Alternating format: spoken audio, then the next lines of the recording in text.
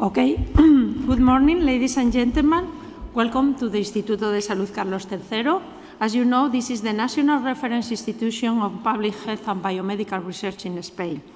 For us, it is a real pleasure to host this first symposium of research infrastructures organized by Reach Europe project. In this sense, let me start expressing my gratitude to the speakers, moderators, and organizers whose dedication and passion have made this symposium possible, as well as all participants, including the ones who are following us online. Thank you very much. Welcome to your home. My institute is your home now. Let me also welcome the Spanish authorities who will be with us during the symposium. Dear Eva Ortega, who will be in the closing session, and the General Secretariat of Research, Ministry of Science, Innovation and Universities, Patricia Postigo, Policy Officer of the European Commission, and José Luis Martínez, Chair of the European Scientific Forum on Research Infrastructures, ESFRI. As you may probably know, the Instituto de Salud Carlos III has a twofold functional dependency. Regarding research and its relation to the national health system, we depend on the Spanish Ministry of Science, Innovation and Universities.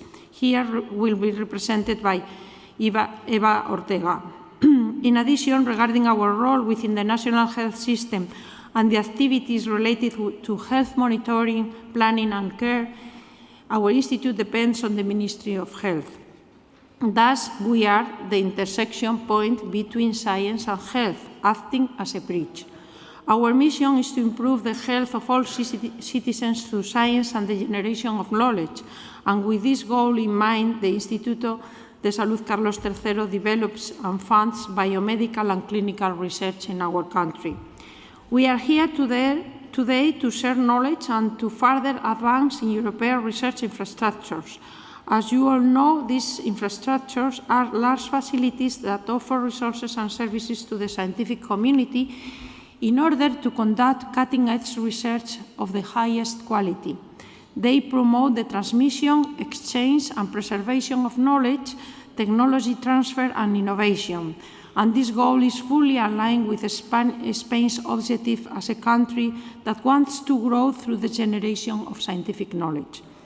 Given their technological complexity, research infrastructures are unique and exceptional in their kind and require a very high investment, considering also their maintenance and operational costs. We do believe that research infrastructures can only be addressed in a framework of international collaboration.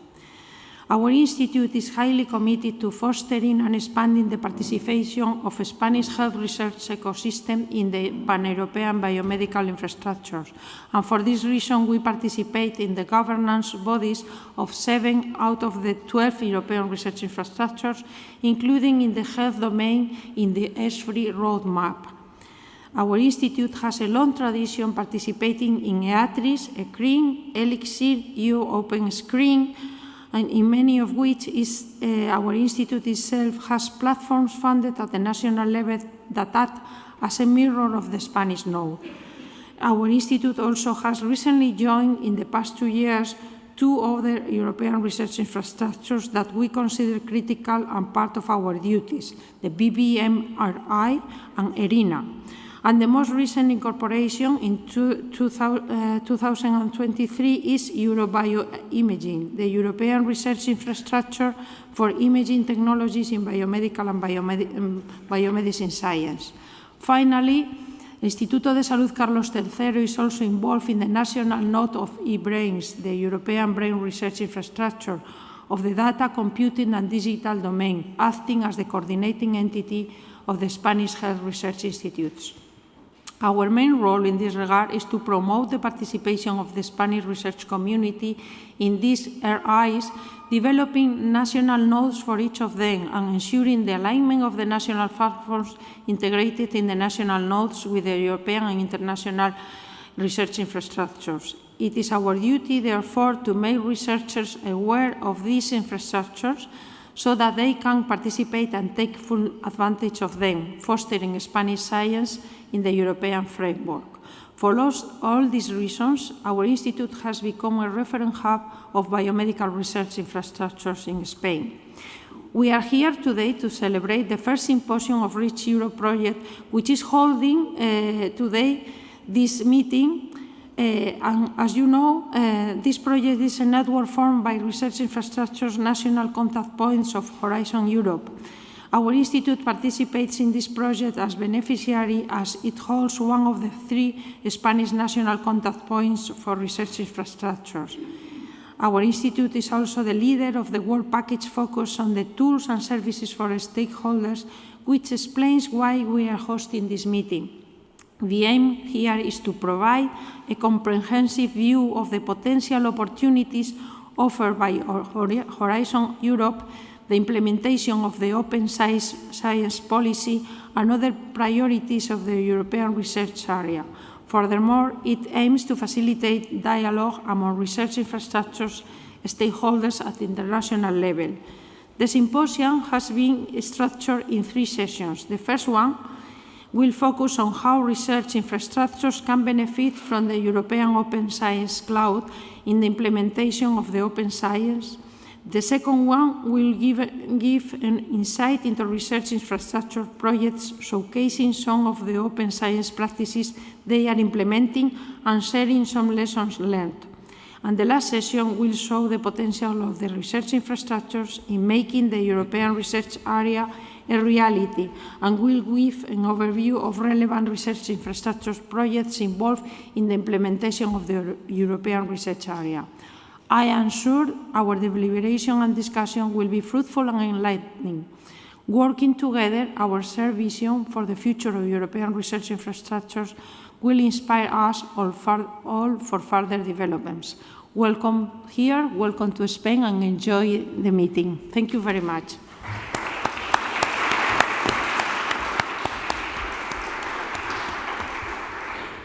Thank you. Good morning, everybody. Just let me introduce myself. I am Daniele Gizzi. I'm the coordinator of Reach Europe project, the project in the framework of which this symposium has been organized. It's a pleasure to be here in this historical organization. It's a very pleasure to be here in presence with so many participants, and I hope that the service that Reach Europe is providing today is something that can really help the research infrastructure community, not only the Spanish one, but the European research infrastructure community, to create a space of debate, discussion, and exchange of good practices. Just let me move to the screen so I can introduce also other services that Reach Europe provides, both for stakeholders and national contact point. So I move there. Okay.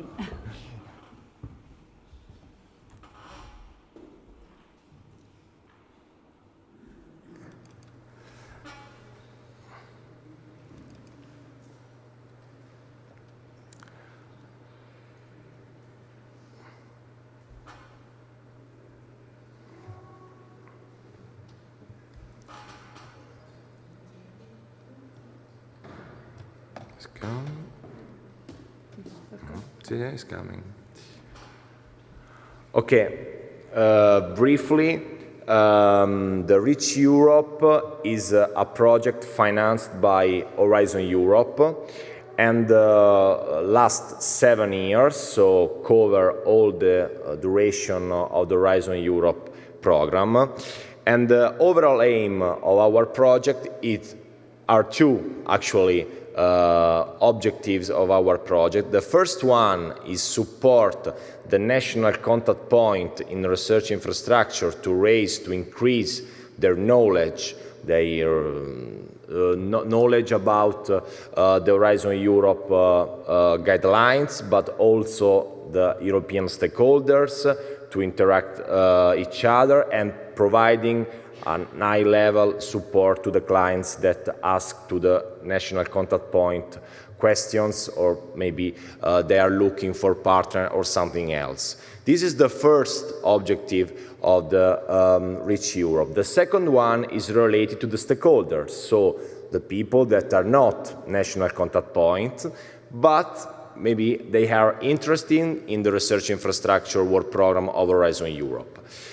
This is the general overview of all the national contact point project, because each, Horizon Europe, the research and innovation program of European Commission, has several strengths, several, if we can say, sub-program. It's not properly the correct name, and each of these strengths has our thematic strength, of course, and each of that has his national contact point project network. Our is the Reach Europe, you see in the second one. This one. What we do for the national contact point, I know that here in this room there are several research infrastructure national contact point, because this symposium is also for them. We try to give advice, support, and increase the knowledge on the guidance in Horizon Europe program topics. We organize training, assistant, we distribute and we prepare as well documentation for the national contact point, and then we organize European Info Days and Symposium that you see is a service with different target, not only for NCPs but also for the stakeholders. At the moment, the Reach Europe family, because how I like to say is we are a family, a group of friends that work together, are more than 60 NCPs from 40 countries, are involved in a different level in Reach Europe network. And then now we are presenting the services for the stakeholders, for the persons that are not NCPs. First of all, we promote the transnational and virtual access opportunity financed in the framework of Horizon 2020 and Horizon Europe. In our website, you can find a monthly update database where are reported all the transnational virtual access open with the relevant link and information that maybe the researchers can explore, and then they can find an opportunity to move to do their research abroad in the premises of a research infrastructure. Then we try to support also, there is some specific task to support the widening countries, so the countries that don't have a so high level of participation in research infrastructure work program. We organized the International Proposal Check Workshop, so a moment in which we organized the last one in February, just before the calls deadline, during which the selected proposer can bring their proposal, their project, to be evaluated informally, if we can say evaluated, from evaluators. Then we organize a webinar on some specific topic, European information event, research infrastructure symposium. Of course, this is the first one, and I can say is the biggest event that we have in our project, and then networking opportunities. Last but not the least, all the services that we provide to the stakeholders are free of charge, so there is no any fee for access to International Proposal Check Workshop or networking event or other activities that we organize. This is the overview of our website.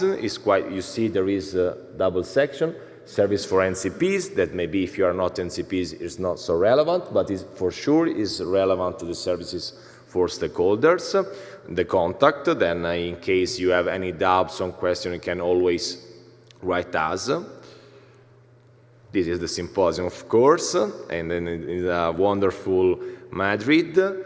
And this is the section of the transnational virtual access that I mentioned before, where you can find, the researchers can find open call to travel and to do their research in the premises of a research infrastructure.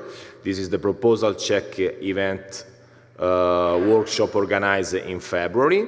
These are the services for NCPs that I already introduced, some picture of the training for the NCPs, and then the networking. We stress on the fact that the symposium, the first symposium should take place in presence, because what is important is we know that we have also several events online. Maybe it's easier participate, you don't have to travel, we don't have to spend money, but what we think was very, very important, even in this occasion, is have some moment to interact in person, to talk each other, to, you know, put away for one day the screen of a laptop that we use currently to interact each other. This is all from my side. I hope that you enjoy the day, and thank you very much again to be here. Thank you.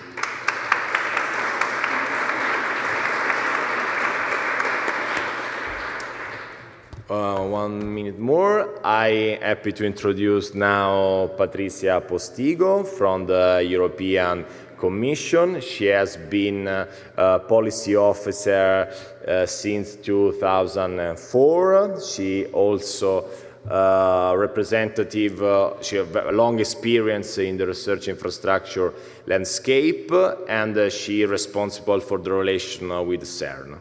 Everything's correct, so I invite you, the floor is yours.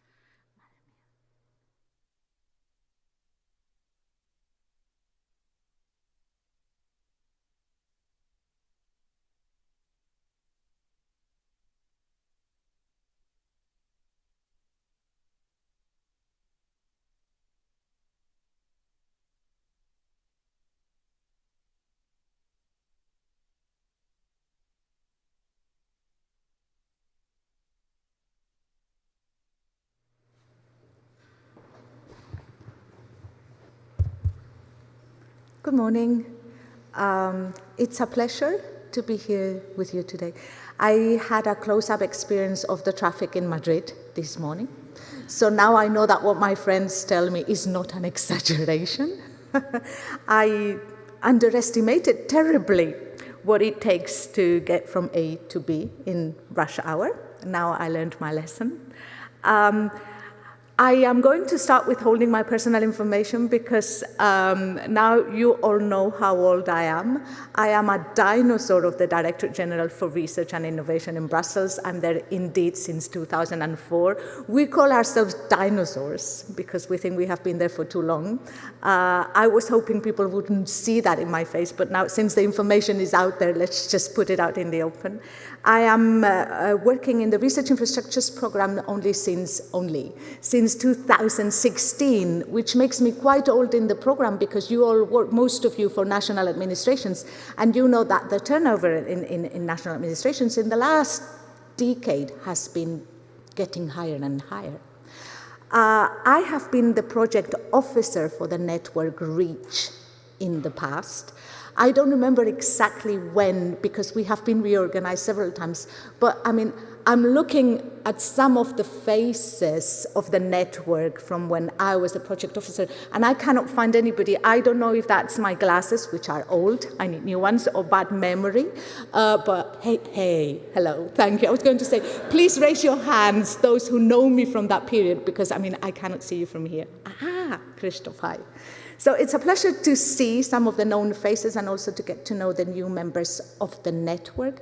Precisely the value of such a network is to ensure there's a stable platform to convey information to researchers in spite of the turnover in every organization, and also to provide feedback to us, people in the European Commission side, who shape the work program from your experience with the users. So on the face of all this administrative upheaval and change, our respective roles are to ensure that there are two stable groups that can talk to each other and convey information to each other from our respective sides of the game. I am guessing that most of you, the topic of my talk was the contribution of research infrastructures, including EOSC, to the European research area. And I'm sure that a lot of you, I can see a few faces here in the first row and further behind, can make this presentation as well as I can, or even better. But since I'm wearing the European Commission hat, and I've been here for quite long, I'm going to have a try. I wanted to start with the concept of the European research area because it's very old, and I'm sure most of you know more or less what it means, but I think that more than 20 years down the road, it's fair to have a little bit of a reflection of what it should mean today, and perhaps afterwards over coffee, since I missed the morning coffee because I was in my taxi having a heart attack.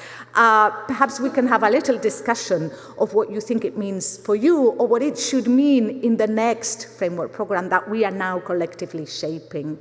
So you will remember, those of you as old as I am, that although research collaboration, scientific collaboration was very much in the origins of the European project. Those of you who are physicists will remember that CERN was created just 1 year before the Treaty of Rome was signed. So in the origins of the new European project after the Second World War, I mean, CERN was originally expected to be part of the European project, and then it was left outside. But the European project, in the origins of it, there's Euratom, which was granted mostly an industrial production program, but which had its research collaboration chapter.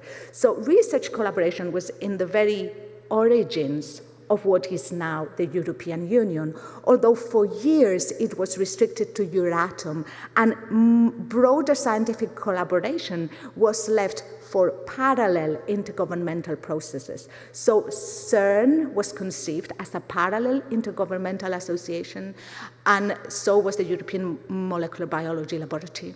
So all these broad European in scope scientific collaborations were being set up as separate organizations from the European community, which went on to become the European Union.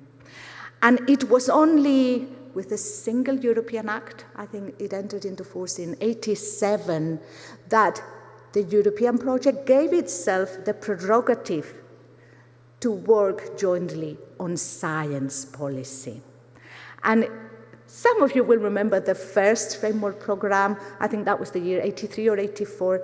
Already in the second framework program, there was work on transnational access. So let me pedal back from all this lot of ideas in my introduction. So ERA was launched, the European Research Area idea was launched. Very simply, it's applying the European logic to how we do science. So just as much as the single market was trying to create a single space for companies to thrive, the European Research Area was conceived as a European single market for science. And therefore, the analogies with the single market were used at the time. So the freedom of goods, people, and services, the freedom of movement inside the European Union space should be applied to science, and that would be the freedom of movement for knowledge, for scientists, and for scientific tools, and that would be research infrastructures. And I see that here, I've included EOSC in that. So it was a little bit the single market logic applied to science. This is a very old slide. I don't even remember where I took it from, but here you can see how it started. If you see the first square, the orange square in the center, you see how in trying to create this single space for science in Europe, I mean, the first initiatives are things that you are no doubt very familiar with, like the European Charter for Researchers, the Code of Conduct for Recruitment of Researchers. So all these are policy initiatives trying to have a direct impact on how we do science in Europe, trying to ensure that there's European science, and that researchers can move in this space without losing out opportunities, career projection, or pension rights. Very important. As I grow older, I realize that pension rights are more and more important. So if we look back at what we've been trying to build over the past 24 years, what are the successes and what are the points for improvement? So I have here two lists, which are our official talking points. And we all know that the European Union produces approximately 20% of peer-reviewed publications. It's approximately 18% of global investment in R&D. We have some figures that show that the proportional number of researchers has grown in the EU in the last 4 years, and that the percentage of high-skilled jobs in our collective economies has improved. So we have some positive news, but we all know that investment in R&D is growing in the US and in China so much faster than here. We know that now there's a global competitive landscape taking shape which pits the US against China, not against Europe. We know we are not the front runners in this race. There is so much in this context that we cannot control, not only from the scientific policy community, but in general. There are political forces taking shape. We all understand that the world is changing now, and we are all worried that it's not for the better. So there is a new political and social context. There was first Brexit, then the pandemic, the climate and digital transitions, which seem to be the priority, and then just the explosion of war. So there's a new political environment that will shape the role of science in the next 10 years. And it's probably not very good for science, although Macron last week called for doubling investment in R&D. I was impressed at his very courageous request, but I was wondering whether he was thinking the investment should go to R&D for defense. So this is something that's going to have a huge impact in how we shape science policy in the next 10 years. In spite of our official talking points of what we've done right and what we still have to do. But then going back at how research infrastructures emerged as one of the priorities in European science policy, well, you will remember that I just said that there was CERN and there was the EMBL taking shape as European collaborations outside the European project. So when the European Union gave itself the power to do science policy, the first thing was to look at these big research installations that were operating outside the EU realm.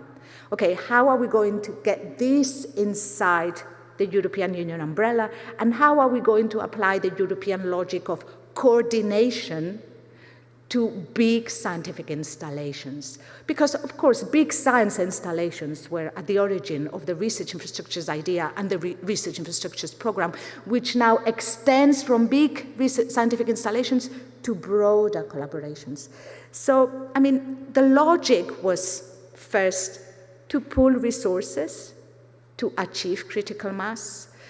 This is the logic of European countries being too small to compete in the global scene, coming together. This is the same with scientific installations. Scientific installations were becoming more and more expensive, not only in terms of construction, but more difficult also in terms of gathering the required expertise, which was becoming more and more rare.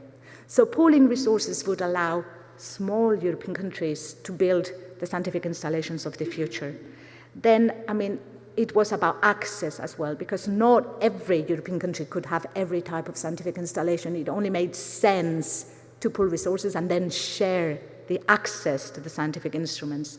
And then it was about also using these installations as hubs to connect national communities and vertebrate the European scientific space. And of course, it was expected this would boost competitiveness and this would evolve into more interoperable resources, building up capacity and also skills. So how have research infrastructures contributed to the European research era in the last 24 years? I would suggest you say now what you think their contribution has been. I think their contribution is very clear to research infrastructure users, because I do believe that the creation of transnational access programs by the European Commission has really transformed the way an individual scientist within the boundaries of a national science system can imagine his or her career and can do science. I had this colleague who recently retired, Lorenza Saracco. I don't know if some of you remember her, but she was like the creator of these very complicated reporting tables on unit access costs. But she was a very nice person. And she was always talking about the TNA generation, or Erasmus for research infrastructure users. And I do think this is one of our little programs that has really transformed a part of science in Europe in a very significant way. Only that probably the users of big scientific installations are a small part of our scientific communities, are no doubt a small percentage of our societies. Not everybody in European society knows what this is or what's happening, but I do believe we've had a very, very valuable impact. So it is true that opening up the access to services, and at the moment opening the access to data and ensuring this data are fair in the future, and ensuring that, or trying to ensure that in the future they're going to be more accessible and easier to share, that's going to maintain the pace of transformation. I also believe that research infrastructures have been crucial in integrating some national communities. This is very obvious, for example, in the case of physics installations, which have always been very internationalized, precisely because they all had to use one same instrument located in one particular place. So they all had to travel there and to meet and to exchange the data. And that forced them to work internationally. If we now look at some of the ERICs, the distributed infrastructures, I mean, we can see how this is happening as well in other areas of science. So yes, I do believe that research infrastructures have been important players in vertebrating national communities across Europe. There are, of course, linkages with education and training, linkages, albeit small, and we should work on making them stronger, with industrial research, and they are hubs for international scientific collaboration. So research infrastructures are catalysts or drivers for each decade science policy mantras. So now we're very focused on open science, and I'm looking at the EOSC speaker here in the first row. So now we're very focused on building EOSC and on working on open science and mainstreaming that in our national scientific systems. And research infrastructures play a crucial role in that. So yeah, research infrastructures are catalysts for the principles that drive science policy through time. So, I mean, where are we? So what have we achieved with the research infrastructure program in the last 20, 25 years? We have created this TNA generation. We have opened up services and access in some way, because we're still doing it through projects. So projects that have a duration and then come to an end, and then there might be a gap period. The transparency of what is on offer and for whom is not perfect. Perhaps we can improve that. We have built a lot of infrastructures. ESFRI, the ESFRI roadmap, has been an incubator for new initiatives. So now we have 41 ESFRI landmarks. So that's research infrastructures that are already providing services. And we have 22 projects. So have we gone too far? Have we reached saturation? How are we going to go about between the balance in fostering new ideas and avoiding the negative effect of creating fragmentation, which is the opposite of what we wanted to achieve in the first place. So if each sub-community can become its own research infrastructure, then are we splitting communities and sub-communities? Because there's a perverse logic to how we're doing things. So I think time is ripe, we're 25 years down the road, to stop and think,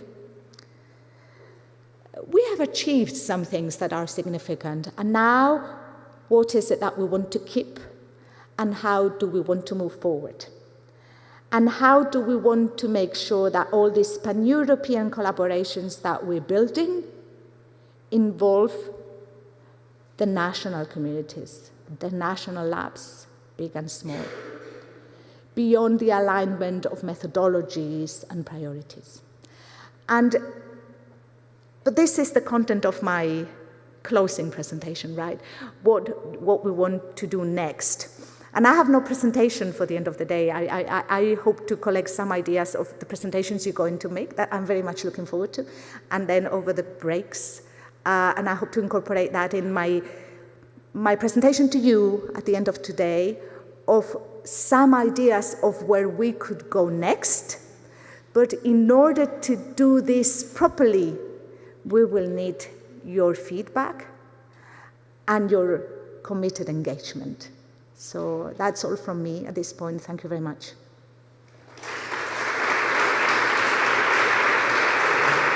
What's next?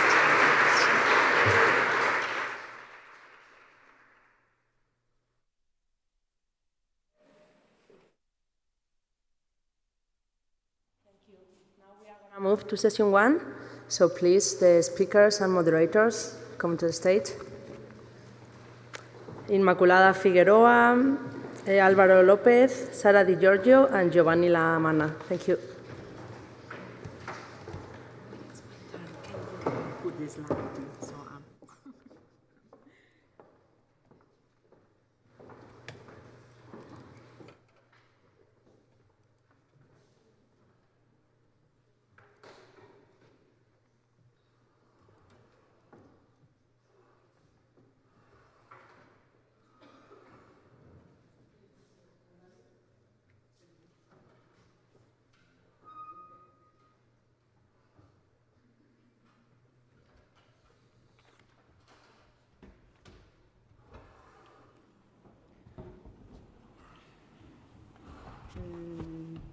¿Cómo se pasan las transparencias? Okay.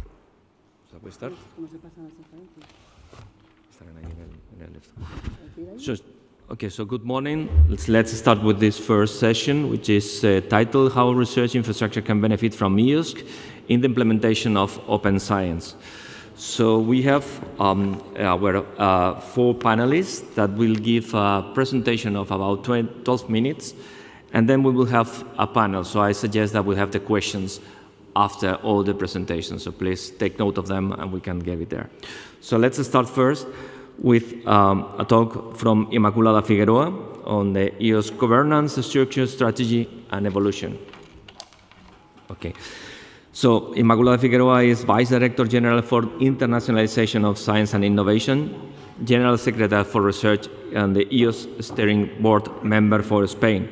So she's the Deputy General, Director General for this area since 2021, strongly engaged, as we all know from Spain, in the definition of research infrastructure, delegate of ESFRI, which has been in the Executive Board for 3 terms and by Vice Chairpersons in 2 consecutive mandates.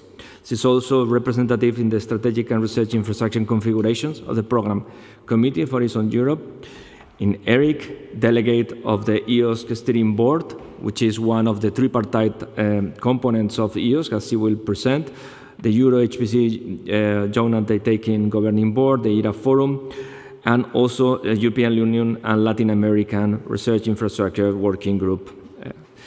So She also represents the Ministry of Science and Innovation and universities in many governing bodies of international organizations and large research infrastructure. So without no delay, I will pass the floor to Immaculada, please. Okay. First of all, thank you for inviting me to be here, to the organizer. It is a pleasure to be here with you today. In this context, what we are going to discuss, this long presentation, is going to be reduced today to the discussion about the governance of EOS, with the intention to put in context what we are going to discuss during this roundtable. The first of my presentation is just to put in context what is EOS and what is the vision of EOS. I think EOS is clear, is the European Web of Earth Data and Related Services for Research, with the intention that we have the possibility to easily find, access, and interoperate and reuse the data that are produced in the work that you are doing for research. And also with the intention that making this data available within the European research community in order to create new or product new science. The purpose and why we want to the EOS is because we want to unlock the full potential of the research data to accelerate discoveries and innovation in Europe. It is a mandate from the President of the European Commission during her mandate, and it is the purpose why we want to build the EOS. And how we want to build it, ensuring that first the open science practices and the skills are rewarded in order to accelerate and to become all the application of the open science practices a reality and a common approach in the production of science. We pretend with EOS to enable the definition of standards and the development of tools and services to allow researchers to find, to access, to reuse, and to combine the results of the production of research, the research that we are doing in Europe. And we have also to establish a sustainable, that is a very important, sustainable and federated infrastructure enabling open sharing of these scientific results. The governance of this EOS that we are trying to build together, it is made of three main pillars. One is the European Commission through the two DGs, the RTD and the DG Connect, that are one of the main building blocks of this governance. The other is the EOS Association. The EOS Association is the representation of the community behind EOS. And then the third one is the EOS Steering Board that is composed by the representative of the governments, of the the different ministries that are competent in all the domains related with research infrastructures, with research, and with open science and data. The European Commission and the EOS Association build a co-program partnership, and they are working together in the frame of this co-program partnership, and they established a direct link with the tripartite with the EOS Steering Board in order to determine the actions and the strategies that we want to develop. How EOS is implemented during this period, taking into account the work of the three bodies of this governance, the European Commission, the EOS Association, and the EOS Steering Board, say that there is an identification of what are the strategic implementation priorities for EOS. In this sense, it is produced the strategy research and innovation agenda that is implemented through multi-annual roadmaps that are in which we gather what are the activities that we are going to develop in order to address the strategic lines that we have included in the SRIA. And how it is finally implemented through the program Horizon Europe now, the work program of the European Union. In the past, through the H 2020 work program.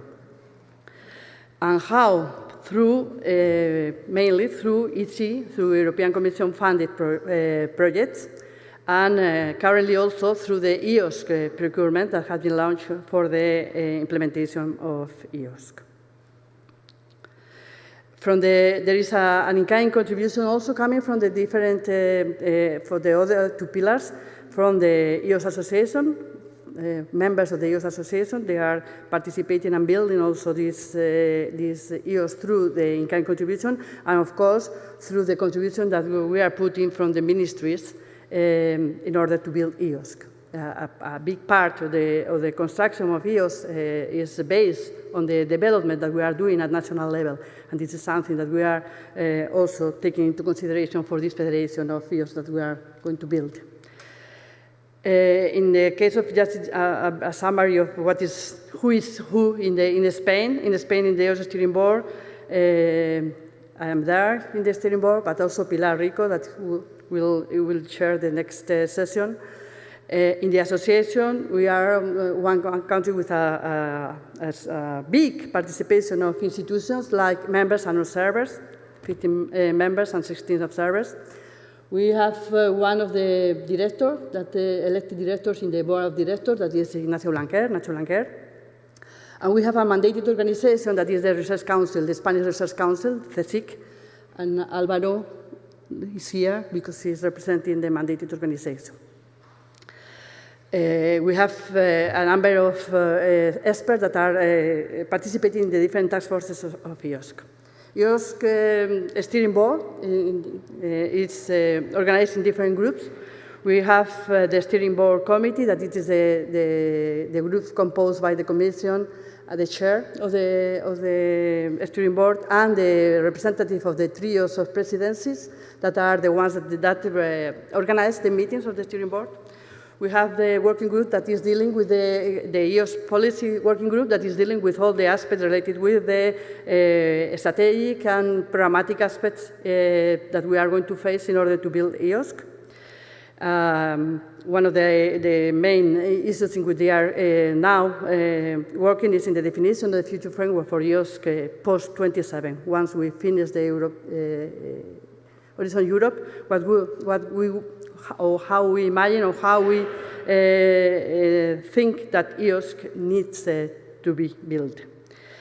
Then there is a group that is related with the national contribution to the European Open Science Cloud. That is very important because it's the group that it is trying to converge with all the things that we are developing at national level and how they are going to be elements for the construction of EOSC. And there is a group that was established in order to develop the potential of the research infrastructure as a main element in the construction of EOSC, that is the EOS task force that is dealing with the coordination between research infrastructure and EOSC. And here we have the chair of the task force, or one of the chairs of the task force, Jan Husak, sitting in the audience. In relation to the activities in which we are involved now, it's steering board activities, but it's tripartite activities because all of us are involved in that. We are working in the future model of EOS beyond the Vision 27 for the next framework program 10. We are, of course, working in this, in how we can develop this EOS, taking into account the value of the research infrastructure and all the work that we have between at national level and European level, coming from the history we have in developing the environment of research infrastructure in Europe. We are working also in the relation of EOS, that is a data space, with the rest of the data spaces that are also in other thematic areas. And of course, we are trying to work also with the monitoring of EOS in order to show to the general public, to us, but the general public, to the ministries, to everyone, what we are doing and how we are developing this EOS through work at national level. For the future post-2027, we have this helicopter view that is try to identify what are the tasks that are expected to be built in order to construct the EOSC. And I think that it's important to take this into consideration because depending on how we are going to implement these different tasks, the system or the organization or the governance of the next or the EOS post-2027 needs to be built. And we have to take this into consideration to choose the best option for this EOS post-2027. In relation with the position of the research infrastructure in EOS, I think it is, as I mentioned, is a key role. It is considered that the research infrastructure are the main actors in the building of EOS. They are producing science, they are producing data, the data that they are producing is quality data, and they are a main building to prove that EOS is a reality and to explode the possibilities of the research infrastructures. As you see here, we have more than 20 research infrastructures or landmarks or projects that are already members of the EOS Association, and they have an important role in all the work that we are doing in EOS. EOS has been built till now through an immense number of projects. Here you have some of them. And I think that it's the time also to go from the project to the reality for doing something that is sustainable in time. We have to learn from the work that we have done in the development of all these projects, and we have to build on top of that something that is sustainable in time, and it is not depending on the timing of the project. In this sense, we are working in the federation, in a federation approach. For this federation approach, we are putting the first steps, and the first step is this EOS EU-Note that, different from the previous experience, it is a procurement. It's not a common approach for the European Commission, but it's a procurement launched by the European Commission with the intention to start to build this federation and to start to show that we are, that EOS is more than noise and discussion and projects, that the EOS is a reality. In this sense, the EOS EU-Note will try to be the top node that in which we can federate other nodes that we have to define. We are in the process to define what is the scope of these nodes. These nodes now are under discussion. There are several activities behind in order to define what is the best way to build this federation, taking into account the different layers, institutional, national, and European layers. And the EU-Note is going to be also the platform to access, for the researchers to access to the services that the EOS is going to offer to the researchers. So it has this double interface. The interface as main node for structuring the federation of the resources along Europe, and also as the user's entry to access to the services that EOS is going to provide. There is a planning for the establishment of this EU-Node. And just for you to know that the expectation is that we can start the testing of the EOS EU-Node production after summer, with the intention to have a product ready for being used in late October this year. By now, what happened is that the portal, EOS portal, has been moved to this EOS Node initial web, and there is also already available. It is going to gather all the work that has been done in the previous work in the EOS Future and previous projects. And as conclusion, just to say that EOS is a federated initiative that aims to produce the production and reuse of open data. EOS is built on needs of researchers. The researchers, I think it is important, the researchers are in the core, in the heart of EOS. So the researchers are important in the definition of the EOS because it's for them, EOS. EOS has a tripartite governance, taking into account the communities, taking account, of course, the Commission and the member states. And what is important is that we are going to go a step further, and this step further is to go for the production. We are now in the production scenario in 2024, thanks to the EOS EU-Node, and we have to work together research infrastructure, at national level, research institutions, research performance institutions, all of us, in order to build together this EOS, that it is, has the aim to help to improve the role of Europe in the context of research, taking advantage of what we are producing and putting and giving this production, this data, this research to a higher level, with the possibility of join the efforts and the investigation and the research that we are doing in the different domains for doing a better research, new research, and making Europe bigger in the context, in the global context. Thank you.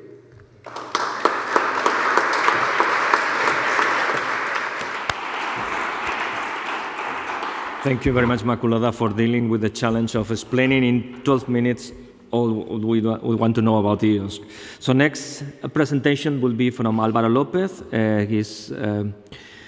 He's a tenured scientist in CSIC. He's the responsible of the Advanced Computing and E-Science Group at the Institute of Physics of Cantabria, IFCA, from the Hispanic Research Council.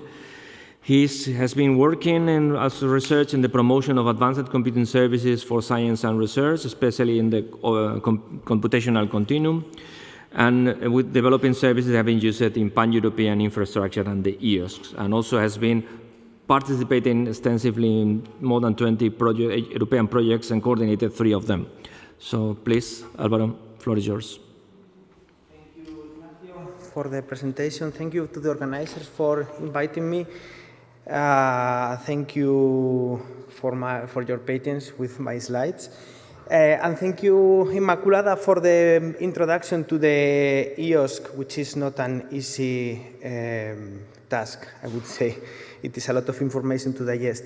I will here briefly introduce what is our project EA4EOSC and how we are contributing to the implementation of open science and therefore to the European Open Science Cloud. In a nutshell, our project started in September 2022 and runs for 3 months. We were funded under the call that was expecting projects to deliver innovative services for the European Open Science Cloud, and therefore we focus on building services for the EOS Exchange that are targeting directly researchers. Our main goal was to deliver an EOS AI platform with some advanced features like distributed federated learning, composite learning, and so on and so forth, but also focusing on providing trustworthy and robust AI systems that fulfill the FAIR principles from end to end.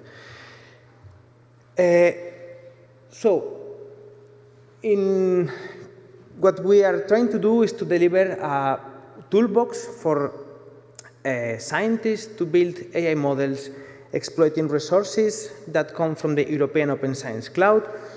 So we are building a platform, we are building a set of services, and we are building the software that powers that platform. With the aim that I have to say that our aim is not to build AI algorithms, but to provide scientists with the tools that they need to build those AI machine learning models, being able to transform them into services, and taking into account that we want to provide them with transparent access to European infrastructures, and taking into account that we want to make all the assets that are involved in an artificial intelligence application module, in a machine learning model, that they are fair, that they are robust, and that they are trustworthy. How we are doing that? We are applying federated learning beyond privacy scenarios, as I will briefly explain later on, in order to profit from the distributed nature of the EOS. We are providing some tools for the monitoring of models, and we are also building a rich provenance tracking tool that will provide all the information needed to ensure that all the assets, the data, the model itself, the code, fulfill the FAIR principles. As I said, we are building a platform, and this platform is run in a distributed fashion.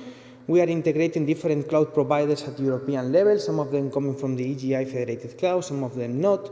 We are currently running two different infrastructures. One is the EA4EOS platform that we are using to pilot our developments and where we are supporting generic use cases through an open call. And the second one, and I have also the opportunity to explain in the afternoon, is the Imagine platform that is very focused on a scientific area. We are providing scientists with transparent access to distributed resources, integrated with the EOS ecosystem, so we are able to consume data and to publish data to and from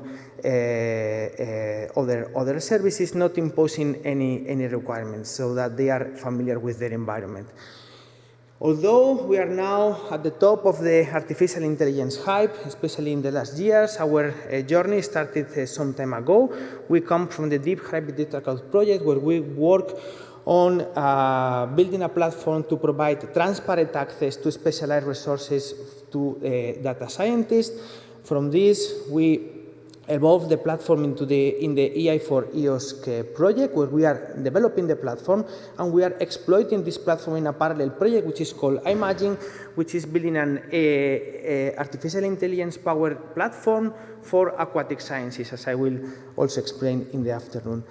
This is important because we are not here in a lonely journey, and I think this is one of the most important aspects of the EOS, that it provides you with a friendly and nice collaboration environment that also opens the door to further enrichment and cross-fertilization of projects. We are collaborating with some notably other infra projects. The Imagine, it is outside the EOS realm, but it is a very good example on how we are exploiting directly our developments in EA4EOS to build a specialized platform for a scientific community. With Blue Cloud, where we are federating our both platforms so that we get access from one side to the other. The same with RACE, Siesta for exploiting federated learning capabilities for sensitive data, and Skills4EOS for fair and machine learning artificial intelligence definition of the fair aspects on this. Outside also the infra EOS realm, and an important point is collaboration with industry. We are closely collaborating with major initiatives like Flower, the Federated Learning Framework, Reference Federated Learning Framework, with NVIDIA, or with a lot of SMEs through the EOS DIH. Overall, these are our objectives. We have the three first objectives that are mainly technical. We are building services and a platform. We are supporting researchers to deliver services based on artificial intelligence. We are in the fourth and fifth objective. These are not so technical and are focused on creating an AI community of practice on the EOS and beyond. So what is all of this about? This is the typical example of a machine learning development application where we have some data at the left-hand side. We can have some model that we can apply to that data, for example, an image classification model, or we don't have it and we want to start from scratch. So researchers, we provide researchers with tools to either starting from an existing model or starting from scratch, develop a model on top of our resources, do the training, test, validation cycle until the accuracy is as expected. They can contribute back the model openly to the repository, ensuring that all the assets that were assembled to build that model, data, provenance, infrastructure, and even publications, fulfill the FAIR principles, and then they can serve the model and monitor it in order to build trustworthy systems. Going briefly, very briefly, in how this looks like, researchers want to build a model. We are providing them with tools they are familiar with, Visual Studio Code, Jupyter Lab running on top of our resources, integrated with the code that they want to develop. The marketplace, they can browse for models, get rich metadata about that model with provenance information, also monitor how many deployments, how many trainings they are carrying out in our platform. Deploying as a service, starting from a model, you can go with tools like, for example, the infrastructure manager, deploy a standalone service, or you can exploit serverless computing to deliver the final functionality to the users. I don't want to enter into details. I have many slides showing examples, but I want to mention that we are here. We have a stable platform at the moment, and we are just finishing the last pieces to provide the metadata, provenance metadata, experiment-centric dashboard, and so on and so forth, in order to, during the last year, move the whole platform into production. This is about our project. Now I would like to have 3-4 slides as a wrap-up, focusing what we are doing in how we are contributing to the open science and therefore to the European Open Science Cloud. And I have 2 slides for success stories and opportunities from our point of view that I will explain here. This is a disclaimer. These are opportunities that we have found in the European Open Science Cloud from our project and from my institution and research group. Therefore, it's a bit of marketing, I would say, but let me explain. When a data scientist is building a model, the first thing that they need is data, quality data, and in quantity. And sometimes it is not easy to gather that data, for example, because this has not been done properly. You have not planned when you were collecting that data that then this data will be used to build an AI model. And through the years, it was possible for us to find quality and quantity data that was curated with all the FAIR principles applied to them that allow us to validate an hypothesis. Can we, in this example, predict water quality parameters through easy-to-measure variables in the water? Our hypothesis is that it was possible, but we wanted to validate it before moving in a real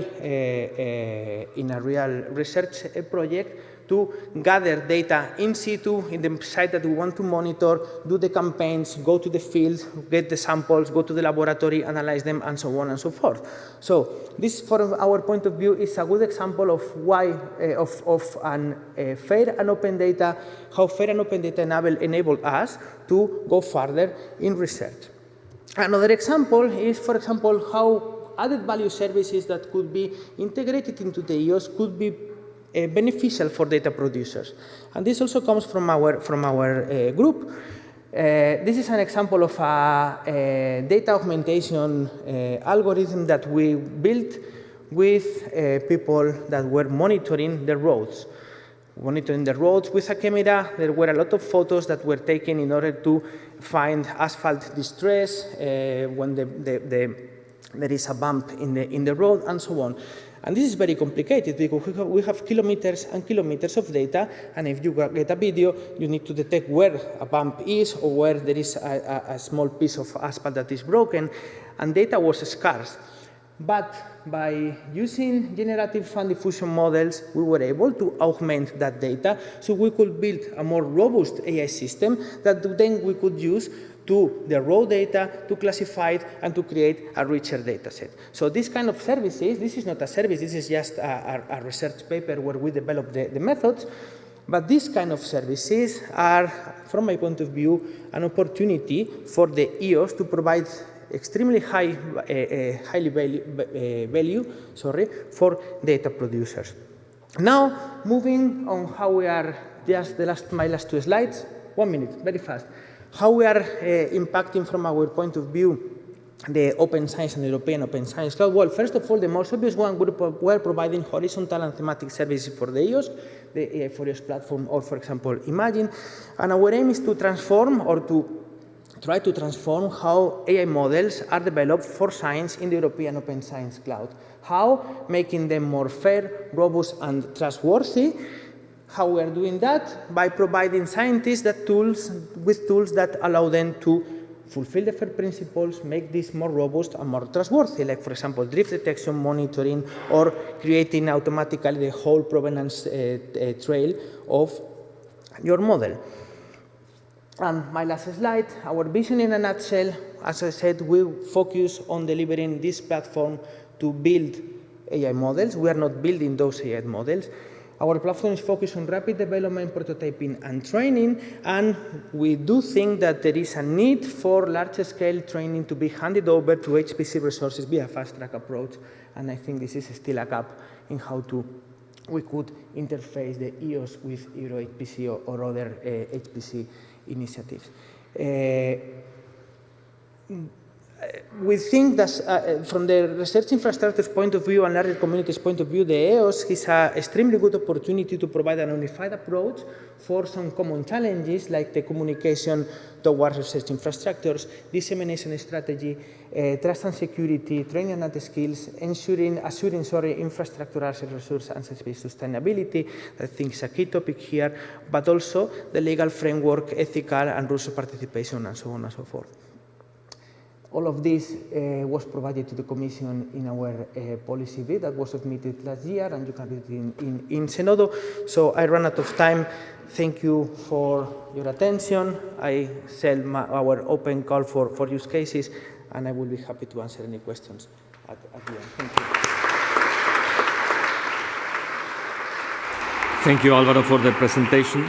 So let's move to the next presenter, Sara Di Giorgio, that she will present the achievements in the Skills for EOSC project. We are moving to skills, which is also a very important topic. So Sara Di Giorgio works at GAR in the External Relations and Communication Office, and she's the coordination of this European project, Skills for EOSC, which sets up the network of competence centers in Europe for training, upskilling researchers and professionals in the field research and data management. She has also participated in EOS Pillar, which was one of the projects, regional projects that were aiming to coordinate activities at the creation of EOS environments in different countries. So please, Sara. Thank you very much, Ignacio, and thank you to the organizer of this rich symposium for being here. It's a pleasure for me to present our work in the Skills for EOS project. And also I will explain our approach to training and upskilling on the competence needed for researchers and other stakeholders to make the open science the new norm. And also I will highlight in this short talk our effort to create a European network of competence centers and how this network it is aligned with the broader Horizon Europe framework contributing to the EOSC development.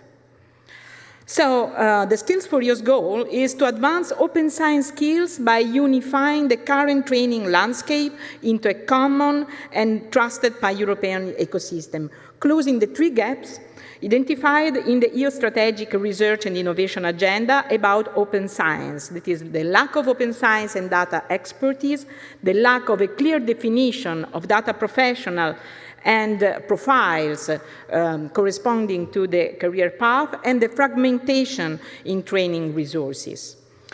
So, a Skill for EOSC project aligns also with the new priorities identified by the SRIA that has been updated in November 2023. So now the SRIA put the focus in developing the next generation of open science and data professionals and bridging the education gap by coordinating and aligning curricula for students and researchers and building a trusted and long-lasting knowledge hub of learning materials and related topics, influencing, and this is very important, the open science policy for skills by supporting strategic leaders. So we are addressing in our project these priorities mainly through the competence centers network that will upskill researchers and professionals.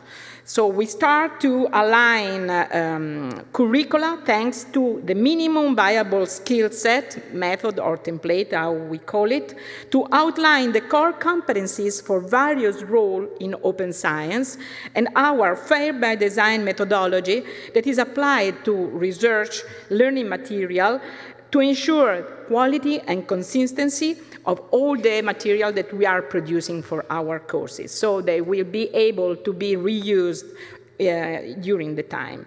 And we are also building a support network for the lifelong learning to bridge education gap focusing on multidisciplinary learning experiences, and we are engaging with policymaker and knowledge broker to ensure that the national open science policy reflects the skills and the training needs of the community, and we have a special course for the honest broker and policymaker just to fill the gap between the policymaker level and the research needs.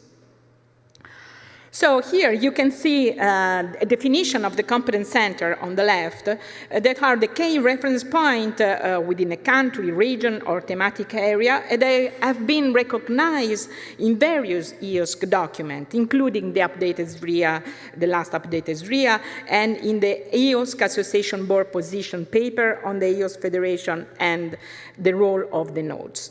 So this concept, it's very, very close, aligns very closely to the objectives of the Skills for EOSC Competence Center that also you can find in a document that is called the Competence Center's Charter, available in Zenodo.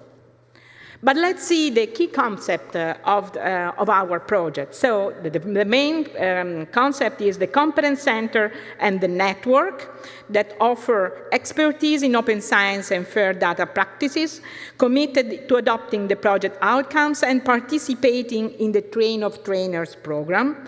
Then we have the minimum viable skill set defining the essential skills for various open science roles, and the fair by design methodology for learning material, that this will ensure learning materials are created with fair principle and they are easily reusable over the time by different communities.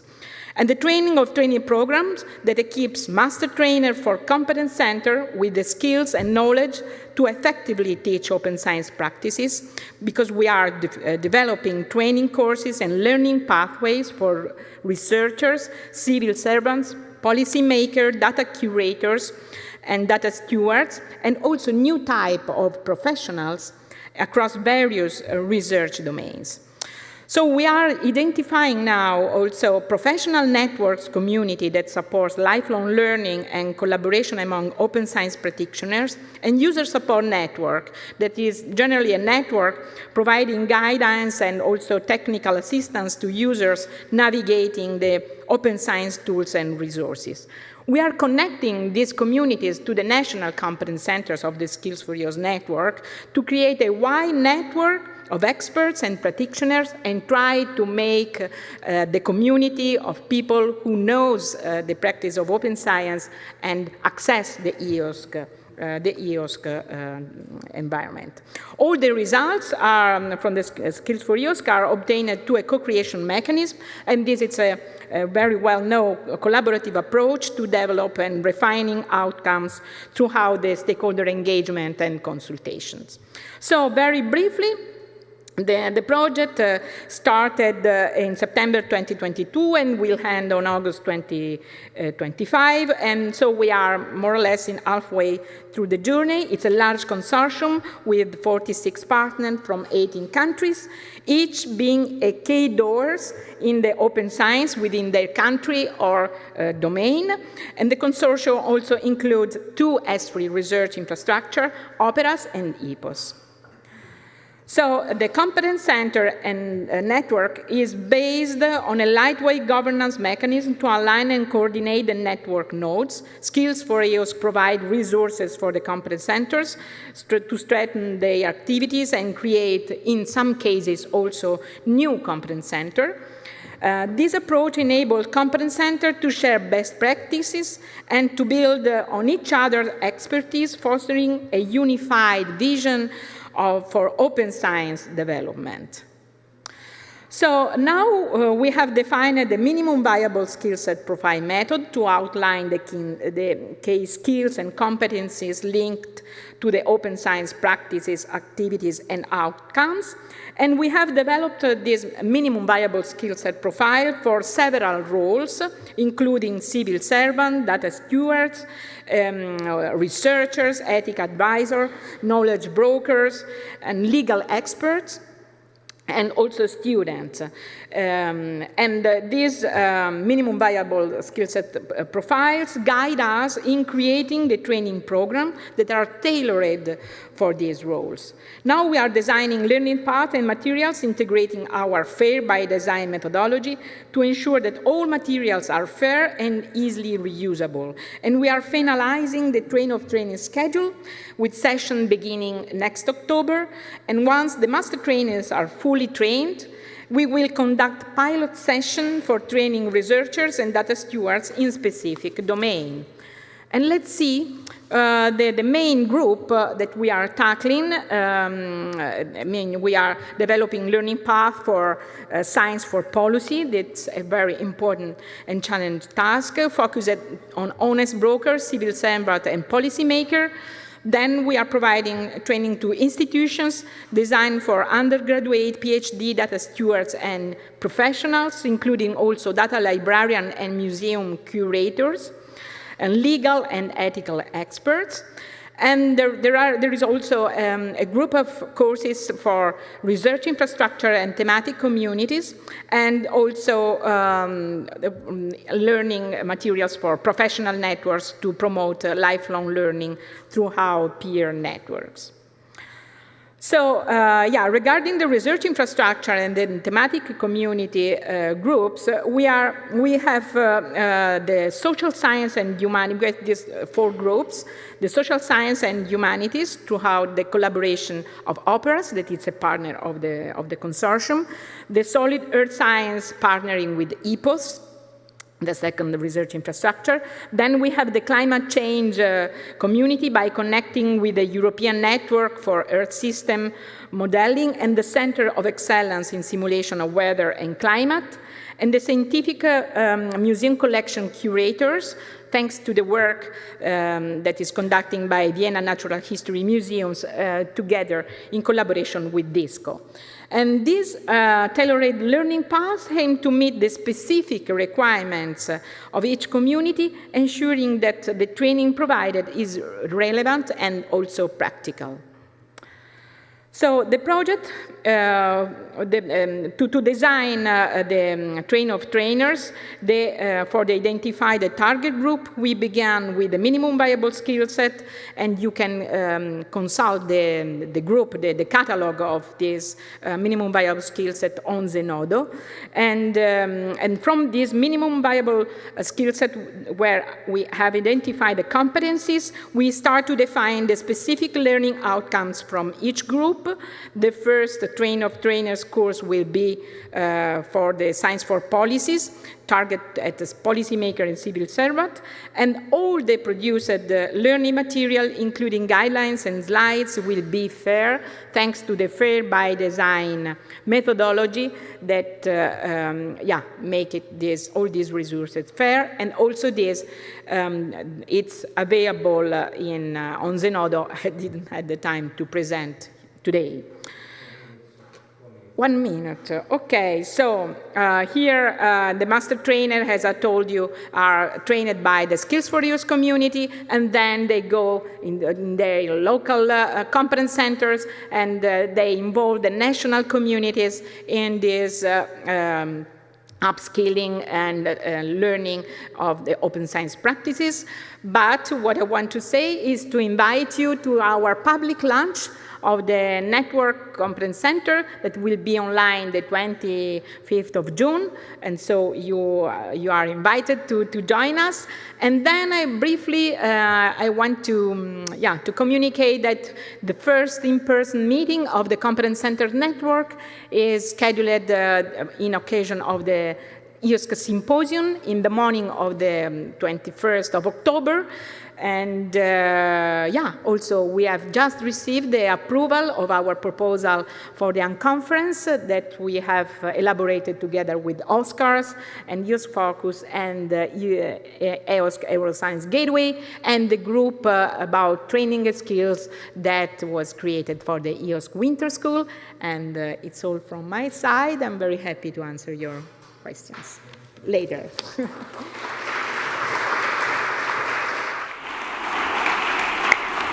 Thank you so much. So from training, we go to the community. We go to the last presentation that will be given by Giovanni Lamana, who is the coordinator of the Open Science Cluster Action for Research and Society, also known as OSCARS project. Giovanni Lamana is from the Center of National Research, CNRS in France. So he is the director of the CNRS LAAP laboratory. He has been working intensively in particle physics and astrophysics and research instrumentation data processing methods, also being the coordinator of the data management project in the CTA Observatory and involved in the construction of the first large-size telescope in La Palma, as well as the director of the ESCAPE cluster. So please, Giovanni. Yes. Before the countdown of my 12 minutes slot starts, let me first of all thanks the organizers and congratulate the Reach Europe project. Address also my thanks to the Spanish ministry representatives and the Spanish institutions that have organized and leading events like this.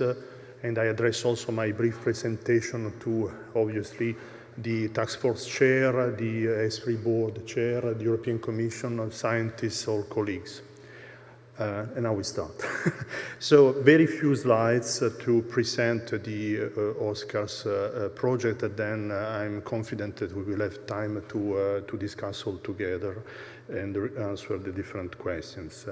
So OSCARS is the project, the first project in Horizon Europe were formally the 5 clusters of ESFRIs, of research infrastructures that were built in 2019 are working together formally. We have very few partners, 2-3 institutions, 2-3 partners per each science clusters. The project just started the 1st January 2024 and will last 4 years. You see here the logos of the beneficiaries of the OSCARS project, therefore the OSCARS consortium, but you will see in a while the difference between the beneficiaries and the global aim of the project. Some background element, this is important. We come to OSCARS after a fruitful cooperation among the 5 science clusters. You have also a website where you find we want to produce the legacy of what we have been doing during the H2020 grants and what we are doing now in the post-H2020 phase. We were aimed at the beginning to support the fairness of data for our ESFRI's project and at the same time to join the EOSC policy, the EOSC concept. But we also offered at the end ourselves an opportunity and the role to uptake more largely open science open research in Europe. We also are providing and building visions for the present, for the future, and we are deploying also cooperative actions and support a global work program where all the 5 clusters, obviously, they encompass a very large fraction of sciences, but also other sciences are welcome to participate in this global work program. This can be, let's say, referred to through 3 main milestones. At the very beginning, in 2019, where we collected our short 5 position statements concerning open science data intensive research at the beginning of the adventure.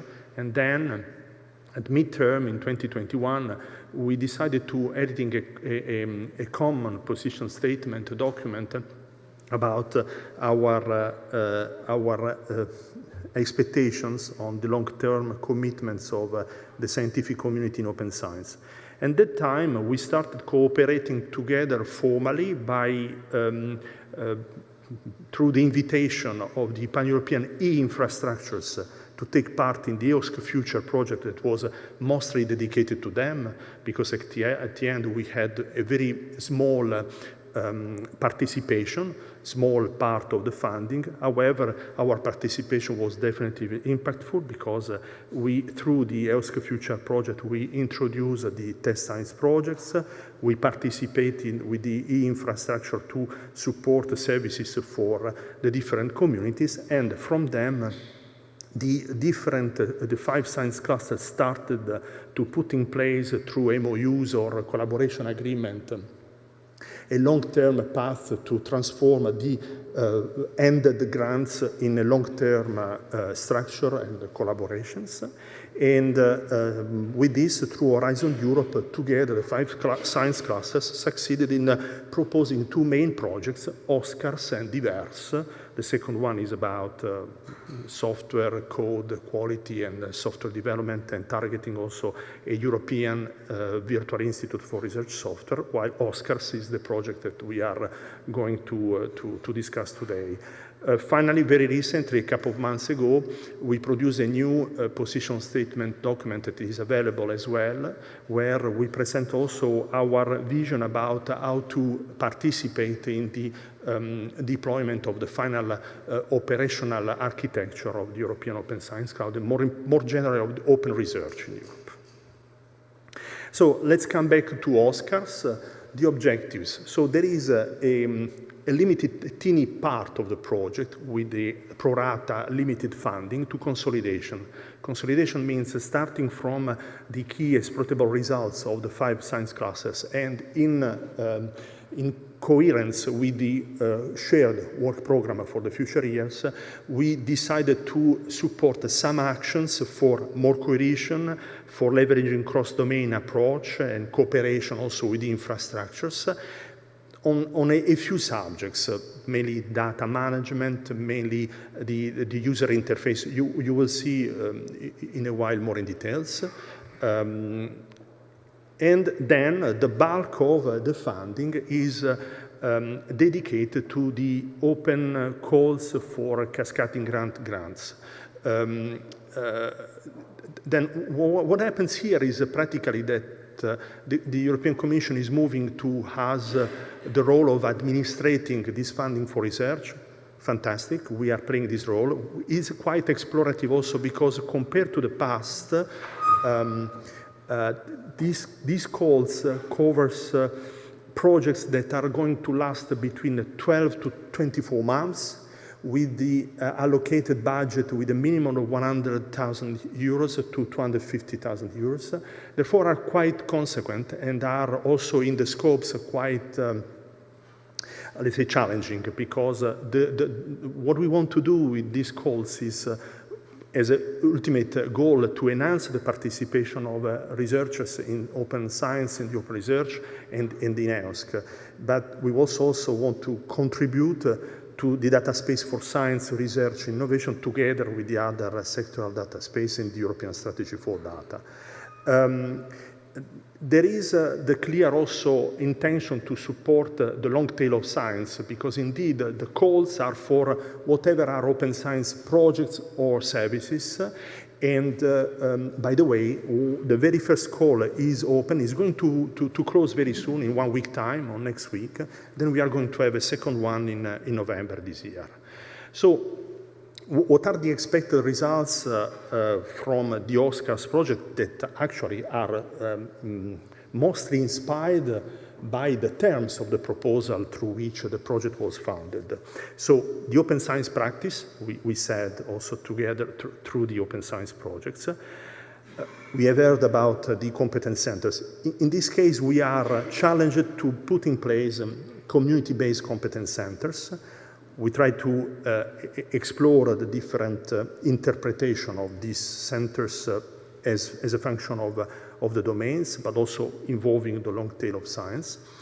We are going to focus, this is one example compared to what I said before, we are going to focus the cross-fertilization on the virtual research environments, creating the environment for the data analysis, for also the interpolation of data through the same basic bricks of this environment, whatever is the science. And then it is mentioned here a web-based scientific social network. The idea here is also based on what you have seen in the previous talks. There are many things, there are many fantastic ideas. At a certain point, already us, but even more than us, our children, the next generations, are electronic native generations. Therefore, we need, already as scientists, us, and the next generation, to be uploaded in an electronic environment. Therefore, whatever we do propose, from training to the artificial intelligence methods, data sets, software to tap in, at the end, we need the virtual contact among us and find in a unique place the way to discuss among us and to share. Only in this way we can have a long-term vision of producing new scientific results, also thanks to the contribution of our fellow citizens on top of the scientific results that are already published. Then I conclude with the expected outcomes. At the end of the project, we are challenged also to produce an economic and functional model, not only the content, of these operational competence centers that obviously in our vision are inspiring also the position of the cluster as transversal scientific nodes in the global architecture of open research in Europe. The uptake of a web-based, highly composable platform, the virtual research environment, as we said before. Stronger involvement of scientific communities in open science in the shaping of EOSC. Enhancing and further structuring the successful cross-fertilization work that is built already by the science classes. I think it is key, also compared to what was said by the European Commission in the introductory talk today. There are big historical partners, in particular in my cluster, such as CERN, ESO, but at the end, the cluster action does not reproduce exactly what historically we have faced as a European community, but at the end, we are trying to take the lessons of what is the best coming from these cooperative efforts to embrace all other research infrastructures and even building bridges among the different communities and different disciplines. Don't exclude the economy of scale. As a person also involved, as many of you, in the national context, whatever it is at the ministry level of a national institutes, whatever we do also, in particular for the ES3s, whatever we do cooperatively helps our policymakers, our manager, to avoid to reproduce the funding for the same goals for the different research infrastructures. In many cases, I have CNRS everywhere. In many cases, we have CSIC in many different research infrastructure. You do expect from a scientific community that we make this kind of step towards an economy of scale approach. The science cluster responds also to this expectation of our national institutes. And then, as I said, with the example of the social network is a largely participative research ecosystem, because through the electronic environment also you do participate to provide factual, quantitative electronic components for the evaluation of the careers, for rewarding the investment of researchers in a new way to make science, not only based on scientific data analysis and production of papers, but also in committing in society and more largely in socio-economic impacts. And I will add, because it's a discussion that is taking place today close to the European election, the new way to conceive the European Union market even for research. I think I conclude, no, before concluding. So these are the faces and the names, please take note, for the courtesy of our colleagues, that are leading the different activities. There is a work package 4 that is the one that is dealing, attached directly to me and the project management, the cascading grant calls. While for the consolidation part, one work package is really devoted to some elements, let's say some services or some approaches in which the classes are working together. One out of a few is data management services. And and producing the roadmap for the community-based competence centers. There is another work package that is really focused on the virtual research environment, the work package 2, while we have a dedicated work package 3 to the testing and widening, because you have seen, and probably this is a really teeny examples with the talks today, there are plenty of projects, all important, and Oscars with the different projects that are coming through the calls, and the interface and bridging with all these projects needs a sort of dedicated work package, and this is what we have, work package 3, widening and testing, not excluding some mentoring of the open science project that will be funded by the Cascading Grant, but I'm not in a position today to say what we are going to do because the call is still open. I think it's really the end. Thanks a lot.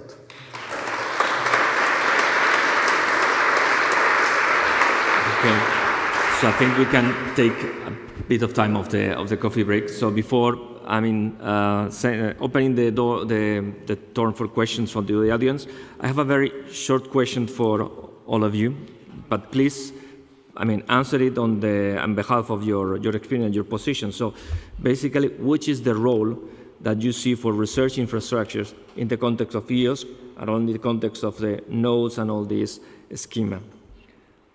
I don't know who wants to start. You want me to start with this? Please.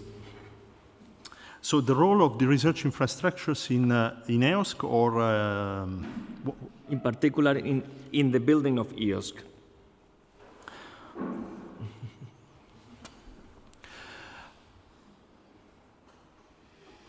There are two aspects. Okay, I will do briefly, then I will come back on the. Let me know, this is one question, then we have a coffee break, or we talk?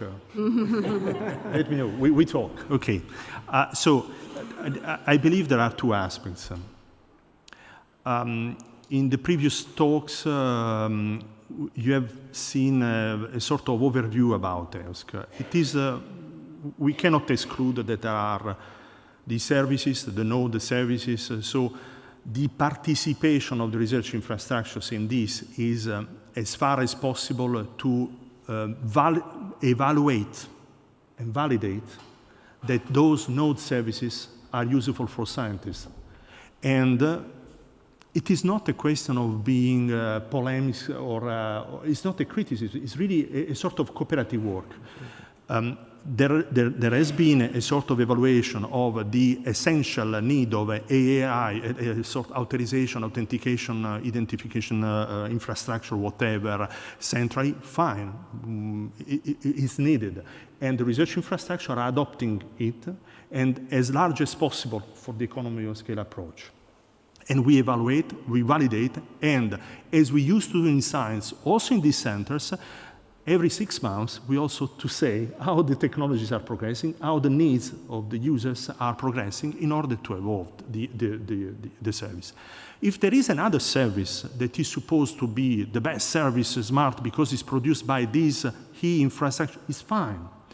But you should be open to the evaluation quantitatively, because if it serves only 10% of the research community, it is still fine, but the cost, the investment to make it permanent should be evaluated, or investigate in which way, why these services is not responding to the expectations. Probably the expectations were wrongly evaluated.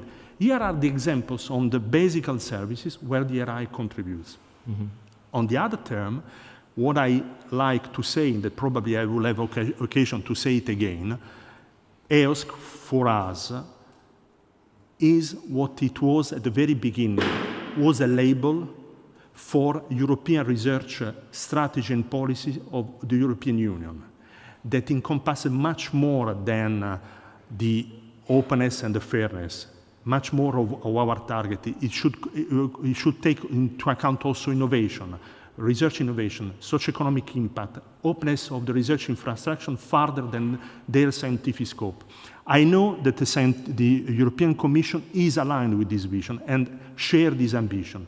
In this case, the RIs would like to go further and share such an ambition for in this case, the role of RI is participating in steering scientifically what EOSC is, what the open research is, because only in this way we guarantee that we talk about science and we also forward the expectation of our national authorities, because those national authorities have been supporting and are supporting the research infrastructures, pan-European and also world-class, with enormous investment.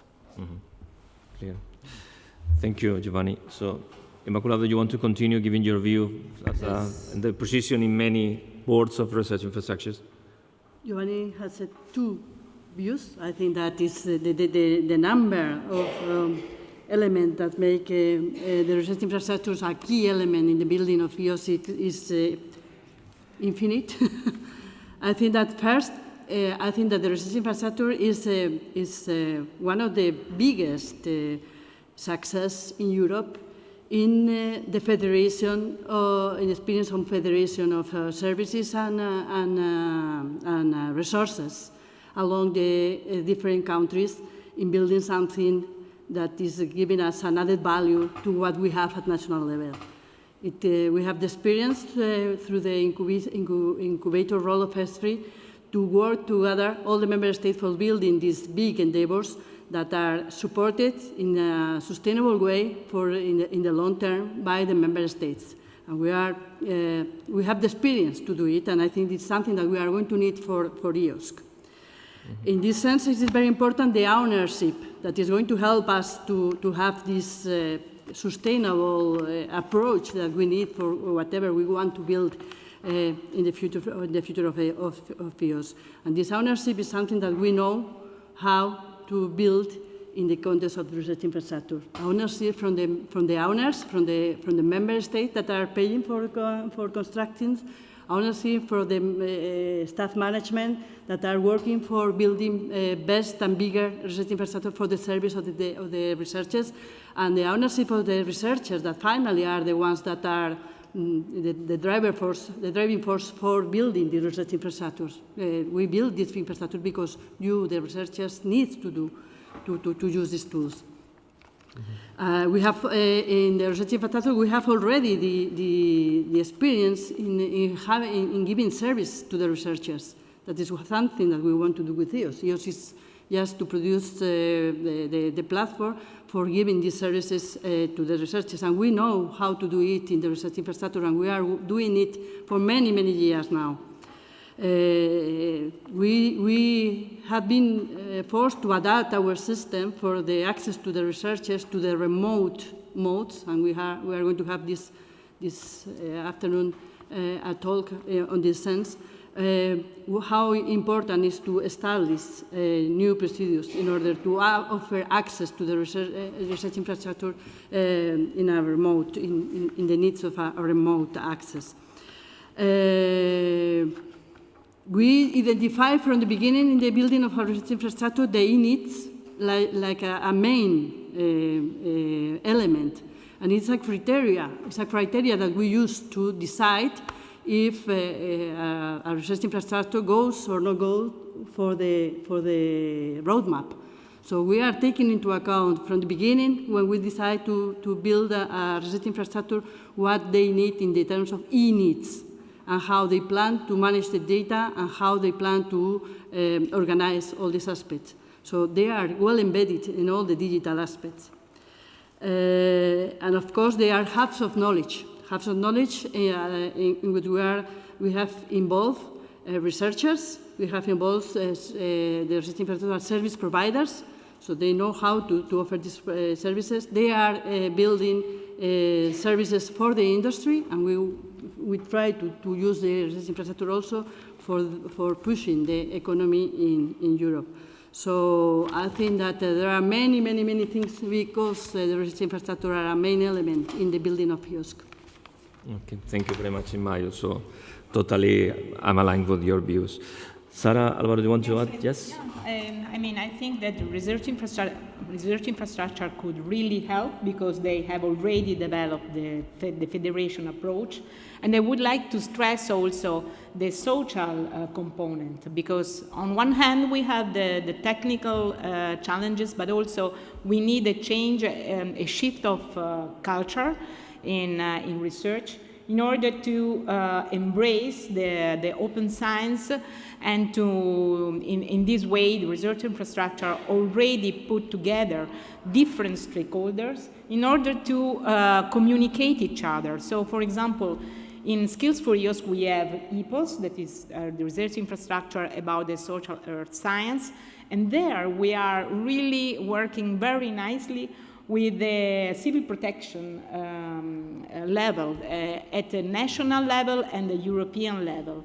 See, and here in this debate, we are facing a lot of challenges that needs to be filled, but already a lot of work it's already done. So, for example, trying to convey on a common language, on a common view on how to use data, trying to avoid misuse of data, guaranteeing the protection of sensible data, and also, yeah, trying to make policymakers and researchers managing solution in the case of risk management in a international way, because, yeah, the challenges are not only national, but yeah. Thank you. Thank you. So, yes, I can conclude. I have to say that I agree with what has been said. I want to stress out a couple of things. One is what Giovanni already said. On the technical part, engaging with research infrastructures is key to validate the solutions. And we have a very good example from our experience with EI4EOS. We prepare a proposal with several use cases, but it is in the engagement with a larger set of communities coming from research infrastructures, thanks to the Imagine project that is exploiting our solutions, where we have actually validated that what we are doing is exploitable and can be sustainable in the future for a larger user community that otherwise we would not have been able to tackle within one single project. And I think that the EOS could be a very good forum to try to foster this kind of validation of the solutions by the broader audience that the research infrastructures can bring. And on the other hand, this leads us not to the technical part, but also to the social part. It is the community behind research infrastructures. As Immaculada said, and as Sara, on the one hand, we have research infrastructures that know how to do things, know how to support researchers, and know how to deliver services. And this is something that EOS should learn from the experience that is already there, and we should cross-pollinate, because on the other hand, the EOS is also creating different communities that are not backed, let's say, by a large research infrastructure, this famous long tail of sciences, but not only that. So I think that this kind of convergence interaction is key to success. I mean, I think that research infrastructures must play a key role in bringing further stakeholders that they already have under their umbrella, but the EOS, the other way around, that is also true. Yeah, just to say that, I mean, I just wanted to enhance this message, right? To make this message on a wider audience and for many people, so totally aligned. So I think that we have time for a couple of short questions from the audience. Is there anyone that want to ask? Yes. My name is Javier de la Cueva. I work for Alvaro in Siesta project. And I wanted to make a very, very short question, which is about the infrastructure of the infrastructure. So in operating systems, we use Apple and Windows. In software code, we deposit it in GitHub. Our documents are in Google Docs and in Microsoft Office, even though they are deliverables that they are not public. In communications, we use Teams, Zoom, Google Meet. In dissemination, we use Twitter, Facebook, TikTok, Instagram. Do we need to rethink the infrastructure of the infrastructure, so in order to protect European researchers' sovereignty and privacy? Thank you. who wants to answer.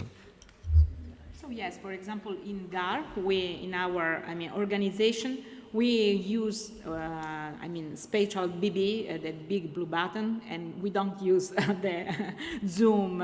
We try to, and also there is a very nice tool for doing survey that it's U-Survey, and it's from the Commission, and it's free of use. So we have already some very good tools and infrastructure that could be used, but maybe they are not so well known.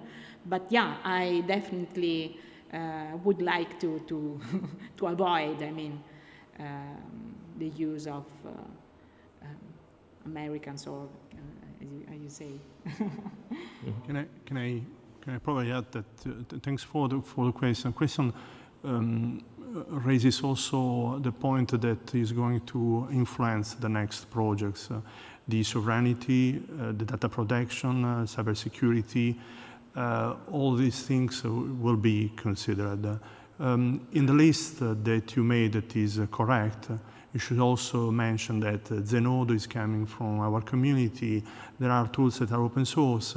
We will not replace Google until someone else will deploy an effort to produce something identical. Let's also evaluate,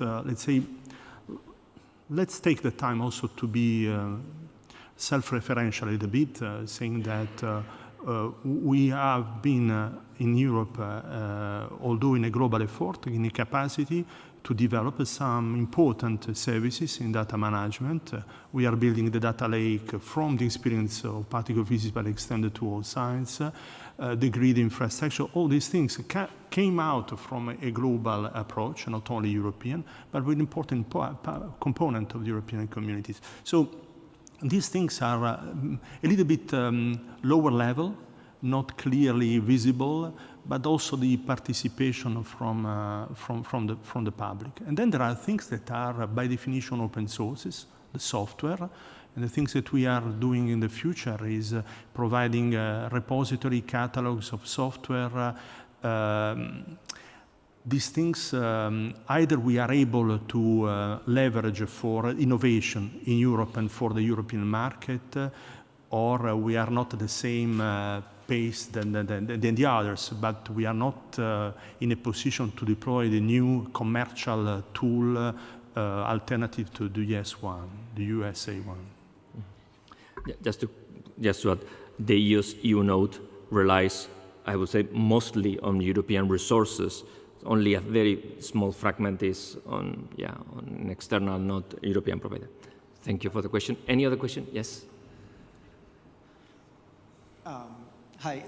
I just had a real quick question, sort of in the same vein as what was just asked. But I come from, I'm an oncologist. I come from health data side of things. And I really see this as a really big problem moving forward that a lot of people just don't realize.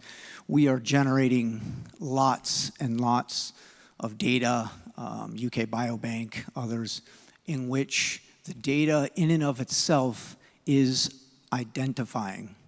So in the US, where I come from, originally, we have HIPAA restrictions, and we have to anonymize our data, but that doesn't work for this type of data anymore. And the question is, with so much fair and open access to this type of data, how do you really protect someone's data when the data itself is identifying? I know we're working personally on some very difficult answers to that, but I'm curious as to what, at the European level, they're really doing to ensure protection of people's health data. Because really, I don't see it anywhere. And we're way past regulations. At least we're going in science. So the regulations need to catch up, and it's just not there. So I'm curious to what you guys see that. Can I answer? So in terms of regulation, obviously we do not have answers. Therefore, we share your feeling, and regulation is discussed at another level, as you can figure out. But for what concerns the managing of data with the current regulations, I can tell you that at European level, and this is to my colleagues, I would say this is, to anticipate one of the next probably questions, is one more example of the indirect added value of EOSC. In life science and humanity cluster, there is an action together also with other domains in a project, a European Union project, by trying to find the path to anonymization of some medical data to perform research. So this is something that is related to standards, to data services, and also to a decoupling of scientific community, scientific services, and data services, data infrastructure, in order to be able to perform open research by respecting the confidentiality or the identification of data, things that are just starting. Work with IBM right now, pretty close. Researcher, Horizon project for, he's a cryptologist, Department of Math. He just happens to have an office next to mine. And we started talking, we started building this idea, but we were looking for additional funding opportunities to bring other people in, and we just didn't see it. We just didn't see there was any calls for it. There wasn't any real, there wasn't really any incentive, I guess, for people to do that. But it is a problem for, for people who work with, let's say, genomics data, where just a small section of that data is identifiable. And you need to be able to work with it, but at the same time, I mean, it's a troubling issue. But if I can briefly comment also, because recently there was another call for sensitive analytic platform, for trusted analytic platform for sensitive data, where 3 projects have been funded: EOSC Entrust, EOSC Titan, and EOSC Siesta. By chance, I'm coordinating also EOSC Siesta. I have not the opportunity to present it today, but actually in our project we are working on these aspects. Probably you can discuss briefly about regulations with Javier, which is our main expert here. But also we are working on studying how can we alleviate the tension between the FAIR principles and the sensitive data restrictions. This has been long discussed, as with this famous quote, as open as possible, as close as necessary, and making something fair does not mean that this is open. You can find it, you can access it if you have the rights to. This can be interoperable with other data, other solutions, other software, and this can be reproducible, but this does not mean that it is open. You can get access only if you have the rights to. Otherwise, you can track all the metadata, all the aspects, you can search for a given research experiment, whatever, but you can stop if you don't have access to it. Accessible does not mean open. Accessible means that you can access it if you have the rights to. Yeah. And this are the kind of things that we are working in Siesta. And then, if I may also suggest, there is a research infrastructure that is called BBMRI, is the European Research Infrastructure for Biobanking, and they did a very good work for ethics and legal, because in Europe we have the GDPR, so they have already some regulation on how to protect sensitive data, because open science doesn't mean that everything is open, but it's open as possible and closed as necessary. So, yeah. Okay. I think that we have to close the session, so I want to thank very much the speakers and also the people in the audience for the questions. So thank you very much.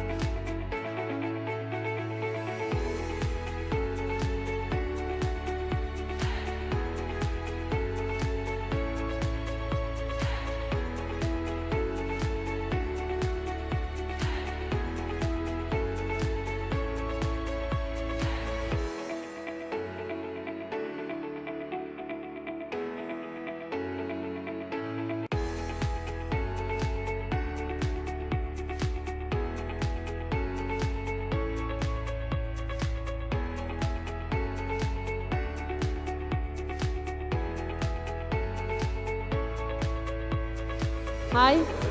We are going to start with the session number 2. The second session is named Open Science Practices in the Research Infrastructure Working Program Framework, Experience Learned and Feedback to the Open Science Policy. And for that, we are going to have Pilar Rico as moderator. She works at FECIT. And as speakers, we have Margot Barger, Alexandra de Lipalta, and Eli Papadopoulou. Thank you. Thank you very much, Marina. So welcome to the second session, the second panel. In the previous session, we've been analyzing projects that are very important in the implementation of the European Open Science Cloud. And what we are going to discuss here are projects that are very important for the European Commission Open Science Policy implementation. So here we have coordinators from three of these key projects, Craft OA, RDA Tiger, and Open Science Trails. And with me, I have the coordinators. I have with me Margot Barguir, Eli Papadopoulos, and Alex de Lipalta. The three of them are going to explain you how their projects implement the open science policy of the European Commission. We are going to start with Margot. She's going to be our first speaker. Margot is the head of the electronic publishing unit at Göttingen Library University. She is responsible for services like the repositories, the publishing services, and the Publishing University Press, the repositories, and the journal platform. So she is in charge of the digital infrastructures for open science at Göttingen University. She has played a key role in the development of many standards and open science tools for implementing the open science policy, both at the national level and at the European level. She is right now the chairperson of the Association of European University Presses. And Craft OA is very much about publishing, about diamond publishing, which is one of the flagship of the implementation of the open science policy implementation at the European level. Regarding her background, she is a trained graphic designer, and she holds a master's degree in social anthropology and media studies. Thank you very much, Margot. The floor is yours. Thank you. I love Europe. This is a podium where I can actually see everybody. In Germany or Scandinavia, I would be hidden behind the screen. And I am, as Pilar said, I'm coming from publishing. And publishing is often not really considered as a research infrastructure. And in my day job, I talk to researchers, I help them design covers, I help them understand that open access is absolutely necessary. And I would like you have probably also all published or are in continuously publishing, to just briefly think where you have published the last time. Because when we talk about publishing, and this is true for open access especially, we talk about a continuum of profit-seeking companies raking large profits. And we are talking about repositories built by science itself, run by science itself. And Diamond Open Access is, as you can tell, on the other side of the continuum. This is not about profit-seeking, but this is about sovereignty of science itself, running its own dissemination and publication infrastructure. We've seen something like a mainstream towards open access, which is good, but we've also seen an explosion of commercial models exploiting that, which is not so good because it runs us into problems. And we've also seen that some of the disciplines are further ahead when it comes to developing commercial open access. That's mainly the STM areas, whereas the humanities and social sciences and arts have been doing Diamond Open Access for ages, and they continue to do so. And the European Commission has recognized this, that Diamond Open Access, which is governed, owned, and run by science itself and its infrastructures, is crucial and should be fostered. We're part of a project family, and I have the honor to work with Pilar in the Diamas project, and she is sitting right under it. and the DMS project is something like the paves the way for our Craft-OA project. And Craft-OA is a technical project seeking to improve the situation for journals, journal platforms, publishers who are working mainly with open source, with owned infrastructures, and together form something like an invisible research infrastructure which we all use for bringing our results to people.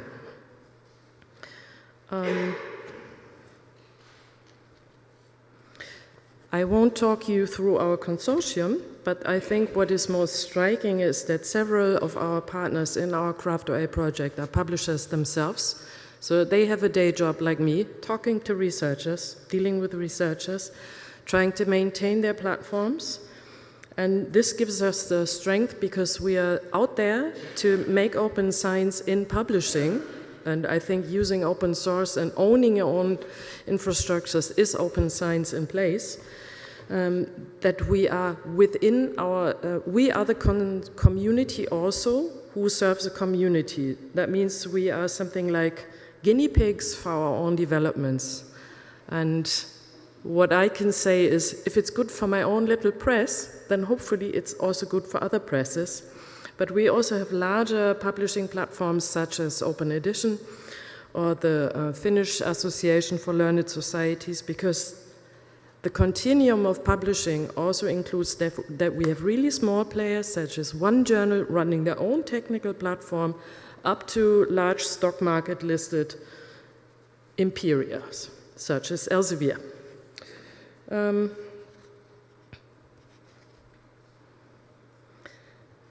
Our main objectives are here, and I won't read them to you. I will focusing on the number 2 and 5.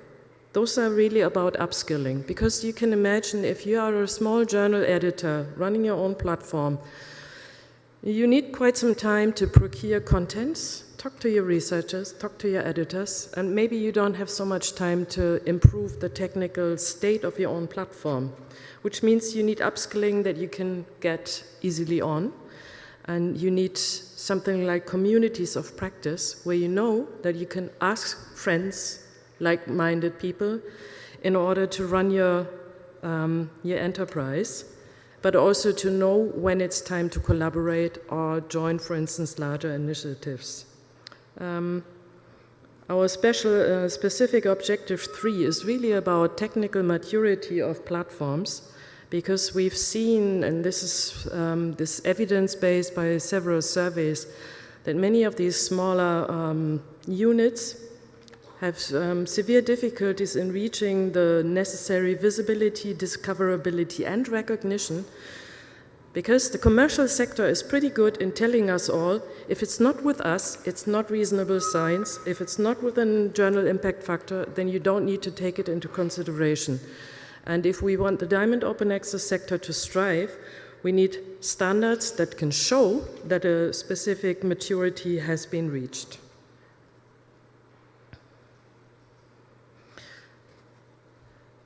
For us at the project, and this is the same for the Palomera and DMS projects that I just mentioned, it's really important that we're nested within the communities that we're trying to serve. And we have reached that by winning partners for our consortia who are also part of this publishing community.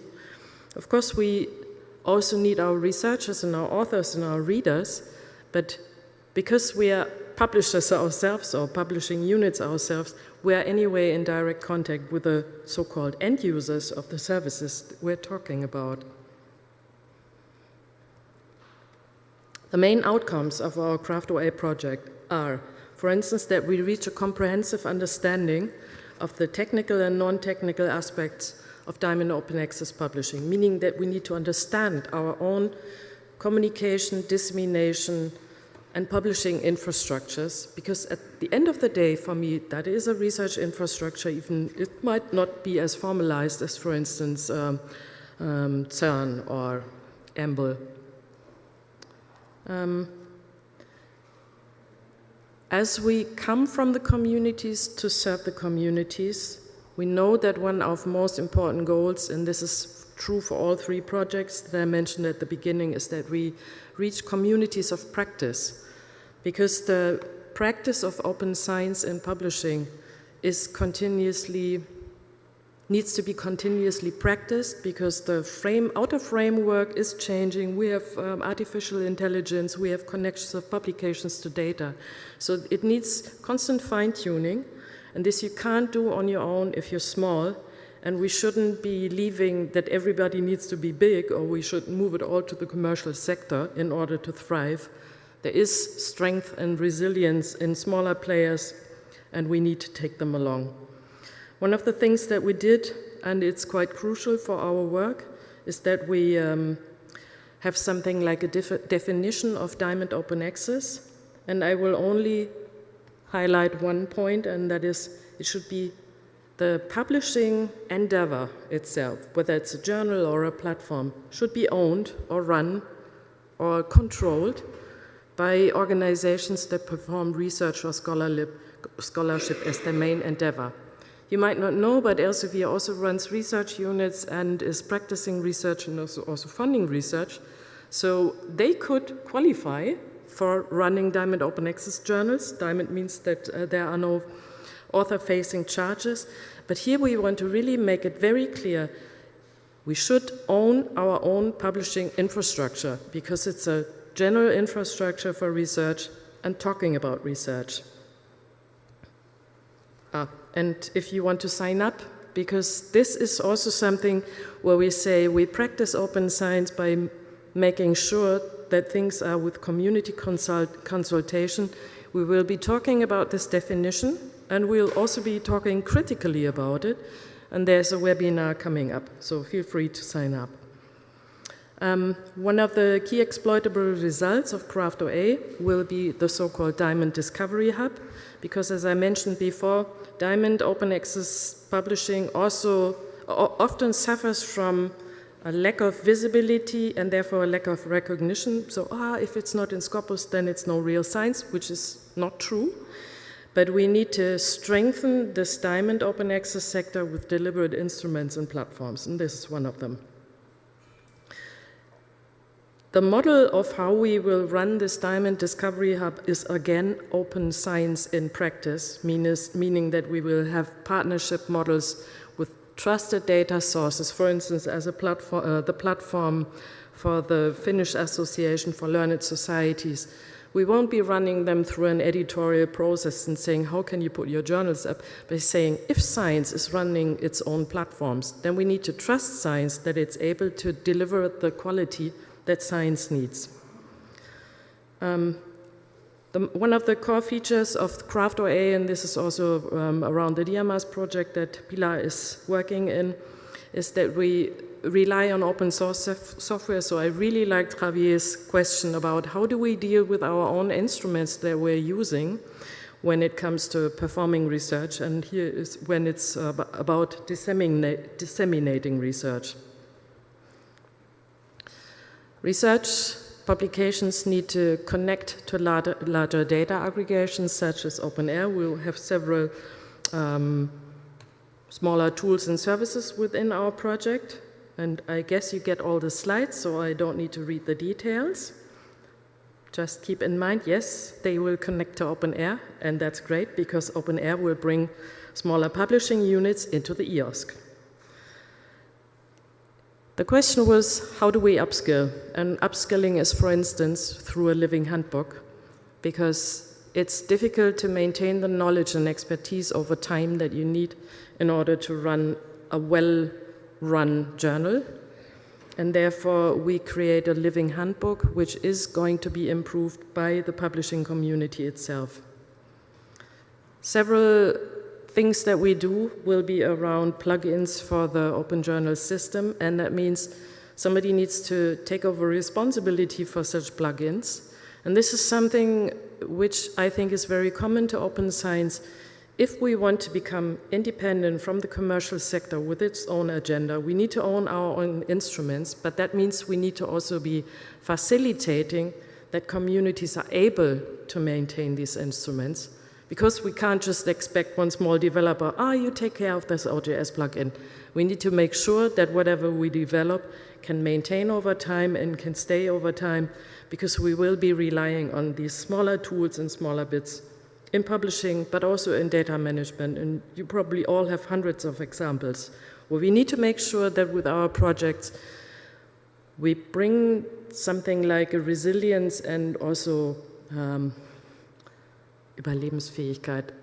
Anyway, that these small things that we develop or large things that we develop can survive and can stay updated. When it comes to upskilling, just a brief wrap-up, comprehensive understanding of the mechanics and Kubernetics of publishing, especially on the technical and non-technical aspects, with a focus on Diamond Open Access Publishing, which is mainly serving multilingual, national, humanities, arts, publishing endeavors, because the STM sector has been seeing a strong push towards English and mainstreaming towards the commercial sector. We'll be also, together with the DMAS project, there will be a self-assessment tool to check whether your service complies to certain standard, and I think the EXIP, it's the Extensible Quality Standard for Institutional Publishing, right? Right? The EXIP status is going to help these smaller and medium-sized units to live up to standard and to be a good complementation to the commercial sector. Communities of practices I mentioned. We will have 2 summer schools for journal editors. One is coming up in Brno, in Telč, in Czech Republic. And we have countless webinars and trainings. And if this is something that you're interested in Diamond Open Access Publishing, look out for Craft.OA and DIAMA's webinars and events. And you'll learn a lot, we learn a lot, we all learn together, because at the end of the day, we are the community of practice for publishing.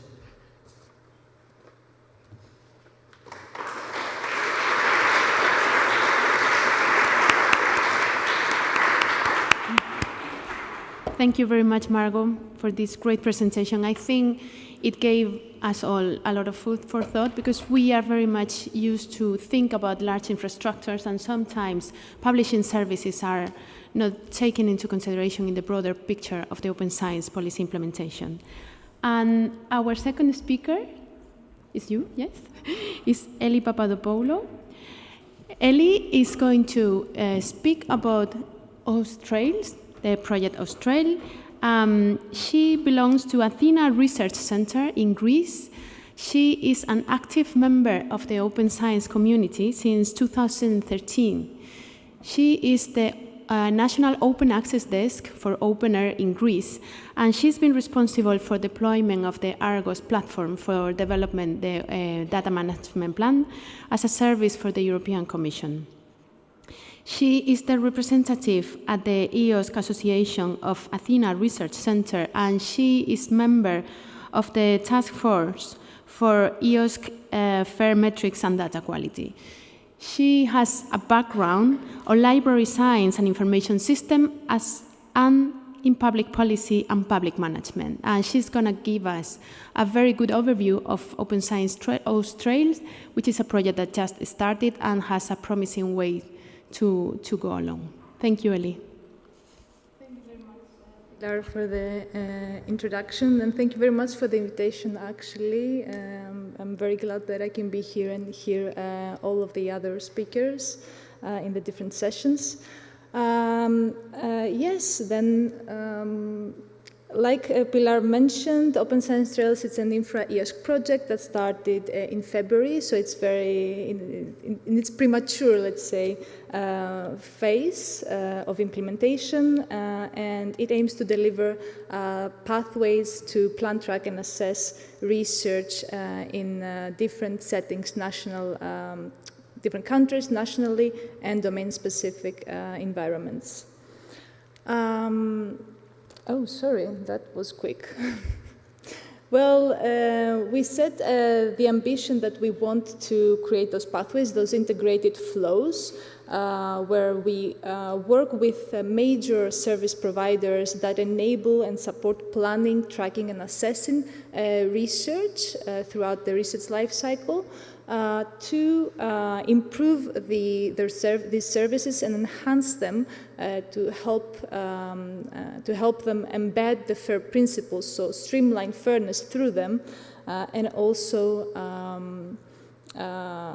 support machine actionability, so capture the metadata elements and understand the actions that are needed for us to have more automated practices integrated in our everyday research workflows.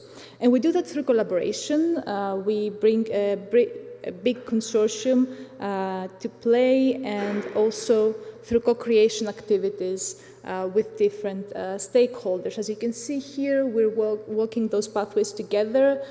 This is a diverse set of, you can see that the stakeholders represent different sectors, public sector, some private sector, even with some companies involved, and learned societies, research infrastructures, and national infrastructures, as well as funding agencies and universities.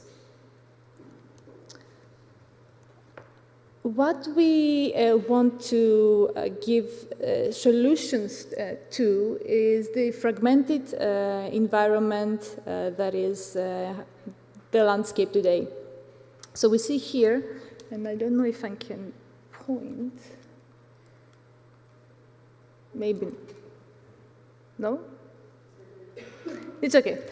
You can see here that the researcher produces results and uses the different publishing venues to publish the publications, the data, and all their production, which are then harvested by other catalogs, repositories, and scientific knowledge graphs to be used in the assessment of research. At the same time, though, the researcher does other, let's say, activities. Two of these that we have highlighted here is they might use a DMP software, a DMP platform, to write their data management plan and then publish it. Maybe that's not a standard practice, but we might find this DMP published in a repository. And then they might also use a fair assessment tool to check if their data set is fair and how fair it is, and work on improving it. But this result is not published somewhere. So this stays either on the platform or it might be published, but it's not happening at the moment. So research to be assessed, it needs to assess also the fairness of its results, the reproducibility, which can be, let's say, part of the data management plans information. So this is what we're missing actually from the picture today. All this information to be found, to be easily findable, accessible, interoperable, and reusable. I will not go through each of the limitations, but just to highlight a few points in the three pillars that we're working on. With scientific knowledge graphs, we know that they're out there, they're in their infancy. Many infrastructures and countries try to realize PID graphs and national and other scientific knowledge graphs, but they're mainly concentrating on the bibliometrics because this is the more mature, let's say, information that we have. So we still lack of information about data. And also, even if we have this information, we don't have, we're not sure, we are unsure actually, of the quality of this metadata that these scientific knowledge graphs harvest. So these are some of the things that we need to we are working on in OSTRELS. Similarly, for the data management plans, researchers, we produce them largely because this is also needed at the month 6 of Horizon Europe projects, but then at the end we don't know if they in fact lead to better research data management practices, to fairer results, and so on. So the efficacy of what we do is something that we would like to strengthen through this project, as well as providing more automations in place so that it's thought as less of a burden from researchers to write a data management plan. In terms of the fair assessment, and this is from the report on the fair evaluation community service of the EOSC Association Fair Metrics and Data Quality Task Force that was recently published, we saw that there are different tools that emerge to help us assess fairness of our results, but these tools present inconsistencies in the results because they interpret the FAIR principles differently. Although they use the same model, the same indicators, they interpret them differently. Hence, there is a need for harmonization, which has already started, and we would like to leverage on this activity and understand how it also plays in the different domains. So understand also the minimum set of metrics in the different domains to assess fairness.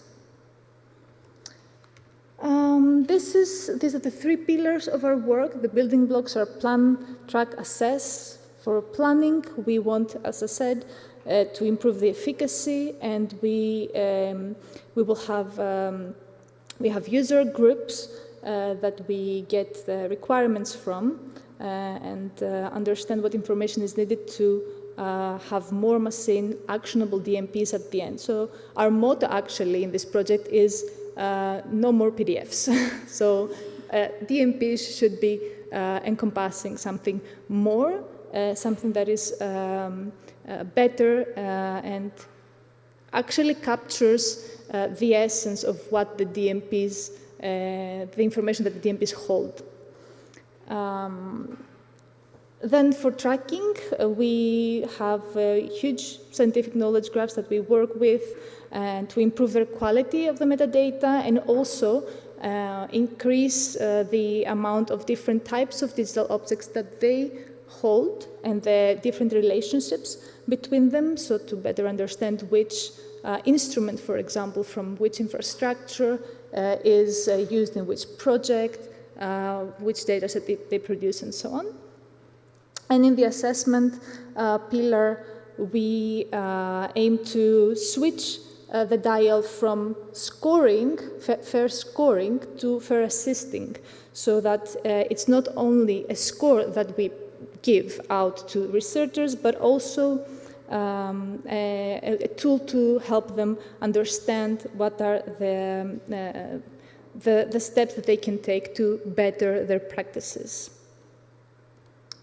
And this is an overview of the whole project, the different tools and different communities that it brings, how we work. On top, you can see how we work on interoperability and exchange information within each pillar. So all the DMP platforms to be able to exchange the same information, similarly for the SKGs, similarly for assessment tools, and then how they exchange information with each other. And we do that also in alignment with the RDA and, of course, the EOSC. For me, the power of this project is actually this, is our pilots. We have 24 pilots that we bring, representing 17 national infrastructures and 5 science clusters. We recognize that not one size fits all, so we try to understand the different maturity and the different services that each setting has and work through them to provide more pragmatic, let's say, and fit-for-purpose solutions.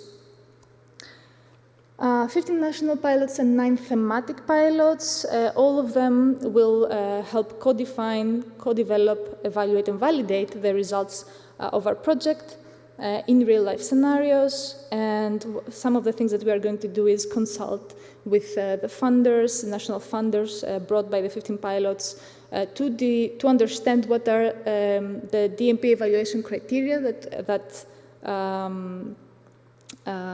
address their policies nationally, and how we can use this while we create templates for DMPs. We are going also to create the machine actionable DMP templates that embed FAIR metrics so that at the point of writing the data management plan, you also have a better understanding at that moment how fair your practices are. And then we also working on interoperating with the OpenAir graph and other scientific knowledge graphs, enhancing them with different objects, creating qualified references and so on. We also have a Horizon Europe pilot where we which is a more scaled up version of the others.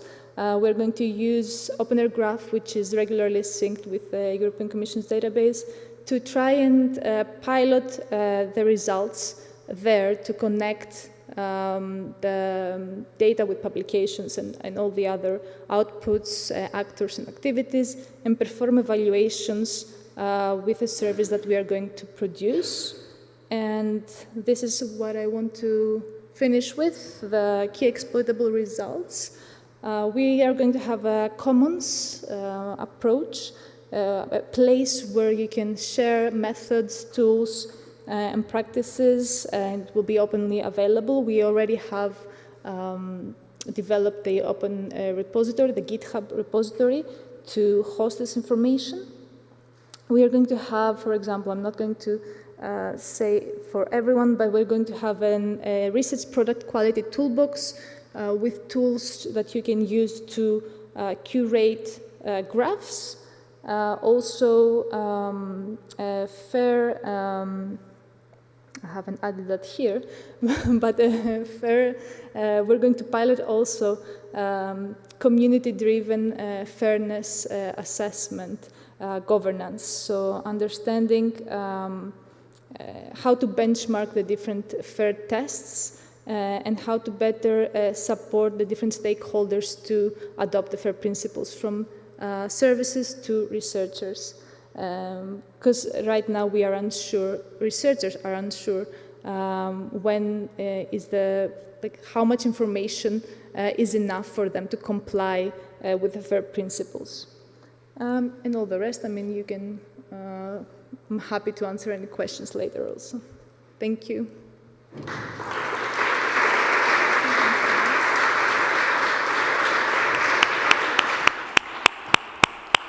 Thank you very much, Ellie. I think we are all thinking right now about some other scientific research outputs, like data management plan, and about how to apply the FAIR concept further beyond data sets to some other specific outputs that we cannot really overlook because they are part of our research, and how long we have to go with the verification concept.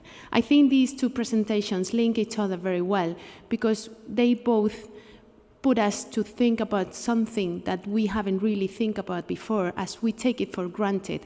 We take for granted data management plan as an output of our scientific research and academic publishing as something that is there. But we certainly need to think about that as part of the open science policy. And now it's my pleasure to introduce you to Alex Delipalta. She is the Director of Operations at the European Office of RDA, the Research Data Alliance.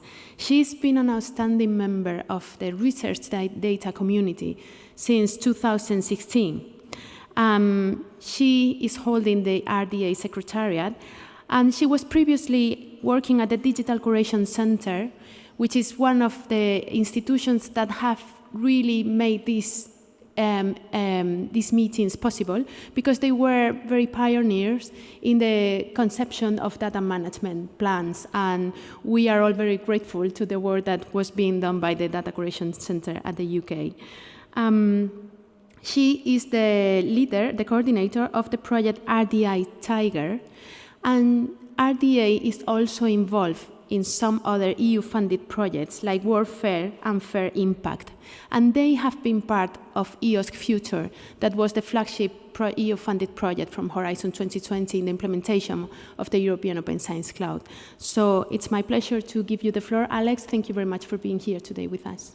Thank you, and thanks for the invitation and for the introduction. So, hi everyone. I'm here representing the RDA Tiger Consortium. The RDA Tiger project is providing global support services to the Research Data Alliance working groups. Our consortium includes CoData, DANS, and the Netherlands eScience Center. So first of all, we are providing services to the RDA. So who is the RDA? It is an organization and a community. It was founded in 2013 as a community-driven, international, member-based organization focused on the development of infrastructure and community activities that reduce barriers to data sharing and exchange, and works in the acceleration of data-driven innovation worldwide. The mission and the vision of the Research Data Alliance is to build the social and technical bridges that enable open sharing and reuse of data. So the Research Data Alliance works through global community-led groups that address the various challenges around research data. The RDA working groups, which is what RDA Tiger supports, have a limited time span of 12 to 18 months, during which there is a concentrated effort to produce the RDA outputs and recommendations, which are the main vehicle. Second, we have the interest groups. They don't have a time limit, and they directly or indirectly enable data sharing, exchange, or interoperability. Finally, the third group type are the communities of practice, which investigate, discuss, and provide knowledge and skills within a specific discipline or research domain. So in a nutshell, this international organization has 89 groups, of which 35 working groups and 53 interest groups, and 1 community of practice. Over 14,000 individual members from 148 countries across academia and research, public administration, and the industry. 67 organizational members, 13 affiliate members, 72 flagship outputs, and over 200 adoption cases across disciplines, organizations, and countries.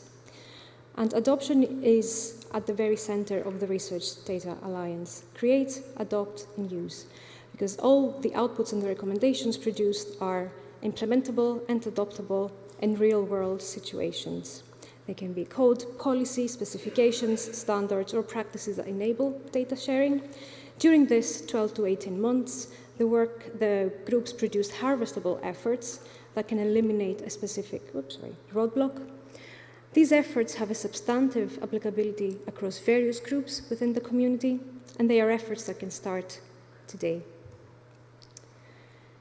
The Research Data Alliance is a valuable tool for individual researchers, for research performing organizations, for funders, policymakers, for the industry, and what is the value of the RDA for the research infrastructures. With the increasing demand to establish data policies to facilitate sharing of data with fair data and the data management plans at the very core, research infrastructures can use the RDA as a global, established, trusted, and neutral platform to create these solutions in the field of research data. And by participating or even creating a new working group, this is a sure way to ensure your developments are implementable, not only at an institutional or national level, but also globally and internationally. By engaging with the RDA community, you get access to those 14,000 experts across the various disciplines. You can test cases, you can test your solutions, you can share experiences, you can get peer comment and expertise across the disciplines and the professional communities. And through these groups that produce the deliverables, the outputs and the recommendations, and that maintain them beyond the working period, you also ensure the sustainability of your outputs. Membership to the RDA is free, individual membership is free, as is participation in those working groups. So as I said, these are efforts that can start now. The easiest way to access the community is by participating in the RDA plenaries, which take place twice a year, and they go all around the world, bringing together the community physically or virtually. The next plenary is virtual, and it goes not only around the world, but to your home office as well, with the theme Local Action, Global Connection. It takes place next week on the 14th of May.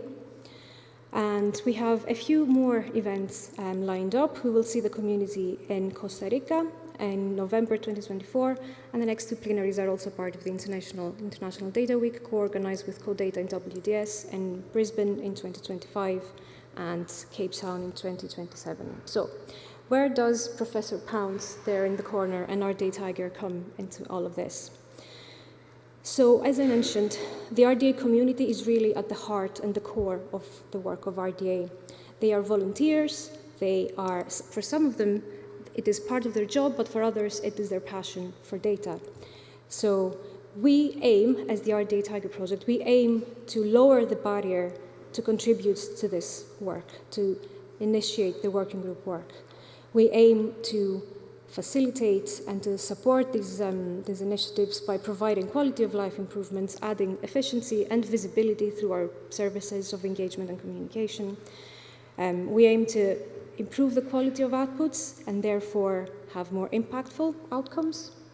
And by making all those improvements and by allowing the experts to be experts, to focus on being experts while we handle some of the administration, some of the facilitation, we therefore increasing the impact of the outcomes, we hope to increase the attractiveness of using the RDA as a valuable tool that it is for working groups to solve those global challenges and issues. The mission of the RDA Tiger Project is to provide services that facilitate and support working groups between key European partnership and international initiatives, resulting in alignment, harmonization, standardization of open science developments and technologies globally. There are different types of support provided by the project, what we call in-kind support, so support that our team, the consortium, provides, facilitation, communications, output support, and landscape analysis. We also provide direct support through some small travel grants or grants to hold workshops to discuss the group's work in person.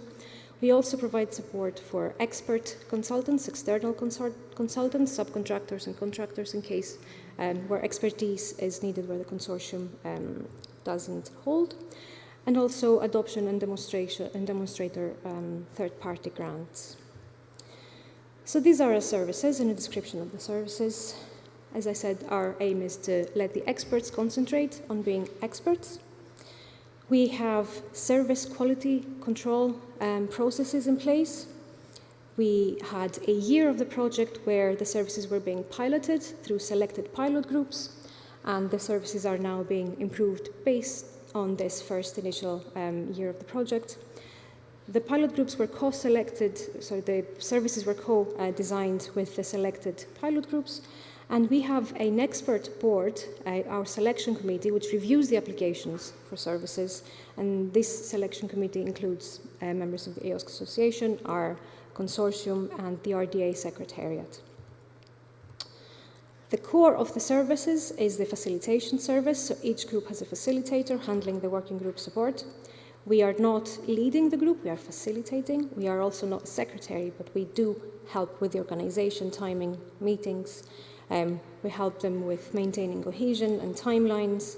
We help them go through the RDA processes, from the very beginning of a working group, from the idea conception, drafting a case statement, gathering membership, finding co-chairs, reaching out to the community, landscape analysis and reports, finding similar initiatives globally, aligning with them, making sure that work isn't duplicated.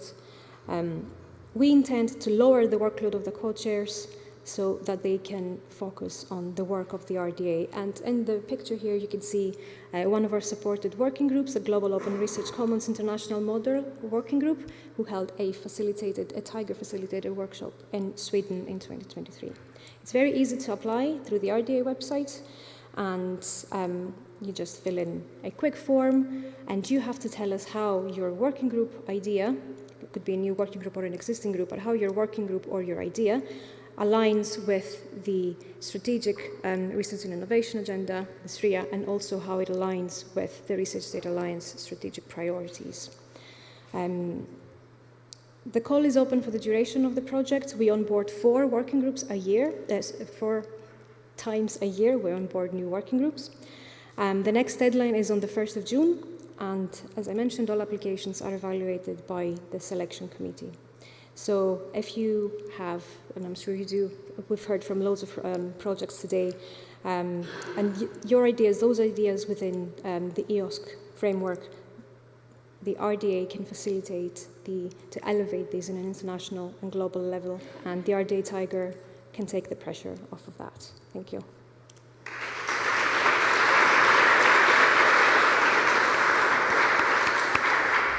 Thank you very much, Alex. I think I would highlight from your presentation that how useful it is to use our public money to build new services on already existing communities and complementing these services and put them into work, into operation in those communities. Otherwise, sometimes money is useless and the long term, because we get the funding, we do the services, nobody will run them afterwards, and then it means like nothing. I'm going to open the floor for questions. In the meantime, while you think about your questions, I'm going to break the ice with my own. And I want my three speakers to think about what is the role that their projects play as part of the implementation of the open science policy from the European Commission. We do know that public policies are deployed using different elements, different resources, legal resources, human resources, economic resources, consensus resources. We have a long list of elements that we need for a public policy to be successful. As beneficiaries of Horizon Europe projects, we are part of those segments that has to be aligned for the policy to work. So I want you to tell me what is the role that you think your project plays in this common endeavor that is the open science policy at the European level. Thank you. You can we can use the same order that we have been using for the interventions. So Margot, Ellie, and Alex.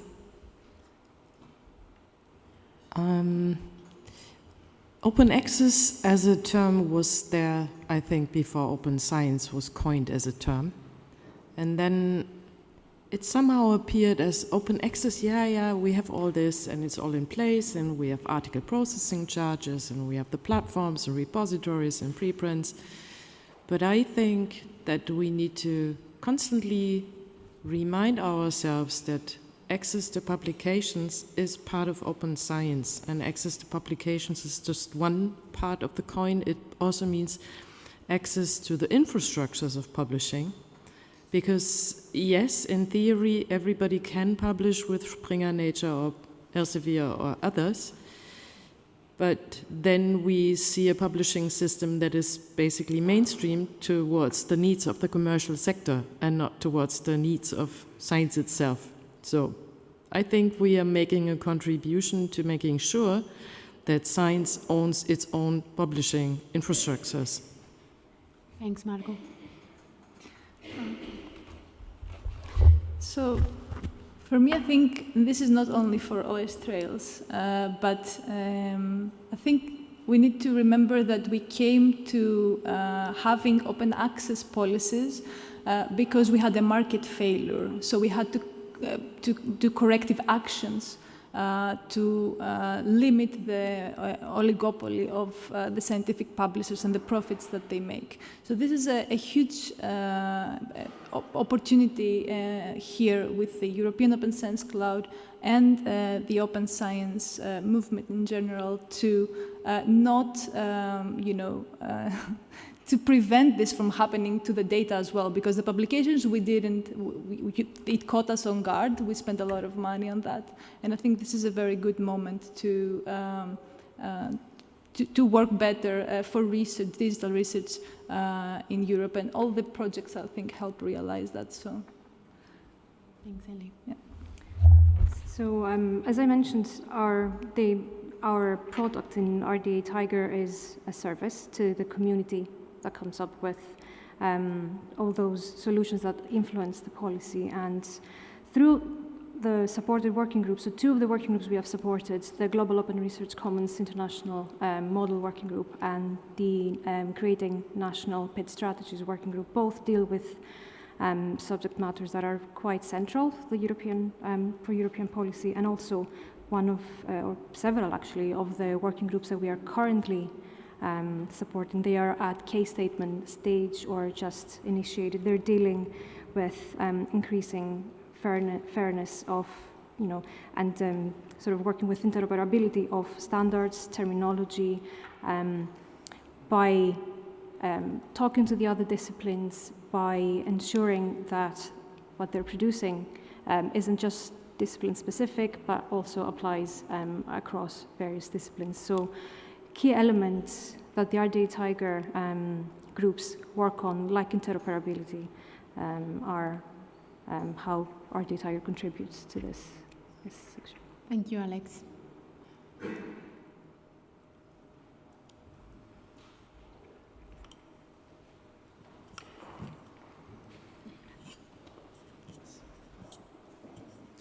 Yeah, thank you. Thank you for these introductions into open science. I think we could talk weeks about it.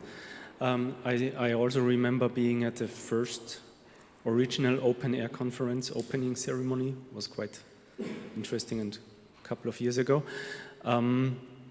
We've seen a lot of discussions on open access first and then open science to broaden the landscape. My question is, what is your assessment as you're the combined power of the infrastructure backbone on open science sitting here?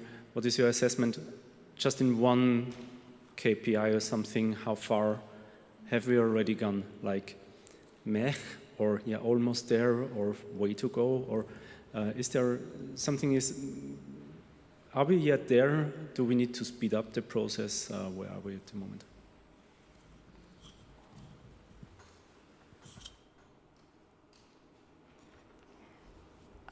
I think if we look at several aspects at the same, if we try to bring it all on one level, then we probably have a long way to go. I would say we have some waves that are really, really promising. One, I think, is that, for instance, when it comes to publishing, and of course I'm talking about publishing because I'm a publisher, that is, we have really 10,000s of fine journals that are crucial for their specific disciplinary discourses. And we have large commercial publishers who suddenly turn to PKP, trying to explore whether they can move their whole system on open journal system. Because what they see is that the power of a community-owned infrastructure, and I would consider the open journal systems as one of the infrastructures of publishing, that this is actually working, and it has been around for many, many years. It has created a huge impact. It has strong communities behind it. And yes, we are in some points quite far away from full recognition because we have the paradoxical behavior of researchers assessing each other on then suddenly on the very easily observable data points of bibliometrics delivered by Scopus and Web of Science. Whereas in other fields, it's totally commonplace, for instance, using Python, and then publishers thinking, oh my God, how can we include this Python-enabled code in our publication? We see that the open access movement, with open access to publications, okay, it started like more than 20 years ago. It took some time because it requires cultural change, and that's very difficult. But at the European level, it's there since 2000, I don't even remember, 12? Something like that, from the FP7, right?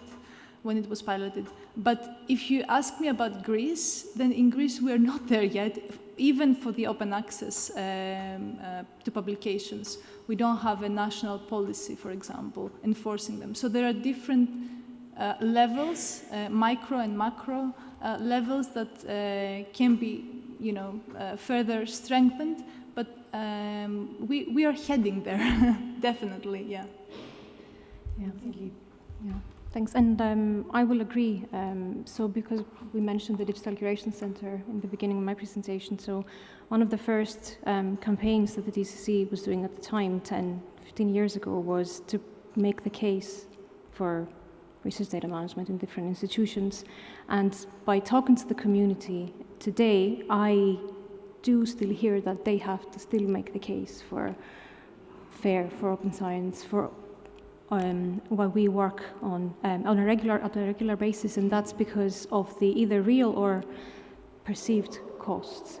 For example, smaller institutions think that they can't afford to implement the change. It is a cultural change, and I agree that since 12, 15 years, there has been progress, but I agree with you, Ellie, that it's at a higher level a lot of progress, but there are still aspects that haven't progressed as much.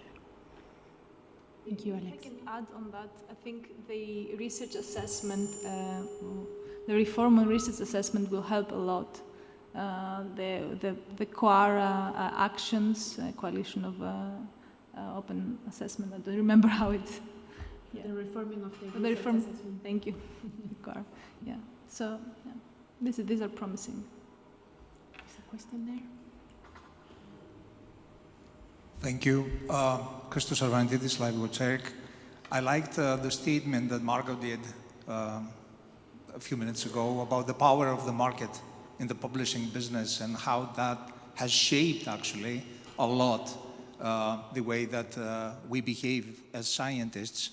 Practically, I think that the question, what does this scientist do, or what does she or he produces, has moved towards who is talking about that scientist. And that's not good, I think. And that's, I think that we all have a kind of responsibility there, and especially with the research infrastructures and the e-infras, we need, to make this change. And I think that the whole issue here is a cultural. We base the careers of the new scientists on the impact factor and other products that the market brought in, which do not necessarily represent the actual work and the outputs of the scientist. We don't talk about the data and how important are the data we produce. We don't talk about the coding we're putting, somewhere in the GitHub or whatever else in any kind of repository. We don't talk about, the knowledge that is being produced by translating the results of research. We talk about who is talking, and who is making a reference, to our things. And this is, I think, the great challenge, for the technology, for EOSC, and all the key players there, to support, try, to support this cultural change that has to come. And I'd like, a comment on that. Thank you very much for your comment. And I think it really engages very well with the discussion, because what I wanted to ask to the speakers today is, what are the outputs from your projects that are contributing to the European Open Science Cloud? Because the EOSC is one part of the open science policy, but I want to go to the nitty-gritty detail of those outputs that are really contributing to the EOSC endeavor. So I would like to bring your question together with your comment, and that is, for, I would say, decades, maybe even hundreds of years, we've been relying on observable data points in research and also research assessment. And the ones that were too easiest to be observing were the ones that came from bibliometrics. And because libraries and content producers have always been interacting with the market somehow became really clever in selling us observable data points, plus the observatories, SciVal, you call them whatever. So what we need to do, and I think our projects, including the ones that we heard in the morning, are unlocking the potential observable data points. Because if we have more observable data points that are standardized and that we can bring into observatories that we own ourselves and we don't buy them from the market, then we can also get a richer picture on science. And I think the scholarly knowledge graphs will have one of the power to bring us these not just observable data points, but the combination of it. So not just a citation count on a paper, but also a download count on the combined software code, or how many plugins have been developed. And maybe we can get, even with these observable data points, out of the trap of that we're counting and getting into an audit culture and saying, I have 10x plus 7y, and then that makes you a good researcher. So maybe we can even step out of this counting and weighing and getting into observable data points that really shed some light on quality and impact for society. So this was a long answer, sorry, but I wanted to bring these two together. Thank you, Margot. Kelly?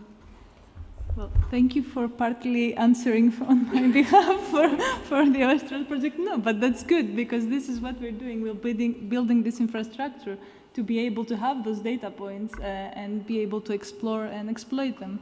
And yeah, I think interoperability is what we need at the technical level, so I can speak on that, because this is an infra-EOSC project. Austria is an infra-EOSC project, and there's still things to do there. So let's work on them, create those pathways so that the researchers navigate the different services and the amount of information that is interconnected and not siloed, so that they don't have to type 5 times the same thing by going to different services. And I think that's a good point to also show that cultural change is happening, and that it's some extra things, yes, of course, that we are now adding in our everyday practice, but it's not that that difficult to do at the end. This is what we want to bring out of voice trails, at least. Thank you. Thank you, Ellie. Yeah, I will agree, and I will bring up interoperability again, and which is really key for the working groups that RJ Tiger is supporting at the moment, and at looking at truly the cross-disciplinary perspective and not the silos. So I think that for the sake of the timing, we're going to stop here, and now it's time for lunch break, maybe 1 hour. I think we can follow Marina and Laura's indications on that. Thank you very much for the session.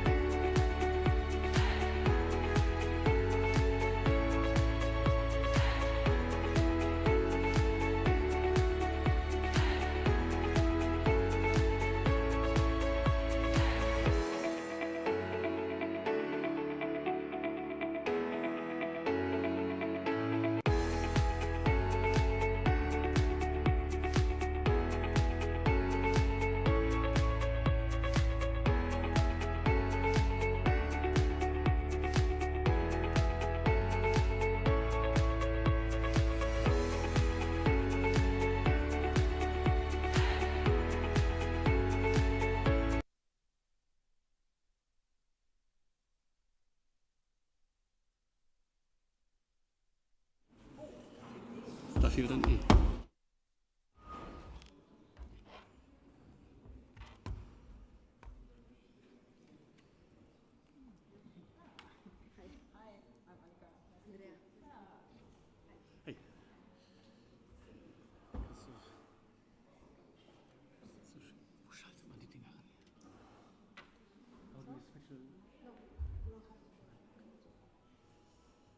Hello, good afternoon.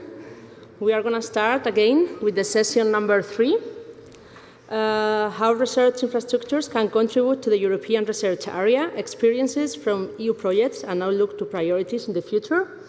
For that, we have as moderators Christophe and Linda from DLR. And as speakers, we will have, we are going to divide this session in 2 parts. For the main part, for the first part, we will have Andrea Santamaria, Álvaro López, Annika Thies, and Jens Habermann. I am not sure if all of them are here, but if not, we could start with the ones that are here. Yes, hello, good afternoon. My name is Christoph Peschke. I'm with the German Center for Aerospace Research. I'm a REACH member, not close to the research community so much as the other moderators. I wanted just in the beginning to remind that the projects we are discussing now, they have a close relation to the European research area. Of course, the Open Science and ERC projects presented before also they have that. The green and digital transition is one of the focuses of the ERA policy agenda, as well as the access to research infrastructures. And they are deepening the area, providing researchers with attractive careers and working conditions and making brain circulation reality.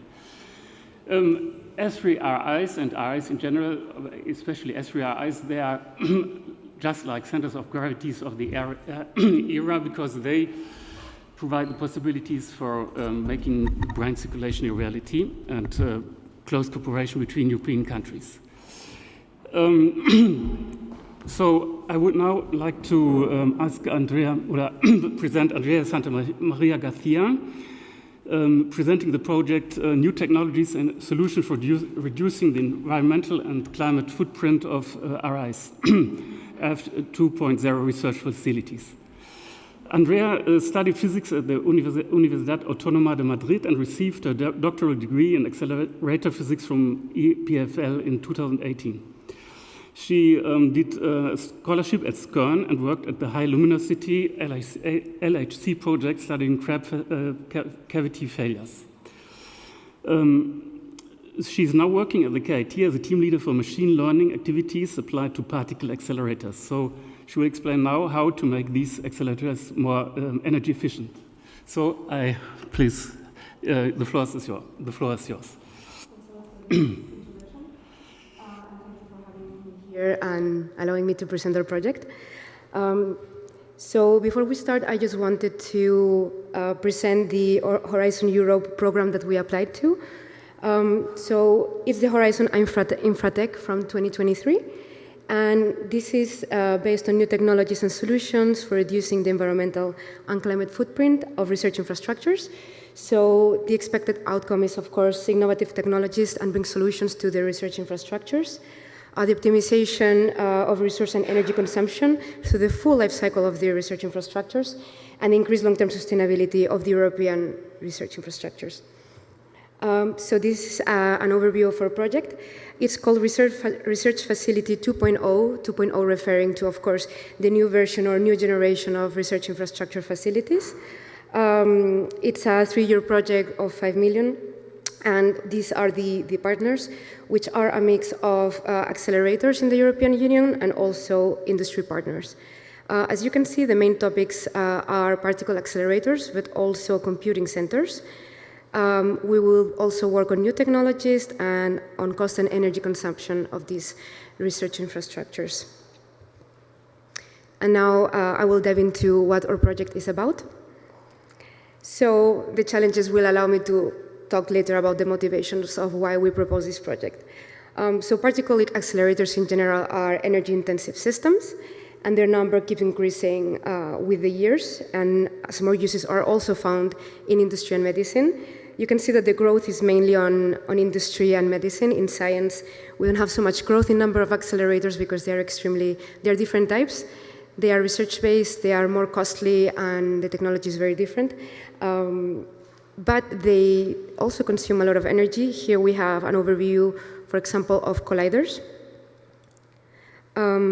And this is not for light sources, so there's another type of course, particle accelerators, but they are in the 100 megawatt consumption, and the future accelerators will consume even more, especially if we are looking at the Future Circular Collider, for example, which is a proposal of a 100-kilometer circumference accelerator. So, of course, we cannot continue if we do not take sustainability and energy resources into account. The yearly average energy consumption of these facilities is 5 orders of magnitude greater than, for example, the average consumption of a household in Europe. And these particles accelerators can be considered electrical loads with stringent power quality requirements, meaning, for example, when we convert AC to DC, there's usually a ripple that stays, and this can really disturb our particle beam, which is in the micrometer, let's say, size, and they can see everything. They really detect everything. So we need extremely good power quality, and we have very little flexibility in power demand.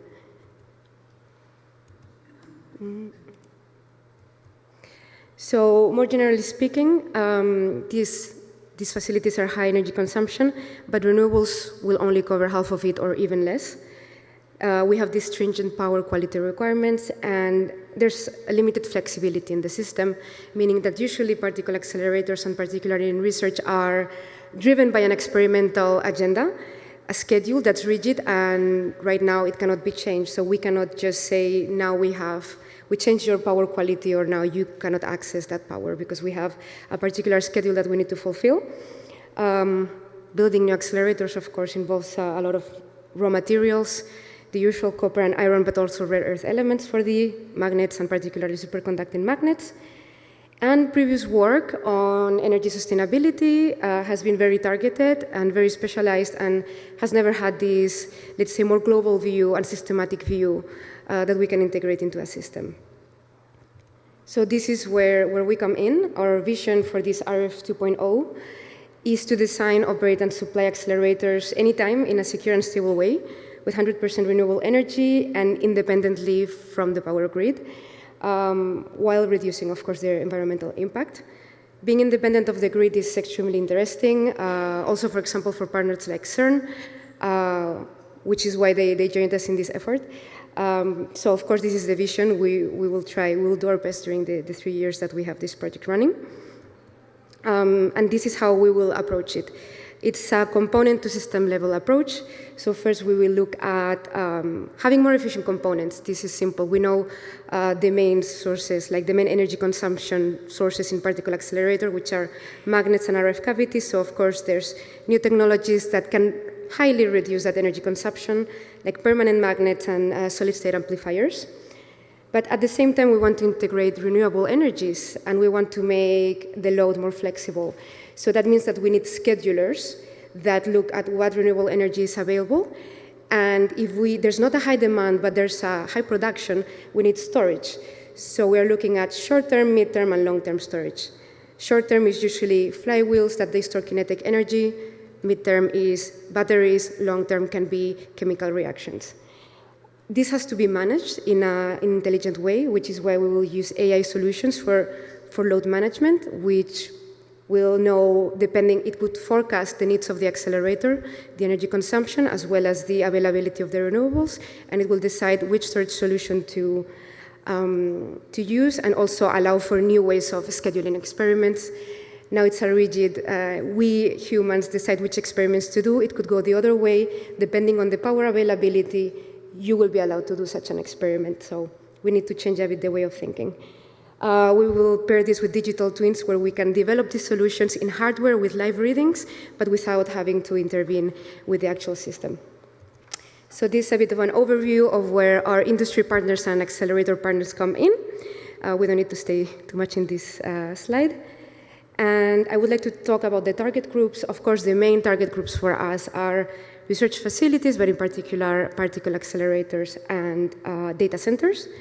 Of course, we also have the grid operators, which will have to work with us in order to achieve our goals, and also technology manufacturers, from software to AI software or any kind of software. But these solutions are quite generic, and they can be applied to any kind of other facility in the future. In the future, when we build new facilities, we should take sustainability into account from the beginning. That needs investment right in this particular infrastructure. So we hope, as in any European project, to impact positively into society, and we hope that these solutions can be reused.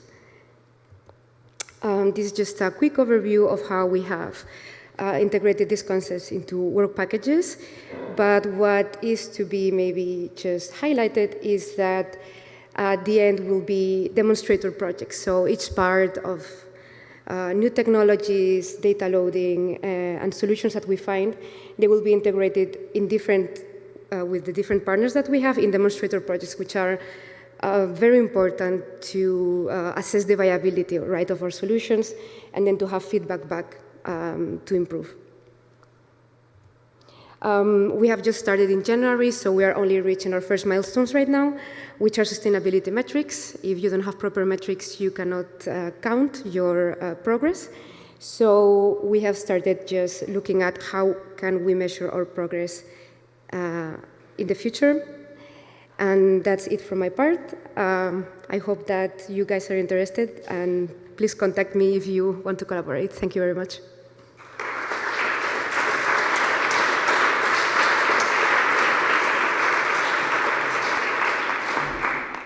I think as before we collect the questions and pose them before the coffee break, okay? So I ask the next presenter to take the floor, Alvaro Lopez. You know him, he was introduced before. The project is enabling research infrastructure services for better use of imaging data to address challenges in thematic research areas, I imagine. It belongs to the topic of TNA and broader and more sustainable access to research infrastructures, which is one of the important outcomes of the area policy agenda. Please, Alvaro, the floor is yours.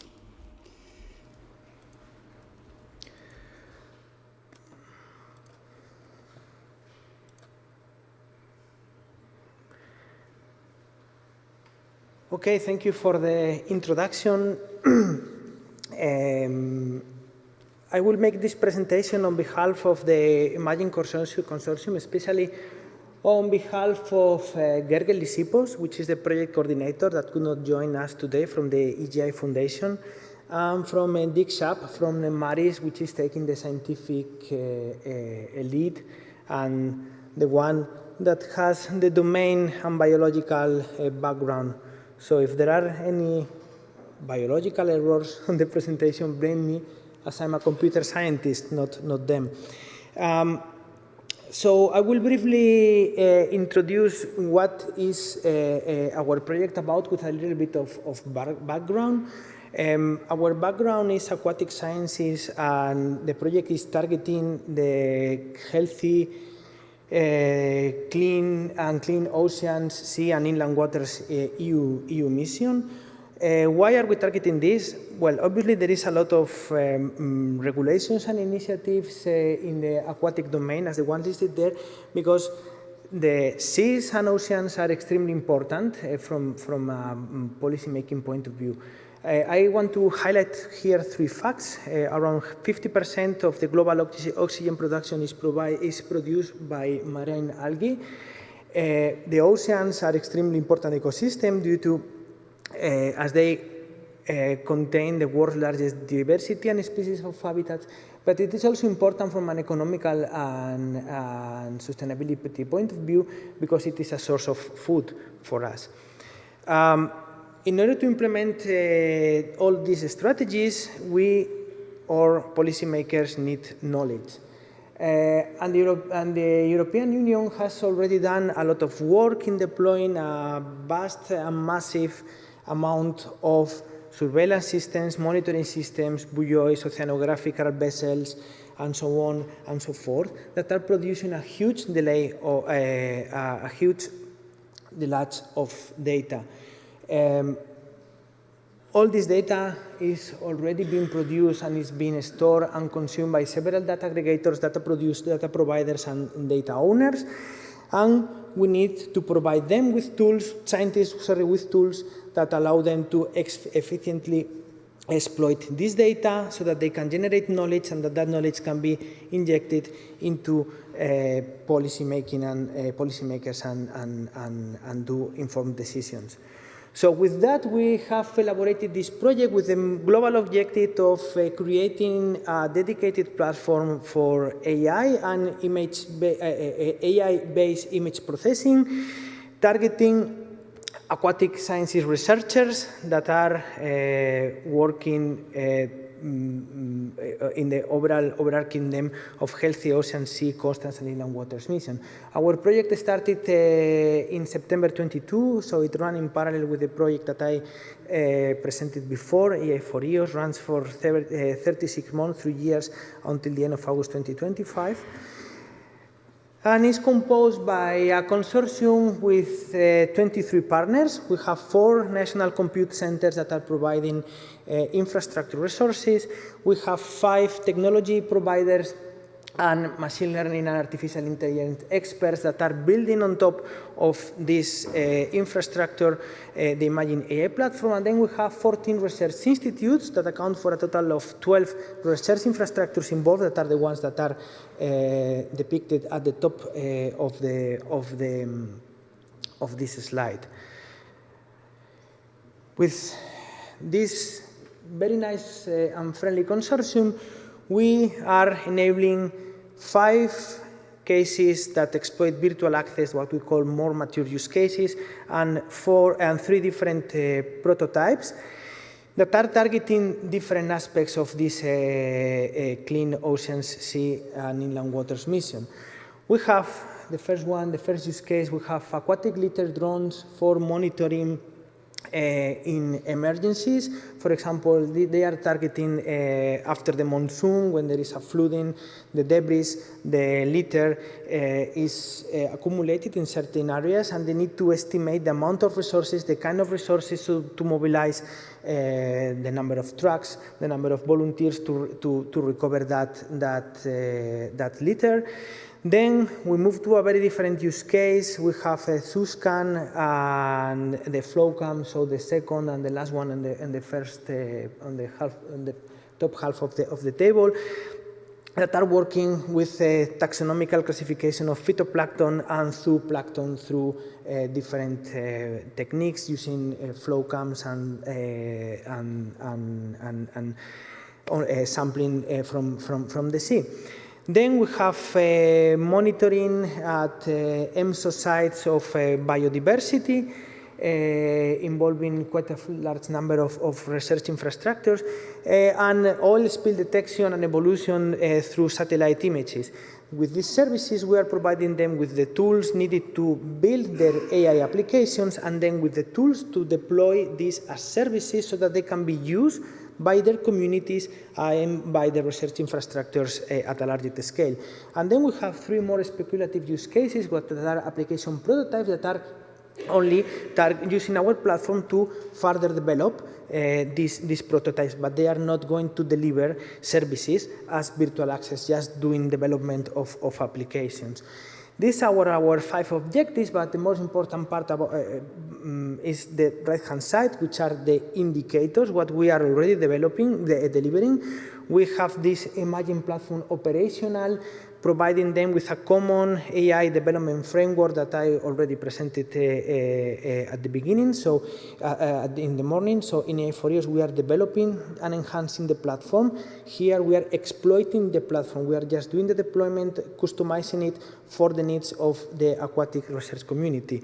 We have these 5 use cases that will be promoted, 5 AI applications that will be promoted as services.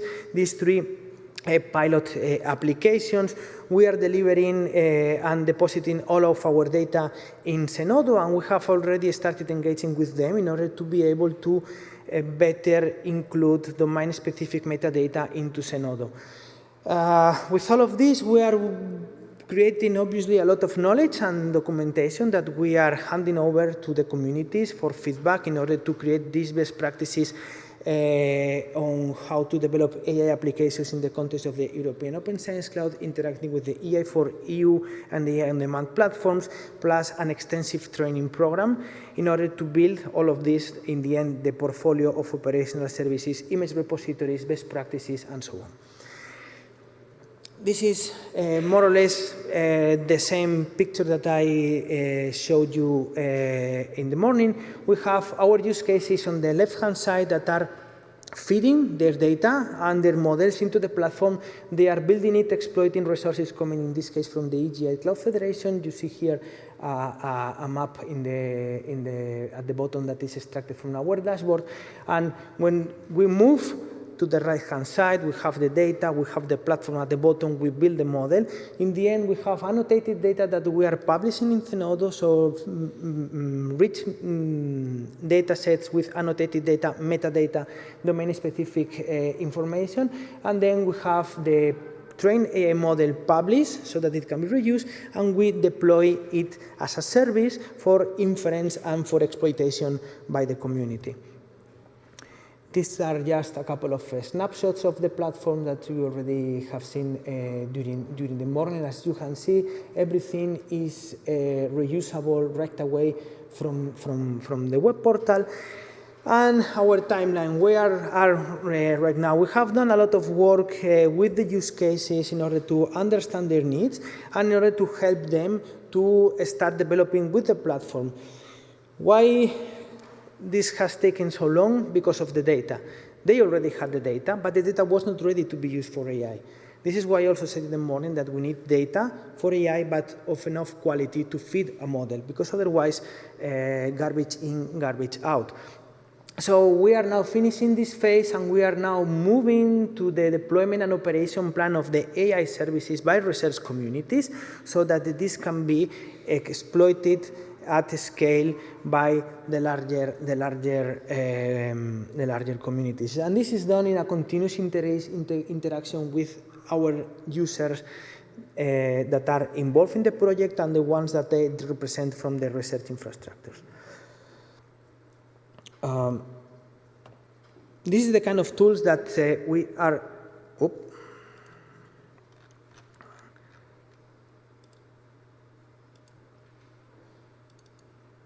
It does not work. Well, it was a nice video of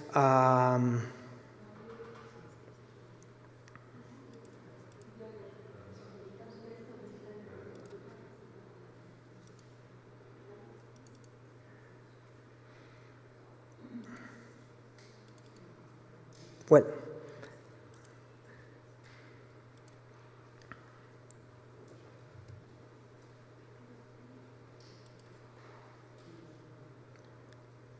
crossing fingers. No.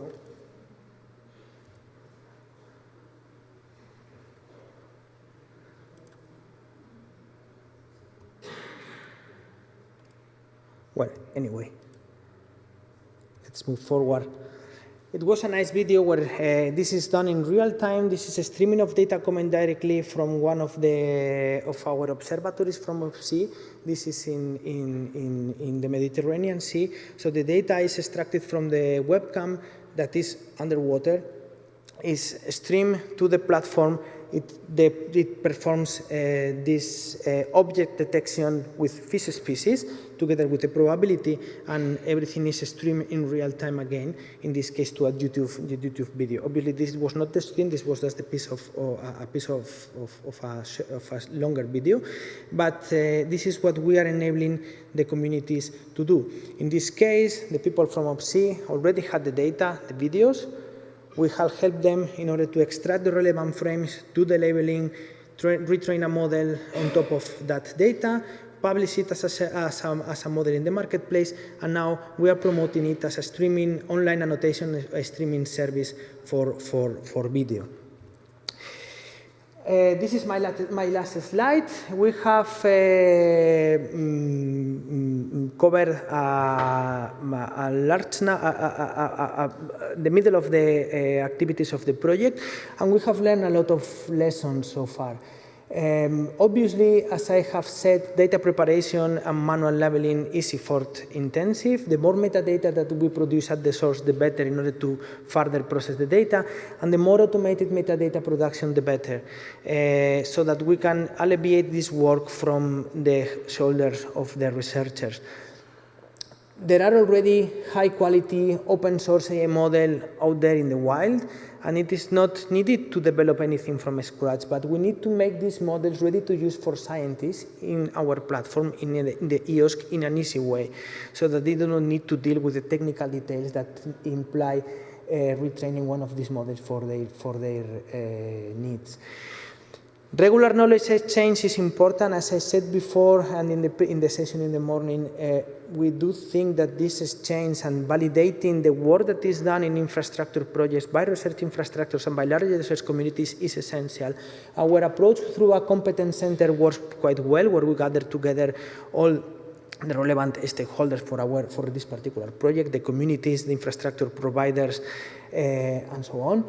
And I have to stress also here that domain knowledge to leverage AI tools and to build AI tools is a must. This is essential, and multidisciplinarity will be more and more important from our point of view.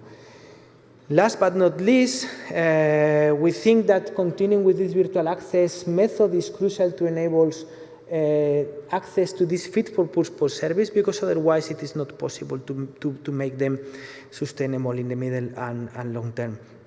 And with that, I have to say that I'm finished, and I'm open to any questions you may have at the end of the session. Thank you so much.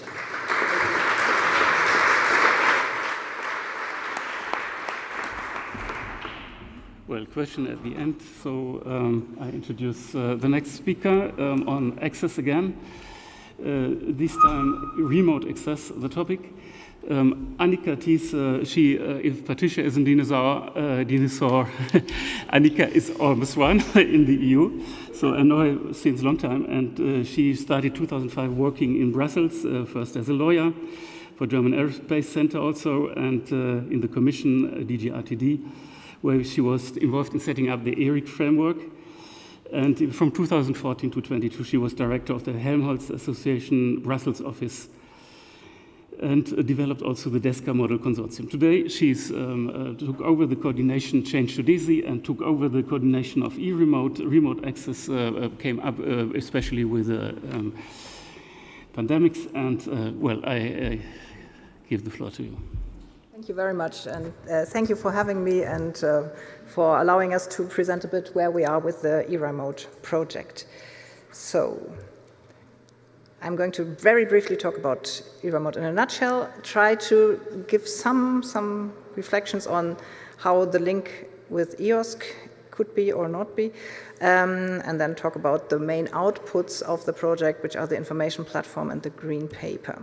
So the challenges we address, you may remember vaguely perhaps by now, but we try to bring back the COVID-19 lockdowns and the phase of it where you really couldn't access, you couldn't travel, you couldn't, normally people were trying to work from home whenever possible.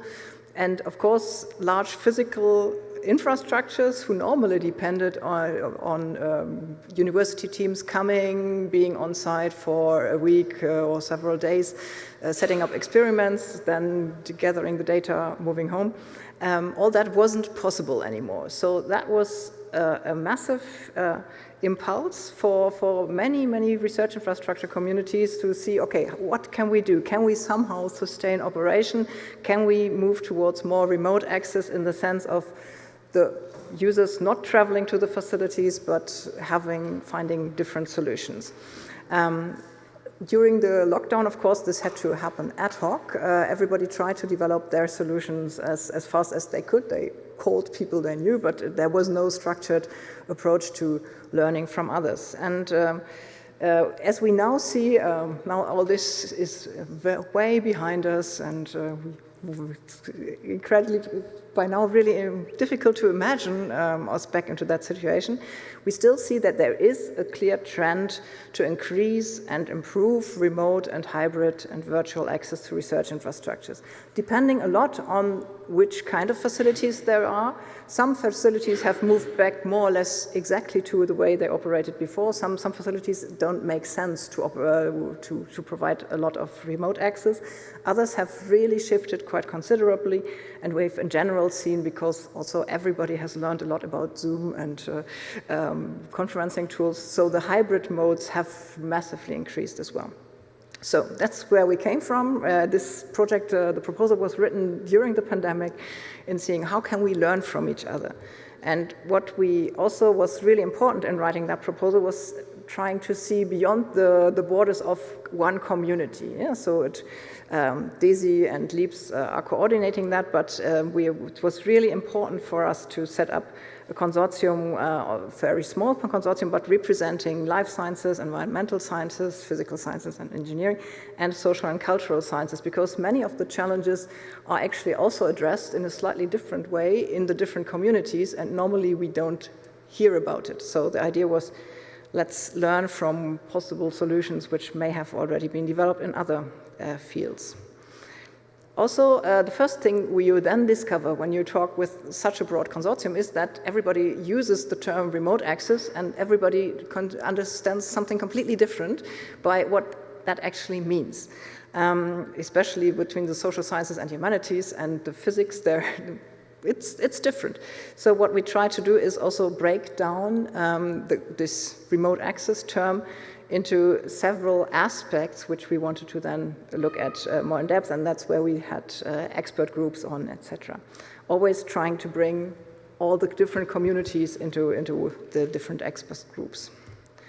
So what we do now is to compile an online knowledge database, try to learn from each other, try to trigger this learning from each other, trying to gather data on use cases, on examples which worked. And we try to feed all of that into the data store, an information platform, and also into a green paper, which I'm going to tell you a bit more about in a second. So we did workshops, we did expert groups on various topics. And you can find all about the data on our platform. So eRemote and EOSC, there's actually quite a lot of this consortium you've just seen is also in one way or another represented in different task forces. Here's a list of the different task forces. And so there was one meeting where we were trying to see, okay, what is there a direct interlinkage between remote access and EOSC? Can EOSC as such directly help with remote access? And the people in the room there had the basic feeling at this stage, no. So this is me reporting on that without further trying to give an emphasis on it. But that was the kind of feeling that at this stage where we are with EOSC, and I think that's also because we are in a stage before the EU node has been deployed, etc. At that stage, these people felt, okay, yes, there are a lot of interesting developments, but if we are asked, is there a direct, tangible output of EOSC which is helping remote access? At that stage, the feeling in the room was possibly rather not.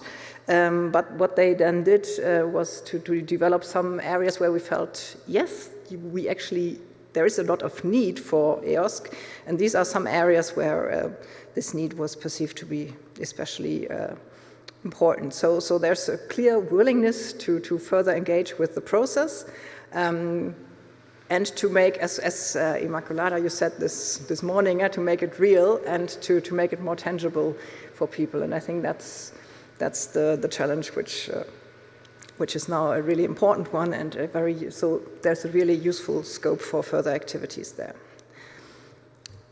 Okay, so coming back to what eRemote does at this stage. So this information platform, this is just one screenshot. You'll find it at the website. I've just linked there.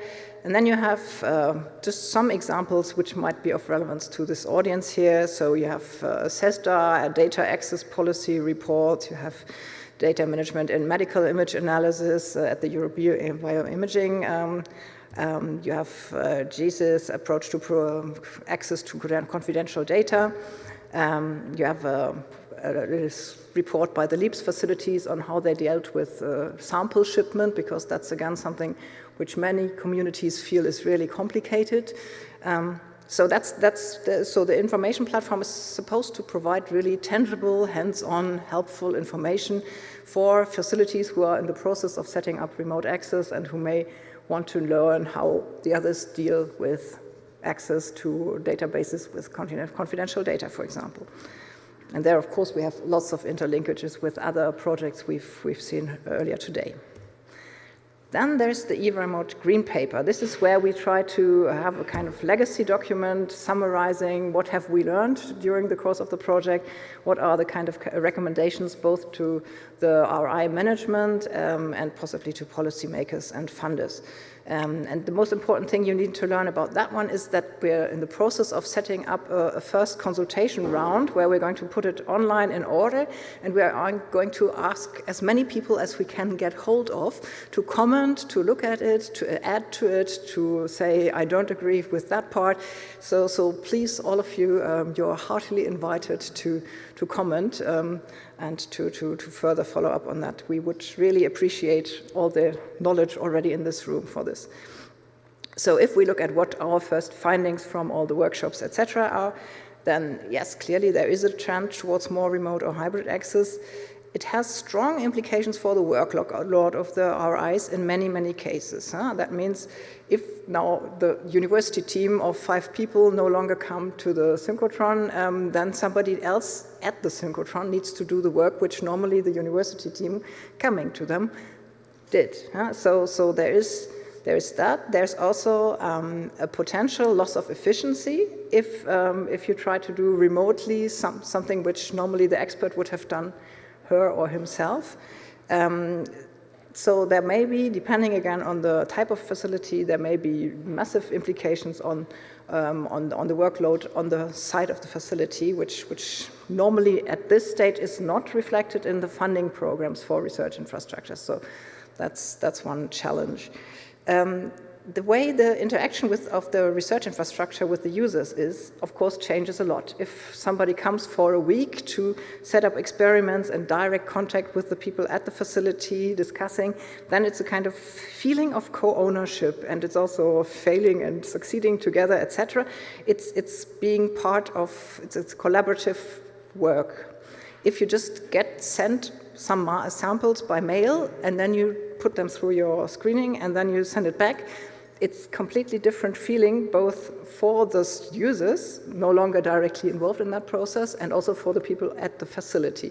So you become some kind of anonymous data service provider. That is, and then people from the social sciences and humanities tell us, yeah, that's life. Huh? So in some areas there's a lot of experience with that, and but in the physics, for example, that's not life at the moment. And of course, there's a feeling of loss if we go away completely from such a collaborative mode. The efficiency of training of users and staff is really something important.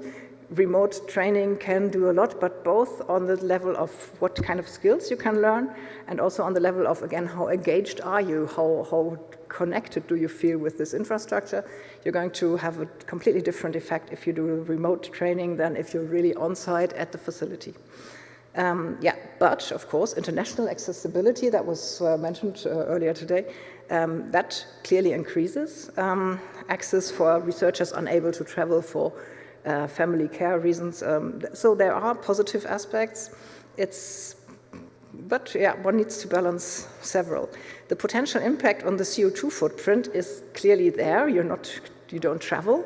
But then again, we've had a beautiful presentation by somebody from the neutron source saying, if I have an efficiency loss of 20% by not being able to have this normal experiment mode where the user is on site and can sort out the problems themselves, if I lose 20% of the efficiency, then I can calculate that in CO2 too, because I mean, we've seen just this beautiful graph of large facilities and their energy consumption. For 20% of beam time loss, I can fly around the globe quite a lot. Huh? So it needs to be really balanced very carefully, and this developing metrics for that is actually something very important. Okay, so what we're doing next is to have one survey on policymakers and funders to see, okay, what governance and funding implications they see at this stage. And this green paper consultation I just was talking about. And so please have a look at the website, see whether there's anything useful in the information platform. If you follow us, then we're going to keep you informed of all those surveys, and we would really love to have your input. Thank you very much.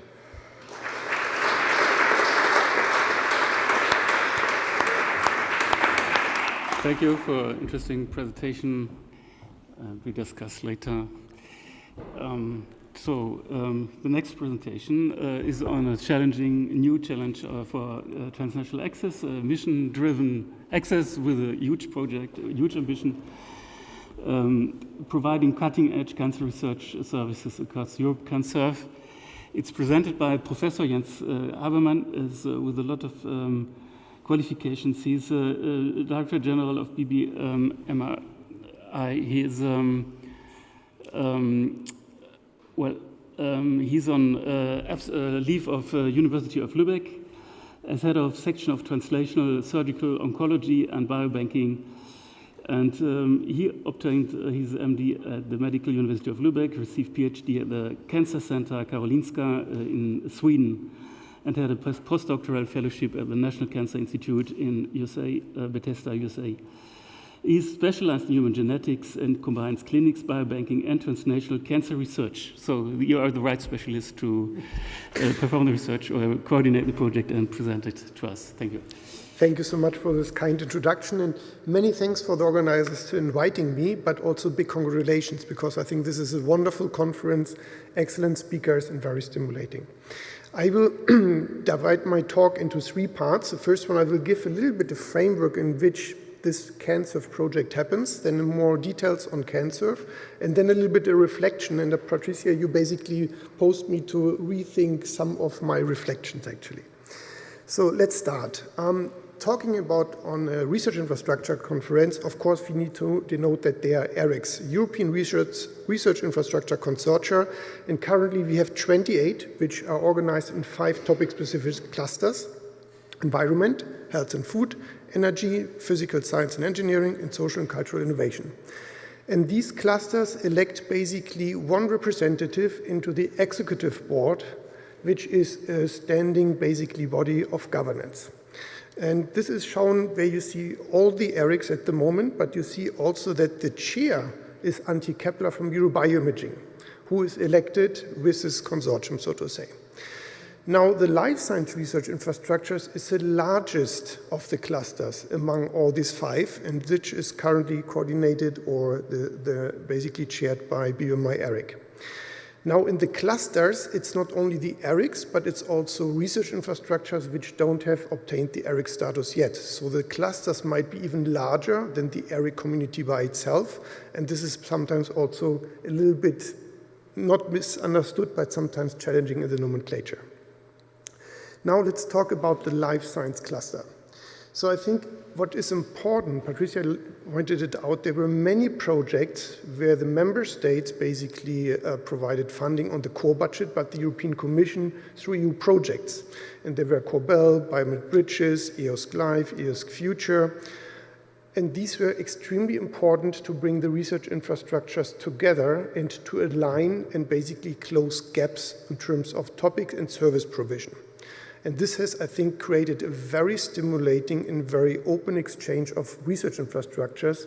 And I would like to make this point, this is probably underestimated and not made use of it to the full part. What is then started were these projects which are more towards the translation axis, like EasyDoor, where it's about COVID-19 infectious diseases, it's rare disease partnership, but it's also then CanSurf. And these are topic-specific activities, and they are basically supported then by COVID or ES for Cancer, but it's still the same key players from the life science infrastructures being in different compositions in these projects.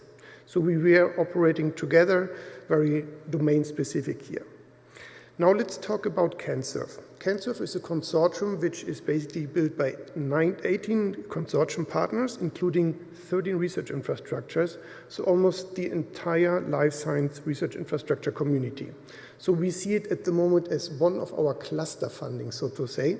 EasyDoor is another one because the life sciences don't have a cluster funding specifically at the moment. It also means that it's a very distributed consortium, and I will come back to this. It's overall 15 million euro project, but 9 million euro out of this 15 million go back to the community to support service provision for the scientists in cancer research. Now, what are our objectives? To provide a minimum of 200 different and unique services for personalized oncology, and already during the proposal writing, it was very difficult to describe which services it should be. So we identified it should be cutting edge, not services which are available at each university, for instance. So this is one objective. Then establish a single access point for request services and training. I will come back to this a little bit later because it's very unique and shows the defragmenting scope of this project, like EasyDoor as well. And then ensure that the data related to oncology will be fully compliant to FAIR principles and enhance synergies with other EU initiatives. For instance, EOS for Cancer, this is a sister project, so it should basically feed into EOS overall and Understanding Cancer platform. And then, of course, it should be sustained overall after the project runtime. And this is probably by all the ERICs, if you maintain it through the member state core budget, it's almost a given, but of course, to make it visible and functional for the science community, it might be a different scale. Now, to understand what this one unique platform for access means is that there is one website where cancer researchers can go on CANSERV and see that there's almost a one-stop shop for services. And it's categorized in different domains. It goes from disease models, advanced technologies for personalized oncology, so any kind of new omics technologies, biomarker research development and validation, up to new therapeutic solution and testing, so to say, or even to provide guidance in molecular tumor boards. And then on the other side, you have certain digital services, artificial intelligence, bioinformatics, systems medicine, access to human samples and data, clinical trial design. We can't run clinical trials or fund them, that would be too expensive, but the design can be supported. And then LC, basically support and training. So this can all be picked independent where the service comes from the life science research infrastructures through one single entry point. And I think this is a huge achievement. And this how it looks like basically for the science community. So they can basically, they get the call information. And one important aspect was that the consortium went around Europe and picked up the email addresses from all grant offices from all universities. So that basically the visibility and the information really reaches the science community. And then if somebody wants to apply, then he has all the information on that single point and can put the application together, submit, and then gets, of course, further communication through the project. This is how it looks like on the side of the project, basically. So there's the call phase where we select of certain services for this common access platform. The proposal will be submitted. And then we have an evaluation phase where the eligibility and completeness check goes through the CANSERV consortium. Then we have external scientific review and an ethics check. And then if these thresholds basically are matched by the individual applications, then comes basically the feasibility check with the service providers and a decision by the scientific management board. And in the end, hopefully service provision. And to set this up is not easy because it's not one community in one research infrastructure, but it means it needs to go across all the infrastructures which are basically included. And I will not read through this challenge call that we have. It's just an example. So the first challenge call is already closed. It was to support molecular tumor board decisions. The second call is more on understanding cancer on different basically levels. And there will be 2 more calls coming basically on improving treatment and patients' outcome, and one very specific for young and early career scientists. One special challenge that we saw is also that this interface between basically clinical routine and research site And this is the European molecular tumor boards. And here we build now a European molecular tumor board network. This is open for everyone to join basically, and has attracted over 200 scientists around the globe almost to work together. And here we will develop basically consensus standards. We will provide also services for molecular tumor boards. So what kind of services from cancer might help then to guide decision taking for specific patients. And we will build an outcome registry to track the outcome of patients who have been treated molecular tumor boards, so that in the future we can learn from it for the science part, what kind of services we need to basically come up with, but also helping in the clinical side. Now, summarizing for cancer, it's really a project which shows how we can defragment era in cancer research. And I think this can be also scaled up to other disease domains. It's an easy access to cutting-edge expertise, tools, and services across Europe. And you can see here it's really 13 research infrastructures with 150 service providers. And these 150 service providers are not necessarily the headquarters of the life science infrastructures. It's in the community. And I will show you an example on BBMI what that means as a distributed research infrastructure. So these 150 service providers basically offer about 400 services in 10 different research fields, and I showed you the domains. And just on the first call, we received 100+ applications from 30 different countries. And what the most astonishing part is that the services that were requested were basically picking different services across the different research infrastructures and across different countries. And this also means it's a huge administrative part because it needs to be cross-RI on the international and national level. Now, speaking about it, and this is just an example of BBMI-ERIC, and of course we're very happy that Spain is part of BBMI-ERIC as an observer currently. That might change to the better even. You see here basically the orange dots are biobanks, which are part of BBMI-ERIC, and then you have the national nodes, which are orange squares in each country who are organizing it nationally. So that means if you have all these about 400 biobanks part of CanSurf, we need to interact with them if a specific request is coming in. Now multiply this by 13 life science research infrastructures who have their own institutions in CanSurf. And if some request comes in picking services across different universities, different service provisions across countries, it's a multitude of interacting to get the service provided. So this is a huge administrative challenge, but it was successful so far, and I think we learned a lot from it, and that can be basically made use of. Another aspect is, and I think this goes also towards EOSC, is that all of these life science infrastructures have already, like BBMI, a way to capture research data back and make them accessible again in a fair way for the community. And this is also something where in CanSurf now we align across the partners, have a matrix, which services provide which data, where they go, and which they can be followed up and made be accessible. Now coming to the challenges that we see, despite the fact that CanSurf was really helpful to increase the visibility of the life science infrastructures at the university level, but I think we believe that still the user access programs are still fragmented, under-resourced, and complex at national and EU level, as I just showed. There is also an increasing administrative challenge due to large European projects with more partners, with individualized funding and shorter funding periods. There's also risk for interfering governance structures, also due to different, for instance, new legal entities such as ethics and technology infrastructures. Missing cluster funding affords major in-kind contribution to synchronize and align across various EU projects and initiatives, be it EOS, data spaces, and so on.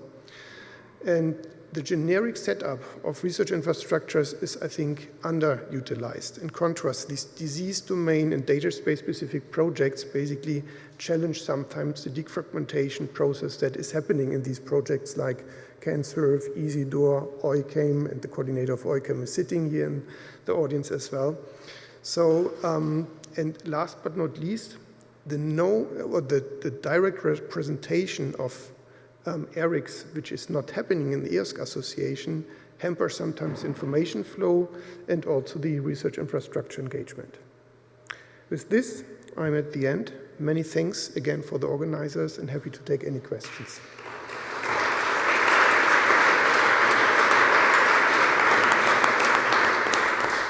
Thank you all.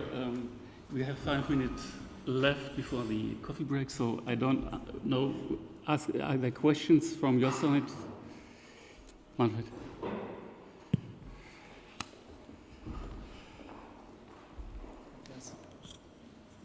Yeah, thank you.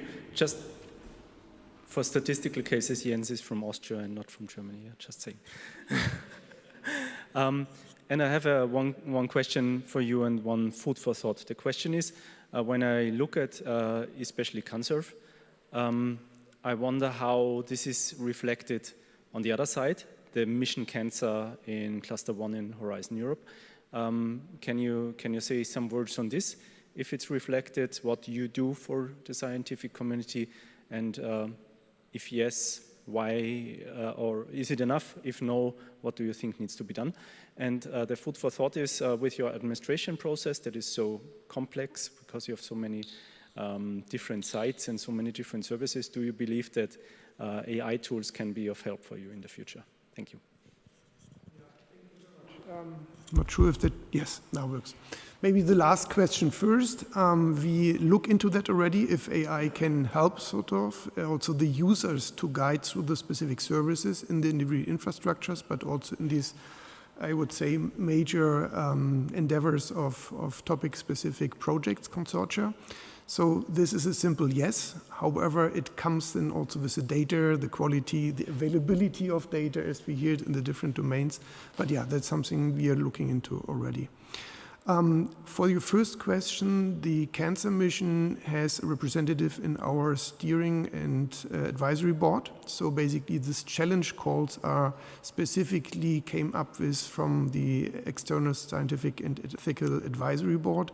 There are also industry representatives, patient representatives, scientist representatives. So I think that's where we try to align. And I think what is important is that we learn as the project continues also in terms of the requests are coming in. And we also understood that some services which were coming, we don't have the services to basically facilitate at the moment. So this is something where we need to reach out further to our wider community to adjust accordingly the service portfolio. And I think this is very important. But we are, I think, quite good on track because at least the visibility and the interest in the service provision is quite high.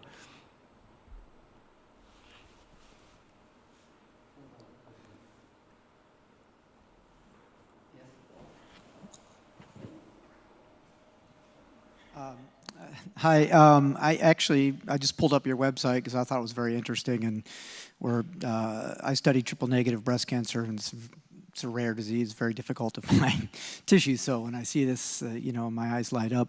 But I was actually just on your website, and I typed this in, very, very nice, thank you. But I come up with BAVL 13 as a clinical trial, but I don't see here what tissue type that you can get from this. How does that work? Like, you just contact the person from this group here on this clinical trial? I assume these are banked tissue samples as opposed to blood samples, or are they both? I don't see where that's indicated anywhere here. How does that kind of work? Basically, search tools in BBMI-ERIC. One is the directory, which gives you an overview of which biobanks participate and what kind of sample cohorts or data cohorts are in general available. This is the majority of biobanks where basically they all send aggregated data into this central search platform. So I'm not sure if you logged on there on the federated platform, which is a much more granular search analysis tool, but you would basically give what you're requesting specifically in a request matrix. This is then sent out to all the biobanks which are participating, which might basically you have identified that could fit basically, and they send back if they have available what you're searching for or not. BBMI-ERIC is monitoring this negotiation process and is helping either the biobanks or you to clarify your request if needed. So if you made a quick search right now, you just might have an overall glance what might be there potentially, but the biobanks to respond to you might take a week in order to look specifically what you're looking for. But overall, it's all kind of sample and data types that can be provided, so to say, depending on the individual biobanks.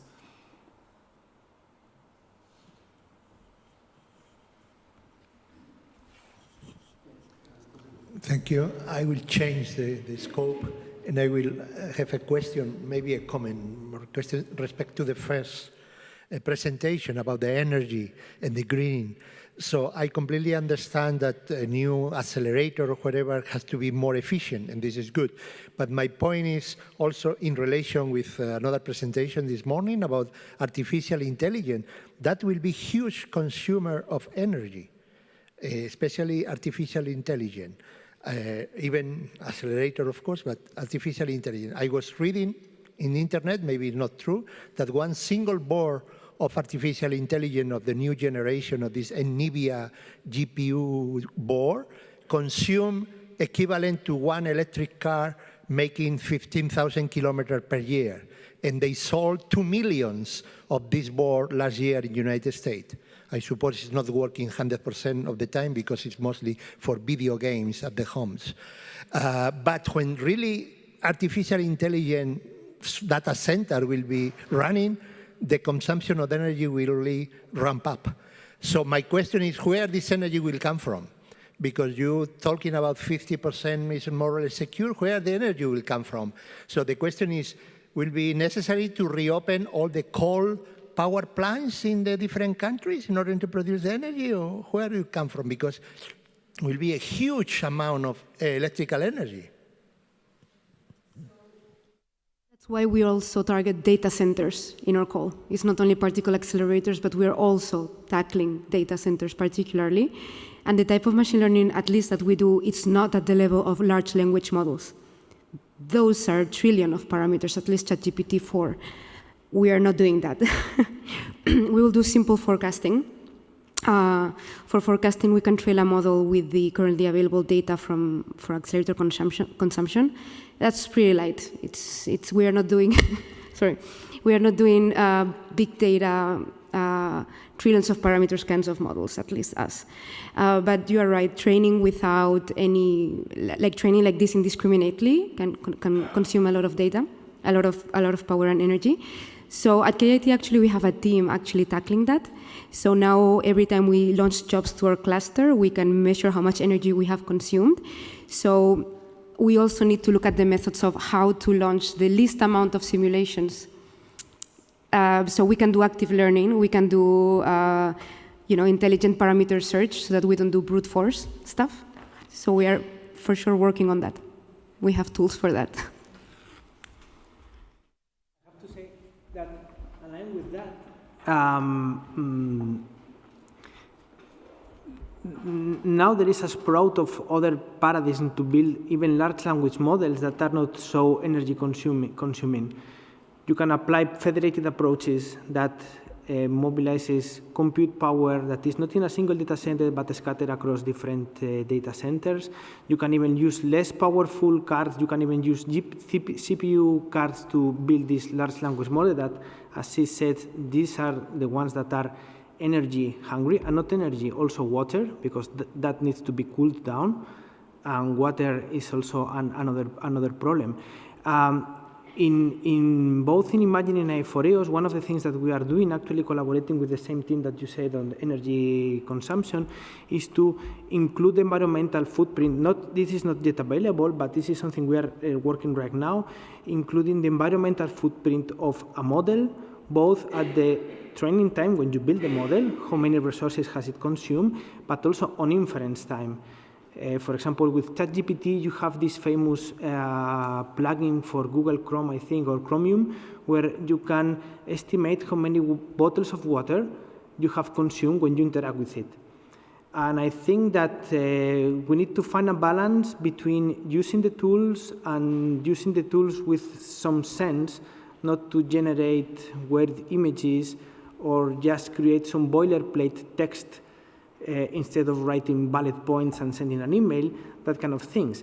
There are applications that are interesting to be used, and for that you can use a large language model that is energy consuming and water demanding, but obviously you need to have some sense, not just to generate a fake image with DAL-E of whatever comes to your mind. So you need to find a balance, and we think that one of the points in finding this balance is making people aware of which is the environmental footprint of what they are doing. So they can make the decision and say, okay, it is worth it, it is not worth it. Maybe an additional comment. In our project, one of the parts is to assess the whole energy footprint of the research facility. So that will include the data centers. So hopefully from the very beginning, we should have an estimation of how much will the research facility consume, but also including the data centers, and we can approach it directly from the very beginning. Otherwise, I think, as you said, this can get out of hand pretty quickly. With that being said, I encourage you to continue discussions in the coffee break, and we continue in 15 minutes, or? Thank you. Thank you.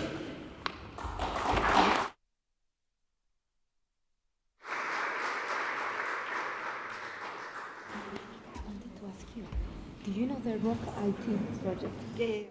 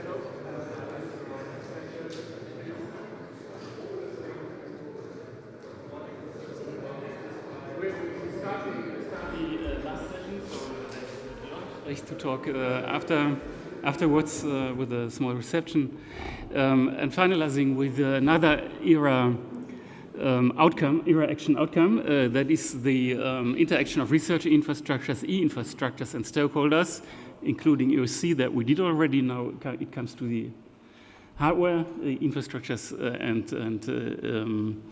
EGI, also computing infrastructures. And I just introduced Tom Fryer. He's from GEON, a big network for high-speed communication. Very important, but not much known to us in detail. And yes, he will now explain what they're actually doing. And he's a member. Tom Fryer is a member of the international relation team. Since 2008, and in 2019 he became head of international relations and now leads a team of our colleagues support in GEON in relation with research and education networking organizations and internationally active, including Africa. So I think that's enough.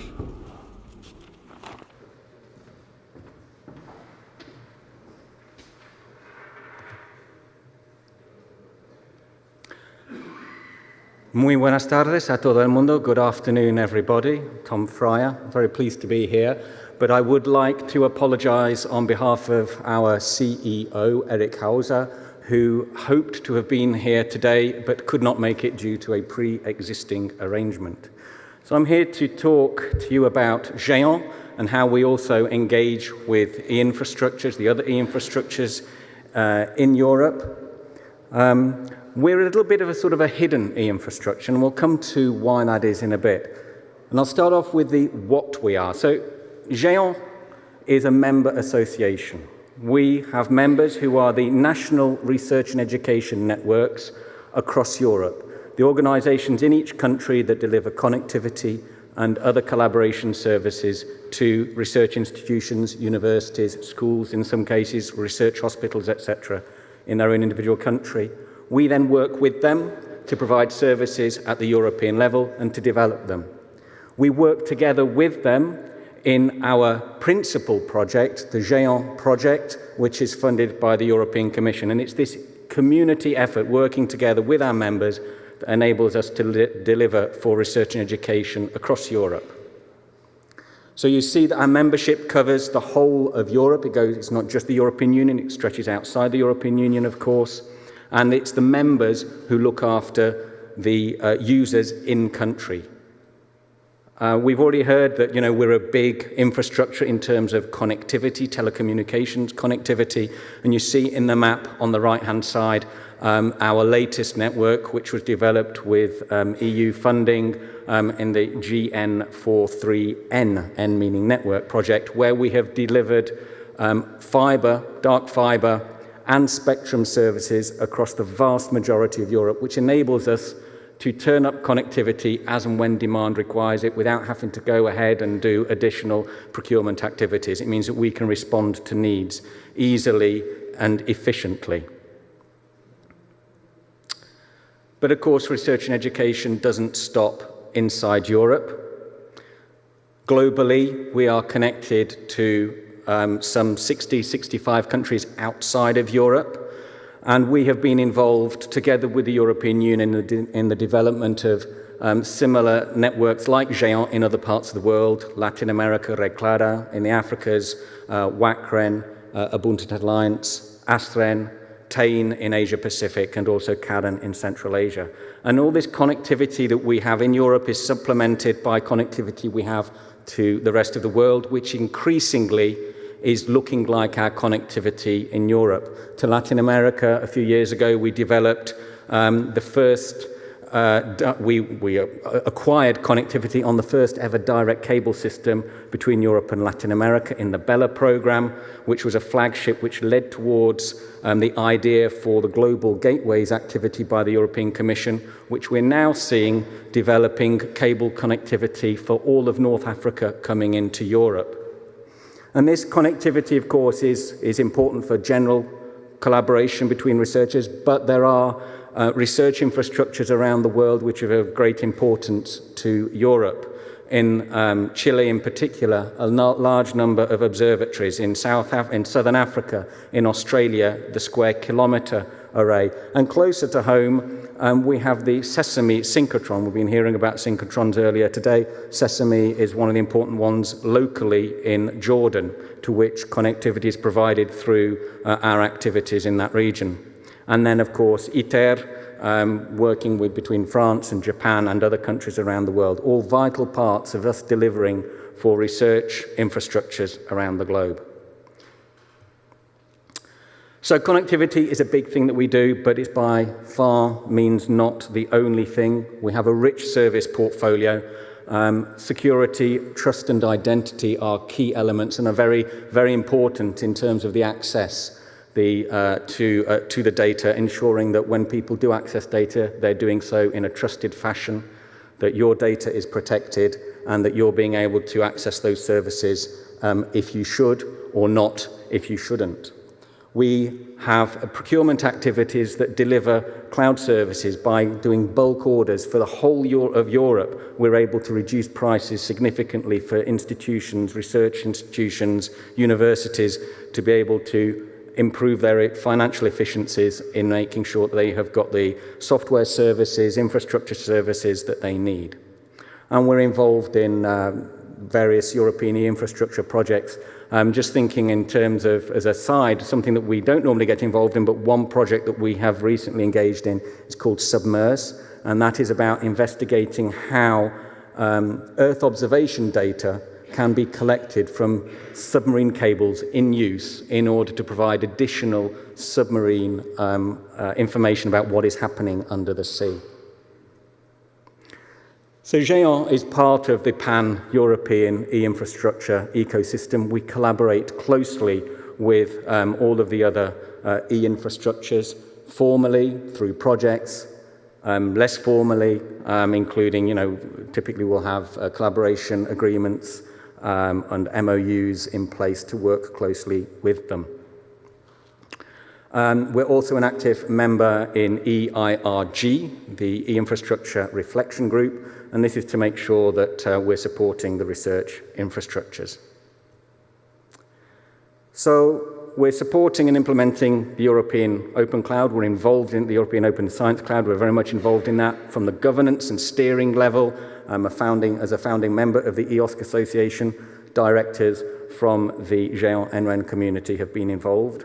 On the implementing side, we and NRENs are involved in all key EOSC projects, most recently EOSC Future, which is a key element in terms of engagement between e-infrastructures and research infrastructures. And we're now working to support the building of the EOSC EU node. The photograph that you see here is from the EOSC Symposium here in Madrid as well a few months ago, where we launched or presented a position paper on the EOSC node and also organized an unconference session with EOSC. So we're continuing to engage. We see it as extremely important that we are engaged very much with the e-infrastructure community. But I'd like to come back a little bit to that element of why, just to finish off why maybe you don't know so much about GÉANT. And that's because for institutions in general, it is the national NREN that matters to you.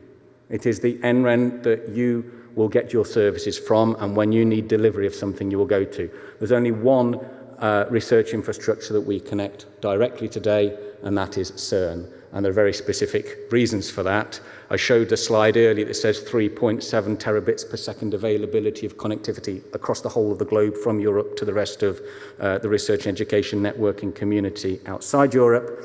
Of that capacity, half of the traffic that we deliver across those links are for CERN, our LHC data. So there's a very special case. Otherwise, your NREN, your local NREN, Rediris here in Spain are the people to talk to. Thank you very much.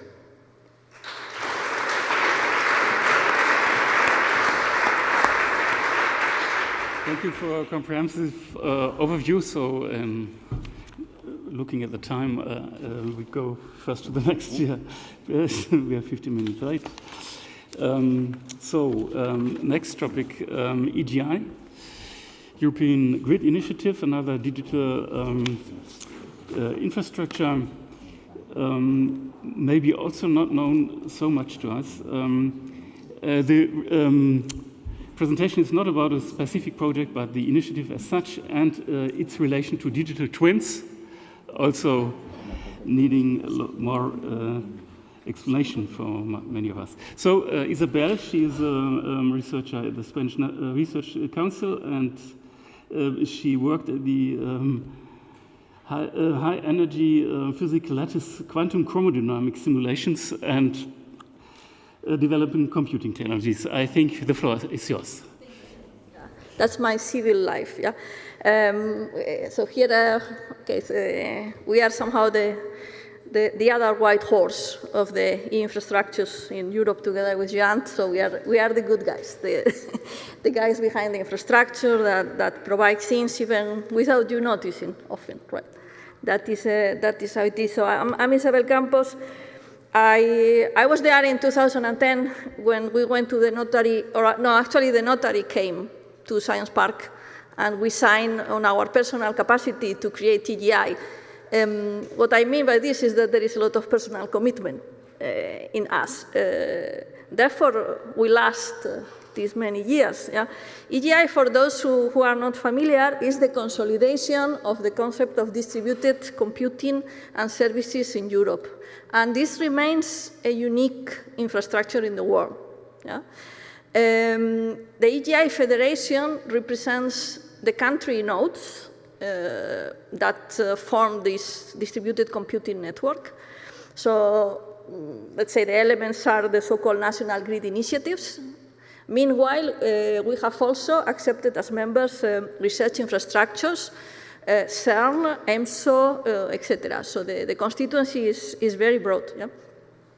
So then we have the EGI Foundation, which is a foundation of Dutch law, somehow, which is responsible for the coordination of the core services, the access to the scientific computing and digital infrastructures, the creation of opportunities for all of us to get some funding for research and development, and we have a communication strategy that probably has reached you a number of times. So EGI is about going distributed. Yeah? So use remote computing capacity, access, transfer, and manage research data, and federated distributed computing, which I insist, as of today, is a unique infrastructure, both in grid and cloud computing in the world. We started from the Large Hadron Collider, Compute Grid, but by now, 12 years later, we are much more multidisciplinary. Yeah? These are the numbers for 2023.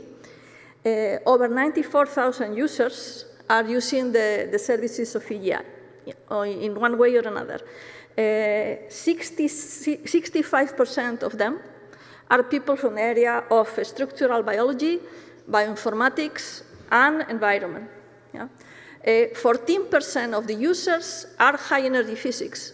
So the thing has inverted with respect to what it was when we funded the whole thing.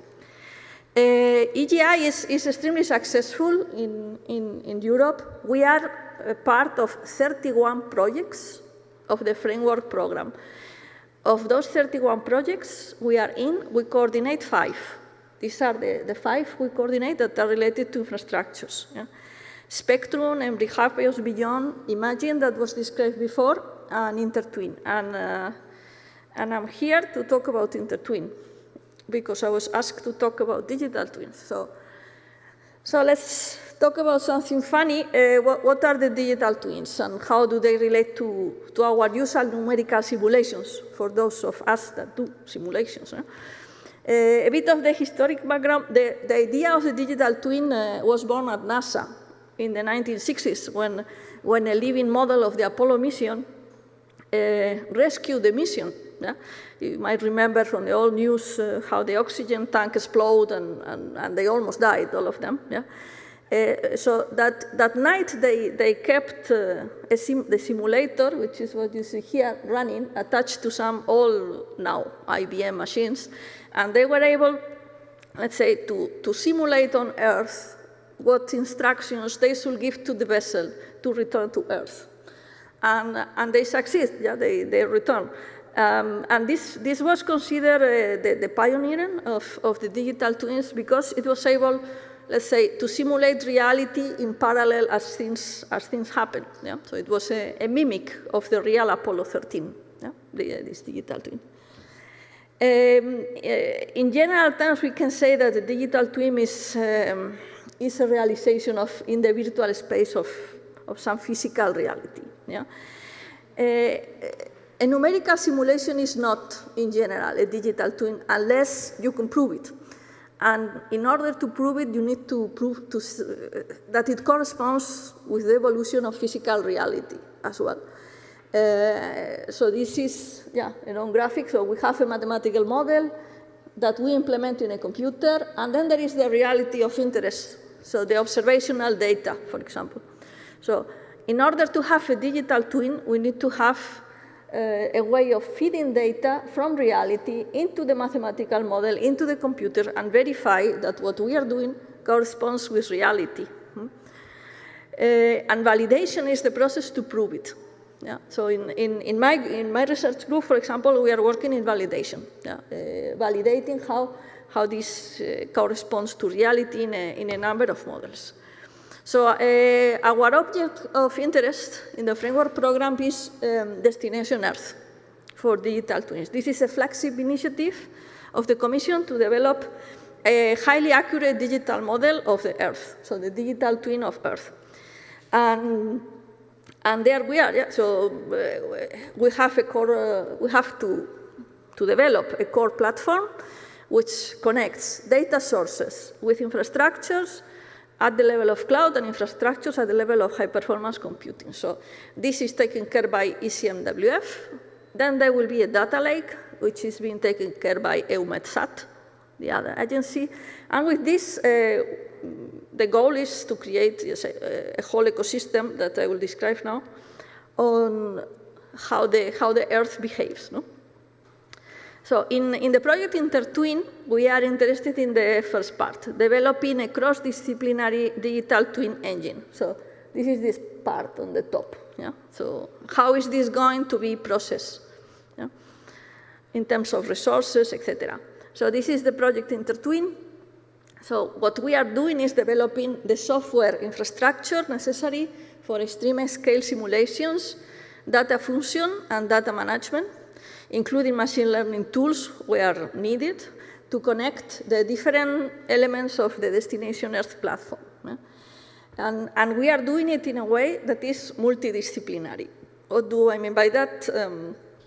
That our solution is of general applicability to very different research areas, yeah? From flood warnings to drug prediction, high energy physics, gravitational waves, lattice QCD, radio astronomy, etc. So it should be a solution which in terms of computing infrastructure is neutral. Yeah? It is not always possible, but we do our best. So this is just a look at the basic architecture. We cooperate with other digital twins to make this interdisciplinarity come along. These slides are courtesy of Arnau Folch, a colleague of mine from the Institute of Geosciences of Barcelona. So we are as well working in making the digital twin of a volcano, yeah? In the DTGO project, which is the other digital twin project funded by the Commission. Yeah? And this has to do with urgent computing. Urgent computing in the sense that when the volcano goes off, what do we do? Yeah? How do we warn the people of civil rescue? And this is being done live, so to say, using computing facilities and feeding data from the real sensors that are in the volcano that you can see here. So it's these people typically have a network of sensors around volcanoes that have a prediction of when things are going to happen. In Spain, we know very well that it's an issue. Yeah. Then we run a software called Fall 3D. It's a very complex simulation that has represented many years of development work. Yeah. And then we collect all the data, and we are able to simulate how the smoke is going to propagate, and then we can inform the authorities. For example, the aviation authorities, that they should not start, etc. So this is the volcano. My colleague Joaquin Tintoré from SOCIP, he also reminded me that we are, of course, collaborating in the digital twin of the ocean, which is the other part of the world, no? the ocean. This is in the framework of Mercator. Ideally, they also want to make observations flowing easier into the simulation, and they came up with a very complex architecture, but very similar to ours, if you look at it carefully. So it's, let's say there are the data sources, the engine to simulate, the users on the right side, etc. So in a way, we all came to the same conclusions, no? That we need to put a number of layers and use standard interfaces, etc. And then, what else I want to say? Yeah, some reflections. Since we will have a discussion session now, I thought maybe I make some considerations that we have been discussing across the EGI Federation. Yeah. Obviously biased by my own professional education, which is physics. I'm a high-energy physicist. Physics is an experimental science. Yeah? We investigate where we can. And this is often not where we would like to investigate, right?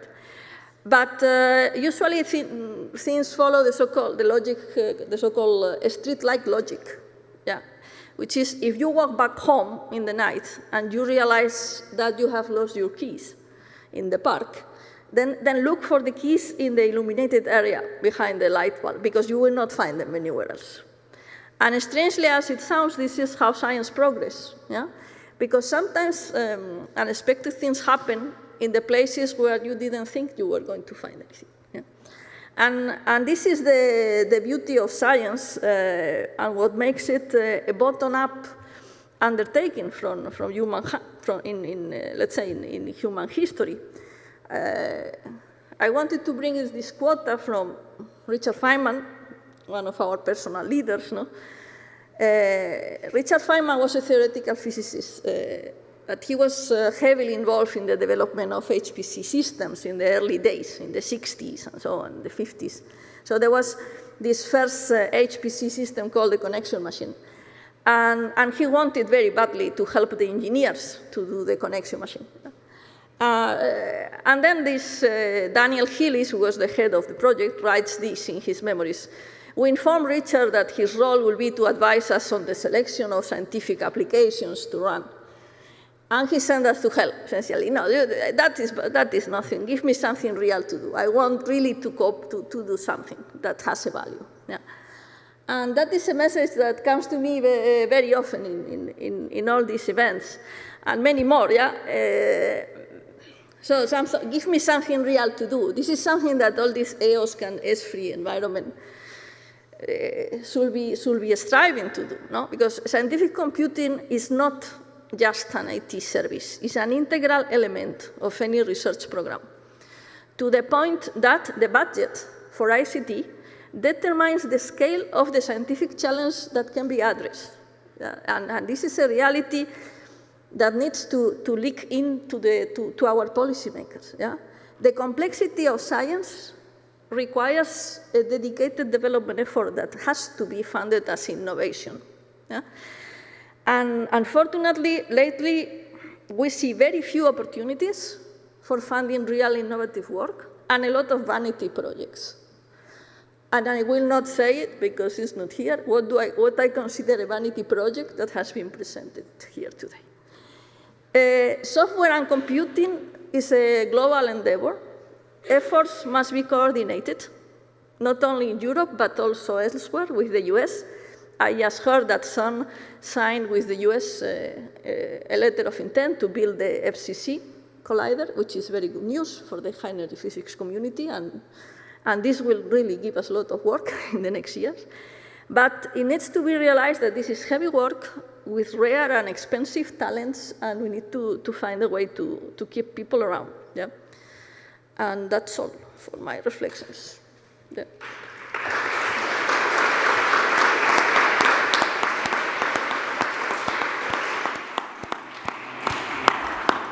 Yeah, this was an almost philosophical outlook at the end, which requires thorough discussion, or stimulates discussion. So questions to both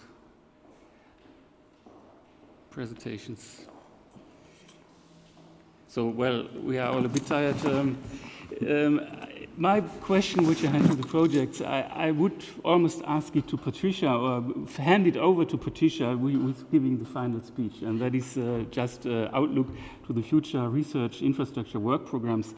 My question to many of the project was, what will be the sustainability in the next work programs to support them, like these initiatives like CanSurf or e-remote, which starting a topic at a transnational access team, or even Infratech now with saving energies, they will most probably not be finished after the end of the project.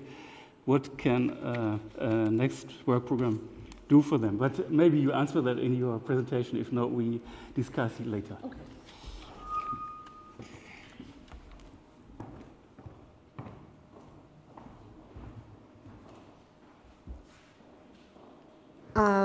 I see that Christoph wanted to give me something real to say.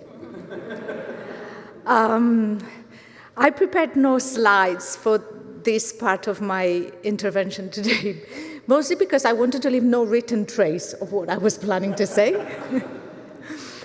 which is something I think I need to worry about sometimes, and also because I was planning to draw most of my inspiration of what I wanted to say now from what you would all say. I think I now have a list of mental questions that I want to ask to some of you, because I think I've never managed to understand GEAND properly, or EGI, so I'm going to just jump on you now to ask you a few questions. But really, as regards what I wanted to discuss, which was the future for research infrastructures, which is the future of a part of the European Framework Programme in the context of the future of our policy and political evolution in the 10 years to come. And it's really 10 years because it's the 3 years that are left of the current program, Horizon Europe, and plus the 7 years of the future program. So that is something quite real to do. But it's really not very specific.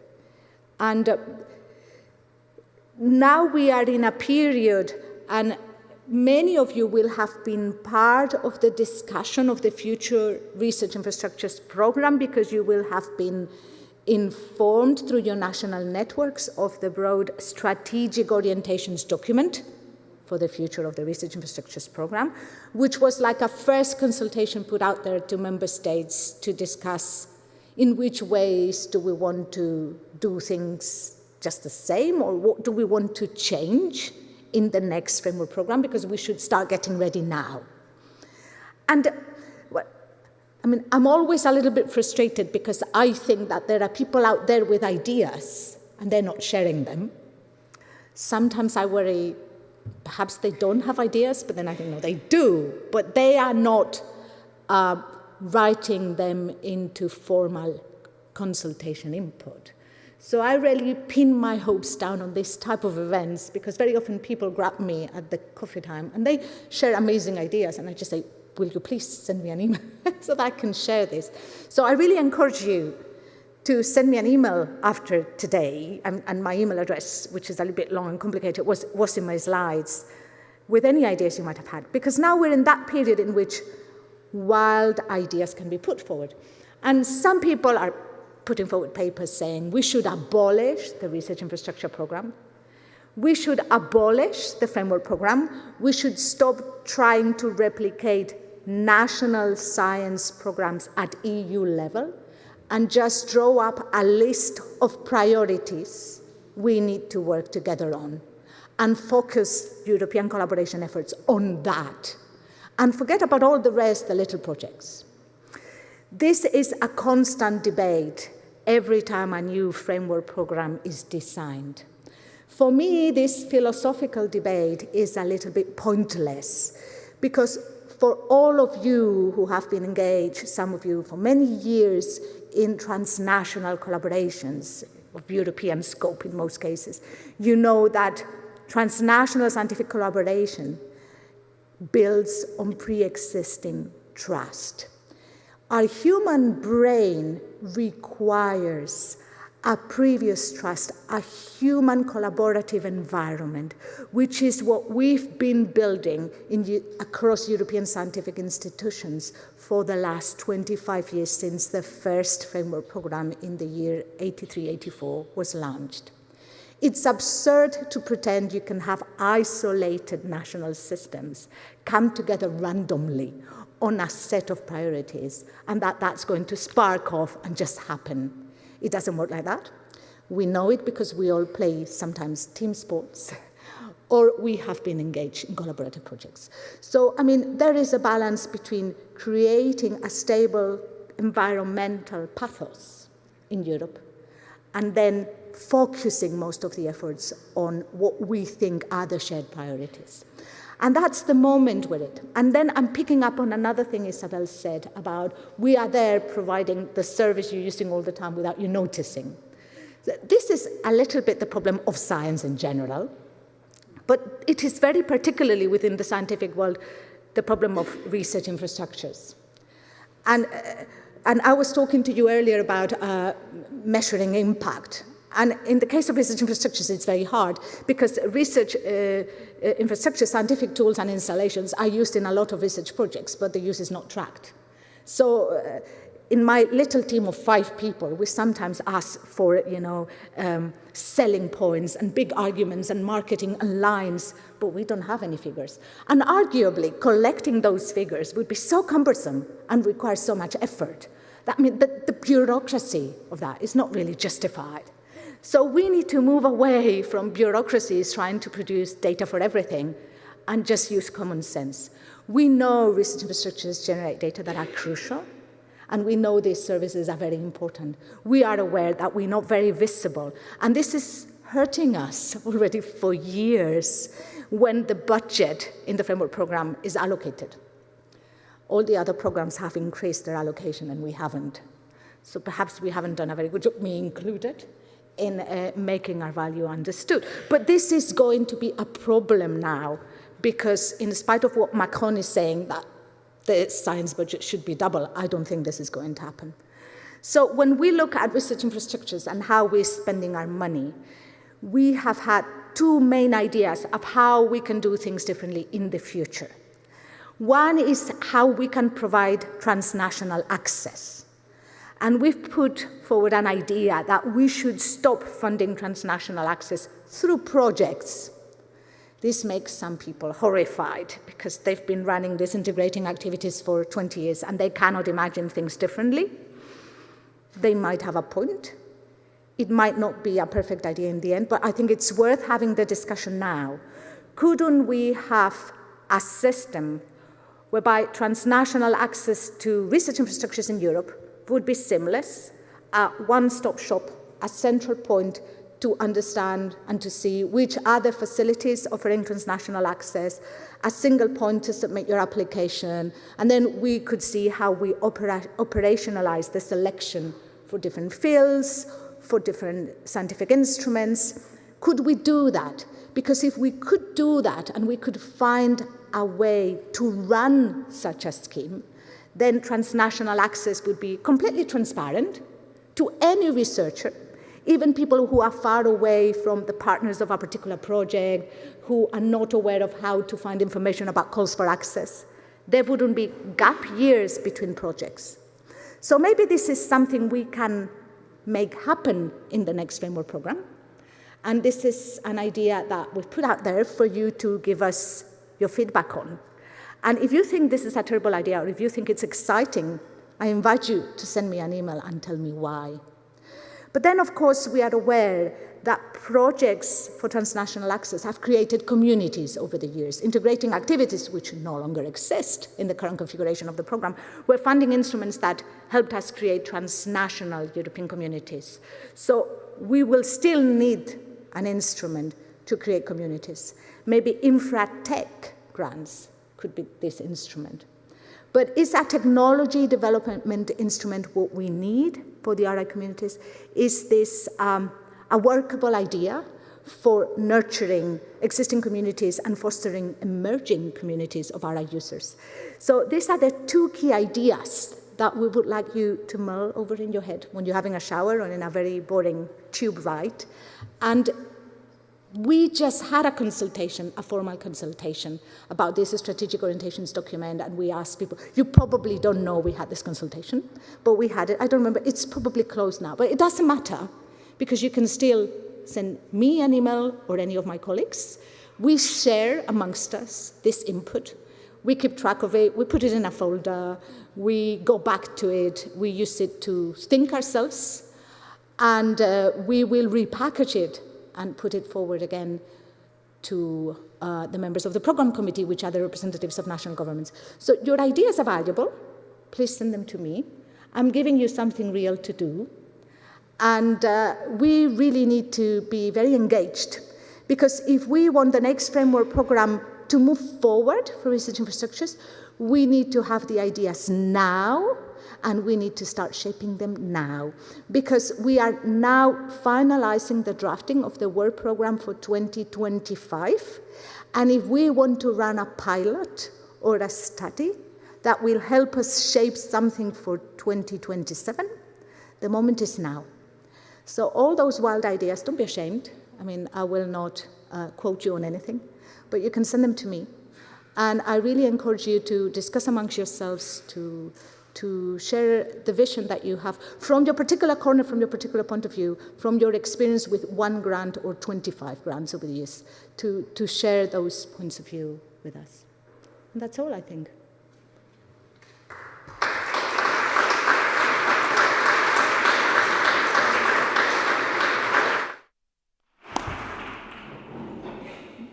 Well, to assure you that we in Germany, at least, we are having many workshops and thematic papers which we'll submit to you in the process of developing the next framework program before the first draft of the Commission will be issued. And I think this you are expecting from other countries also.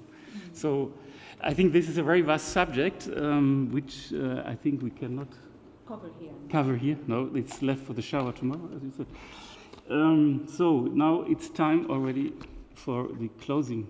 Or if there are any questions, I'm happy to. Yes. Yeah, please. That's me.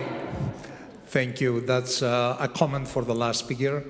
Thank you for your presentation. I remember that era of transnational access. It was very successful. But then it gave us the opportunity to see what is the real picture, what is the reality out there. And the reality is that the communities and also the individual researchers, they are never accustomed actually to use what is readily available out there. Okay? What AGI, develops is fine, but the researcher or the networks, they need, something which is tailored to their needs. And therefore, here it comes, the content of co-design and co-development. And I think that the example we had, in the morning from the Oscars projects is a fine example if you are looking, for something to change the picture.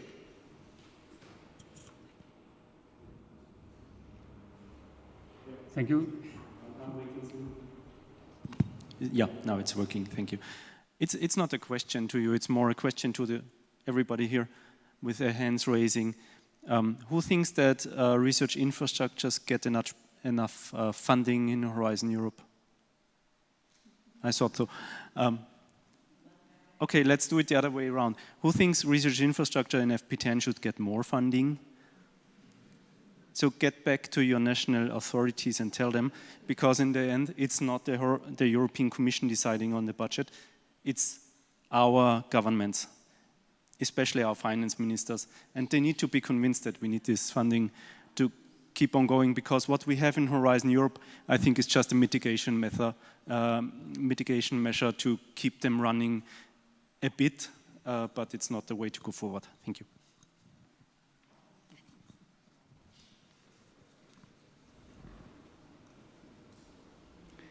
Okay, with this message, I think, yeah, another, yeah, please. Yeah, just in response to what was just said right there, and I agree with it 100%. I'm with you. I think that national entities ought to be funding more of infrastructure, of course. But what happens to the research or research groups when they don't? Isn't there some other fail-safe? I mean, if you're in a country which just isn't funding the research, your needs or the infrastructure needs that that is required, is there an outlet at the European level which you can go through? I mean, is there some sort of fail-safe for that, or is there a plan for that? Or if you say absolutely not, and it's completely in your country, or what are the opportunities? And the other thing that somebody was saying is that researchers aren't taking advantage of the services, and I would say that a lot of times they don't know about it, and it's hard to find the right mechanism of advertisement and outreach to get to everybody. But is there sort of a fail-safe at the European level if your home entity isn't probably doing as much as you think they should?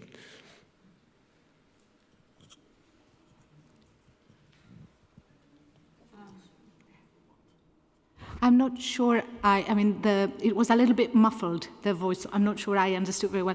But I think you asked whether there's a mechanism at European level where a national scientist can go when its national science funders are not doing enough. Well, this is a very vast question. I would say that a lot of national scientists are surviving thanks to European projects, to be honest. There are always cases like this, or periods like this for everybody. In the case of research infrastructures, we operate through a system. We set up an advisory committee called ESFRI, the European Strategic Forum for Research Infrastructures. So for a research infrastructure, which is a scientific installation or a transnational collaboration that is intended to be stable over time in order to provide stable services, in order to be included in the roadmap that ESFRI draws up, the support of at least 3 national governments is required. So the Commission is not in a position to add transnational collaborations to this list if there is no national commitment.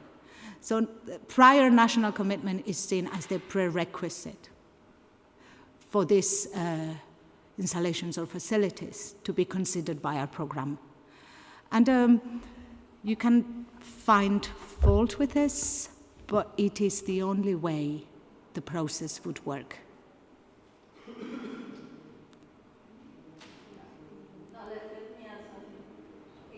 It is many years already that we are trying to solve the same problem, no? Science is a bottom-up process, yeah? And the European Commission is very top-down, very top-down, yeah? So matching the two angles is very difficult. Yeah, this is not anything that just happens. No, matching the bottom-up ecosystem of research with top-down measures is not working. Very often, I have the impression when I look at the news that some people are trying the impossible, which is dictating politically what science and technology should produce, and this is not going to happen. Yeah? Because this is like a friend of mine, a mathematician, says, this is like if the early 90s, you read in the newspaper, in 10 years from now, we will have a general theory of relativity. And this is absurd. Yeah? Science works in different ways. Yeah?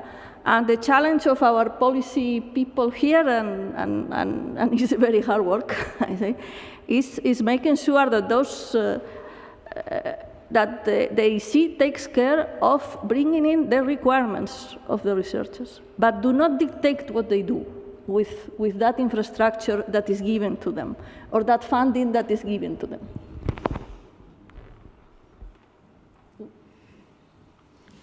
I agree. I think it's a conversation for a cocktail. Well, but the funding gives, of course, it makes excellence on what the researcher can do. So it cannot prescribe that in 10 years we have fusion energy, but it can. 10 years. In 10 years there will be fusion energy, but they can say, well, the money is now for fusion research. So that is makes a difference. So even if the science is bottom up, but if there's no money, so then there will be no science at all.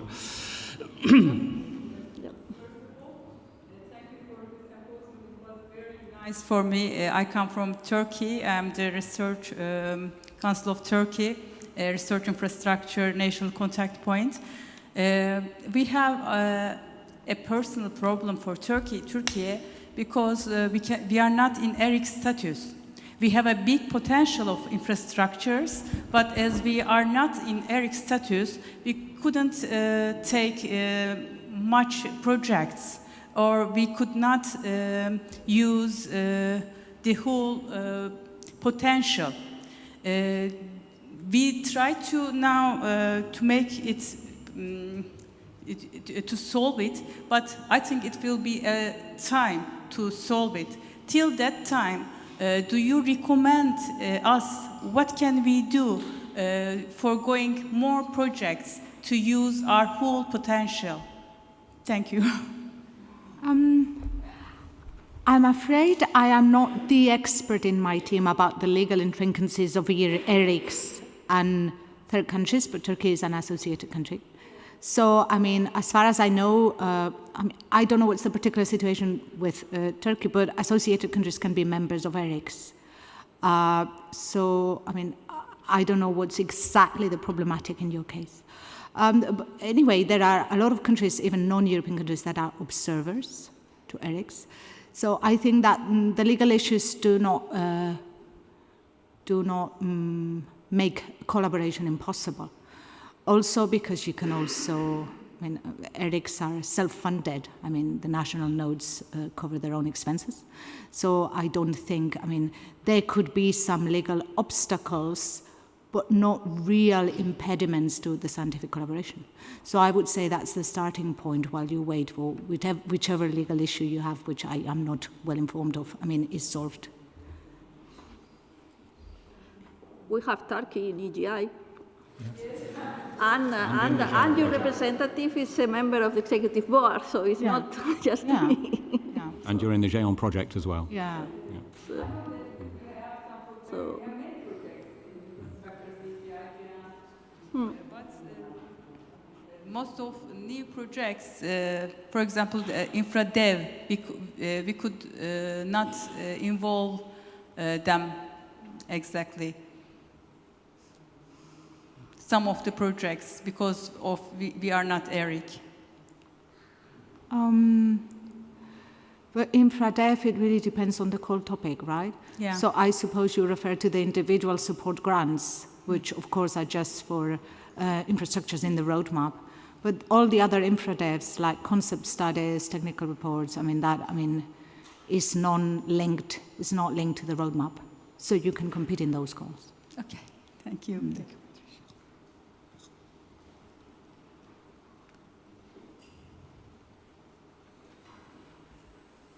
So if you have no further questions, José Luis, I would invite you for the closing remarks. At least that is on my agenda. Something real to do for José Luis.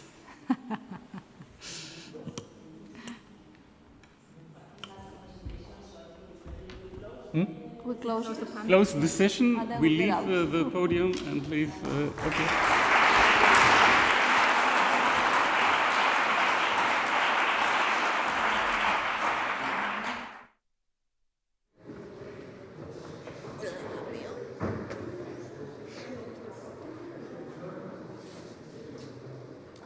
So we are reaching the end of the symposia, but before moving to the cocktail, I would like to give the floor to José Luis Martínez, the ESFRI chair, for the closing and concluding remarks, and then also to Eva Ortega Paino. She is the General Secretariat of Research in the Ministry of Science, Innovation and Universities. So, José Luis, the floor is yours.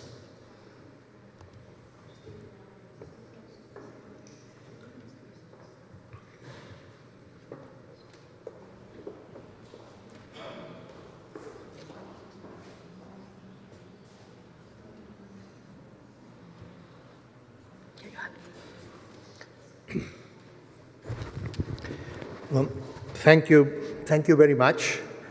It was a pleasure to be here the full day, near my house, by the way. So it's very convenient. But really, I learned a lot because, I mean, all the things related with research infrastructure and EOS and other things are always really now under construction, and it's really very informative to me. I will try to make a very short presentation, and I will start with something very simple to all of us. We have the same level of knowledge. What is ESFRI? Because we heard about ESFRI a lot of time and what is going on. And well, I would like to be very clear. The ESFRI is a body, is a forum. So it's a meeting of people. It's not a legal entity. We have no budget. So this is a very big advantage, because no budget means no people knocking the door. They said, where is my business? So I consider a big advantage. But ESFRI has a vision, and the vision is the people working in ESFRI, this is member state, associate country, and Commission, European Commission, we like to have a vision that we will equip Europe with the infrastructure to make the groundbreaking research. So really the cutting edge of the technology in order to really make the biggest progress possible in the research. This is our vision from ESFRI that we would like to implement. How we implement that in ESFRI, like ESFRI Forum? ESFRI is only a body, it's only a meeting of people from the member state in order to give a policy advice to the member state, associated countries, and European Union. In that sense, I will continue with, yes, clearly the research infrastructure are financed maybe at the level of 98% from the member state. However, I would say the last 2%, who is coming sometimes, I would say in average, from the European Commission, is extremely important. Like a physicist or a chemist, I would say it's the catalyzer. With a small amount of things, we produce quite a lot. And this is the 2% coming from the European Commission. And also a second part, you see, sometimes a little money in the proper time is extremely multiplier factor. And so the European Commission has a very good tools to finance the project in the early beginning, in the preparatory phase. If this project don't get this money in the preparatory phase, many of them will die. However, with this money, who maybe at the end of the day is a small percentage, is extremely important to survive the project and to finally arrive to a very strong and very, let's say, important research infrastructure in Europe. ESFRI was created in 2002, I think one of the very best elements of the European research area, and has been working from that continuously. So I said, I repeat, it's a central platform for the strategic thinking and collaboration between the member state and the Commission in order to develop the research infrastructure in Europe at the pan-European scale, not at the level of the national one. And of course, we want to contribute to the regional development and also the global development in Europe in very competitive global scenario. Just only a small slide about the composition. ESFRI is a body. I said there are two delegates for member state or associate country, an equal foot, and also people from the European Commission acting as secretariat of the ESFRI. We have a chair, an executive board, and we are really in the work is done by 6 strategic working groups that at the end of the day you will remember the 6 group that has been all around in Oscar and different things, environment, health and food, food, digital, physics and engineering, energy, and social science and humanities. And we have also the implementation group, how to implement the research infrastructure, and very recently and very important, the monitoring group in order to monitor the performance of the well-established research infrastructure. As I said before, there are around 43 research infrastructure plus 22 projects, so in total we are around 68 research infrastructure, either already running or implemented, or in the phase of projects to be implemented. So this is about S3, but what is really the S3, let's say, work? So we have three elements I consider like the seals that they represent really S3. One is a process we do is the landscape analysis, the second one is the roadmap, and the third one I said before is the monitoring of the already existing project. So landscape analysis, I think, is a very important element of S3 that describe from time to time, now we are going to a periodicity of every 4 years, and describe what is really existing, what is really missing, and how we compare with the other areas in the global scale, like the Pacific Rim or America or China. And also, is very also in the present one that will be, I will explain later, that we'll present in a couple of weeks, is also how the new technology will impact the research infrastructure. And by new technology, I mean the artificial intelligence or the quantum technologies. We have the S3 roadmap. It's some type of bottom-up approach that the people apply to make a new research infrastructure in Europe at pan-European scale, and we have an evaluation process that we will just show you later in one slide. And finally, these research infrastructure are included in the so-called roadmap of future research infrastructure in Europe. And we have this monitoring process about how is the evaluation and the performance of the existing, already implemented research infrastructure. Respect to the landscape analysis, I said with a periodicity of 4 years, the new one is ready to be presented. Actually here there is a person who is working very much on it, Anna, and will be presented really probably at the end of this month and officially in the web, like the electronic part, but the real presentation will be done the first week of June, probably the 6th or 7th of June, I don't remember, during the presidency of Belgium, and we have quite a full activity during this week with the Research Infrastructure Conference, S3 Forum, and will be the presentation, the official presentation of the landscape analysis with the new novelties that I said include the impact of the new technologies, also the research infrastructure portfolio that will be presented, and all these things. Later on will be published and will be distributed to our, let's say, owners, so member states, associate countries, European Commission. The second element that I think characterizes S3 very much is the roadmap. The roadmap, I said, is a bottom-up process, so we open the call to the researchers in Europe. In principle, the logic is with the analysis of the landscape analysis, where indication of gaps and a strong point of weakness in Europe.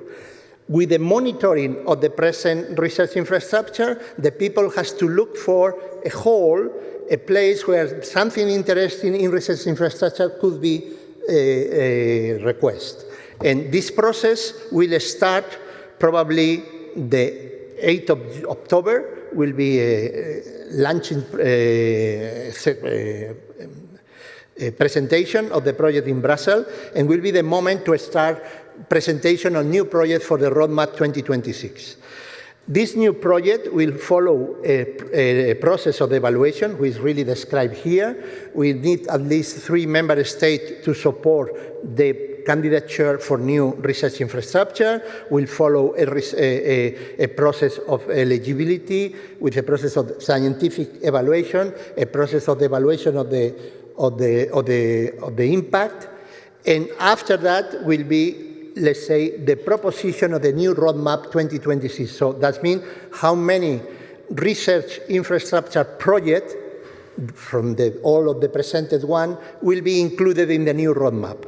And that, because of this process is quite long with all the evaluation, that will happen probably around middle of 2026 at least. It's very likely. In that moment, we presented a new roadmap, Europe S3 2026.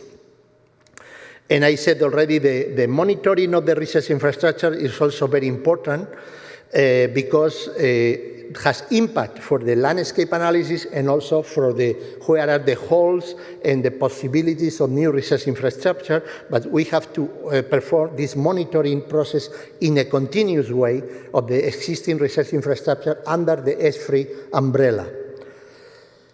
So, priorities for this year, 2024, 2025, I will say that that's three. Clearly, to finish our landscape and present publicly and disseminate as much as possible, to launch a new roadmap for 2026 of the S3 research infrastructure, continues or finish all the S3 monitoring. We have to go to the process to monitor all the research infrastructure already operating under the S3 umbrella. And I will say we have also to position and better integrate the research infrastructure in ERA. And I will say two last points that I will develop later, and is related with this workshop, how S3 would like to make a broader range of the stakeholders and how we collaborate with EOS, and the other elements which are coming into the background, into the horizon, with the EDIC and the technology infrastructure, that I will really make a couple of slides at the end. Also, we are discussing already, because ERA is a rolling process, is already discussing the priorities for 25-27, and the new, let's say, political agenda of ERA. The activities will divide it in two parts. We call recurrent activities, that for us is our usual work. This means the landscape analysis, the S3 roadmap, and the stakeholder engagement, how really collaborate as much as possible with the other activities like EOS, industrial cooperation, and so on. And the short-term activities. These short-term activities usually is coming from mandate, coming from the Competitive Council, this means from the Member State and the Commission, that asks S3 to do a report or a study, a position paper about different issues. For instance, we have in the pipeline about the financing and financing sustainability of the research infrastructure, international collaboration, the impact assessment of the S3 itself, and also how we could strengthen the legal entity of ERIC in order to be really more integrated in the research infrastructure ecosystem. And last but not least, it has been also discussed before in the panel before, about the resilience and the greening, how we are more efficient in energy consumption in the research infrastructure, who at the end of the day will become more sustainable.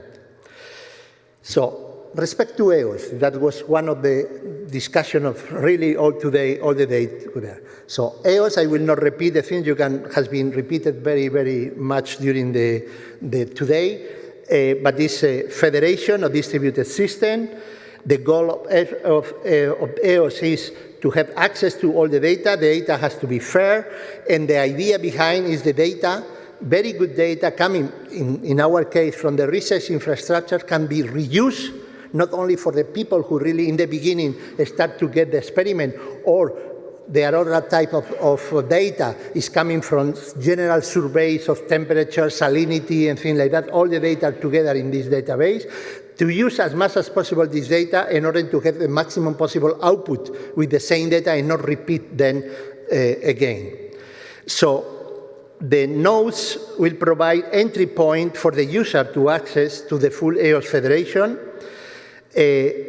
But I would say from the point of view of the research infrastructure, at the end of the day, S3 representing some part of the research infrastructure, all of them, we consider that it's really very important that the research infrastructure is properly recognized inside the EOS governance structure. So we know that the governance of EOS is made by the so-called tripartite, so the European Commission, the EOS Association, and the EOS Steering Board, who is really the member state and also country. And I said the EOS Association, who in principle represent all the users, all the researchers in Europe that want to use the data. And there in that part is very important, the research infrastructure.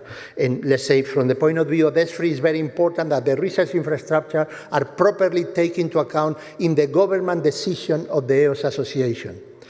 So in that case, from the point of view of ESFRI, we have a so-called task force between ESFRI and EOS from the last at least 6 years, if I remember properly. And that means that we have a direct connection between EOS and ESFRI. We have people there representing ESFRI in the EOS, in this EOS task force. But the idea behind is we would like, with this kind of coordination, to reduce the fragmentation of the research or the data landscape in Europe by stimulating the connection between the research infrastructure ESFRI type and the EOS Federation. And of course, assist and really collaborate that the data will be fair in the sense that can be reused later and be useful for a future research. One part of that, I will say, if Oscar has been presented, I will not really give much more information, but really, Oscar is a cluster, different cluster with the different research infrastructure, and most of them from ESFRI, that really collaborate and try to implement this kind of nodes of EOS data. But I will say from my side, like the ESFRI and the research infrastructure, there is still open question. And I will repeat that later. I think we are in the critical moment. Okay, everyone is telling always we are in the critical moment. But it's very clear to me that the next 6 to 18 months, many things will be set up. EOS, Framework Program 10, budget, new commission, and the budget for the Framework Program 10. And from that moment will be the implementation of that. But from here to the next, between 6 to 18 months, all these things will be decided and crystallized, and after that will be the implementation. So really, I continue to say, yes, it's a very critical moment that in the next 6 to 18 months, many things will be decided, and later will be that only we have to implement that, but will not be very easy to change. So, from the point of view of EOS and ESFRI, we have to define and develop the implementation model of such a federation system. It has to be, seems to be a very challenging model. So I think that one of the elements to the discussion is we will propose that the research infrastructure participate strongly in this governance, in the definition of the government process of the EOS. The point is, we always says that the idea of EOS is to reuse the data and to produce more for the European researcher. But how we will keep this sovereignty? It was a question this morning in the first panel about that, and it is a very, very important challenge. How we assure the sovereignty of this data who are really stored or used in EOS? It's not simple. And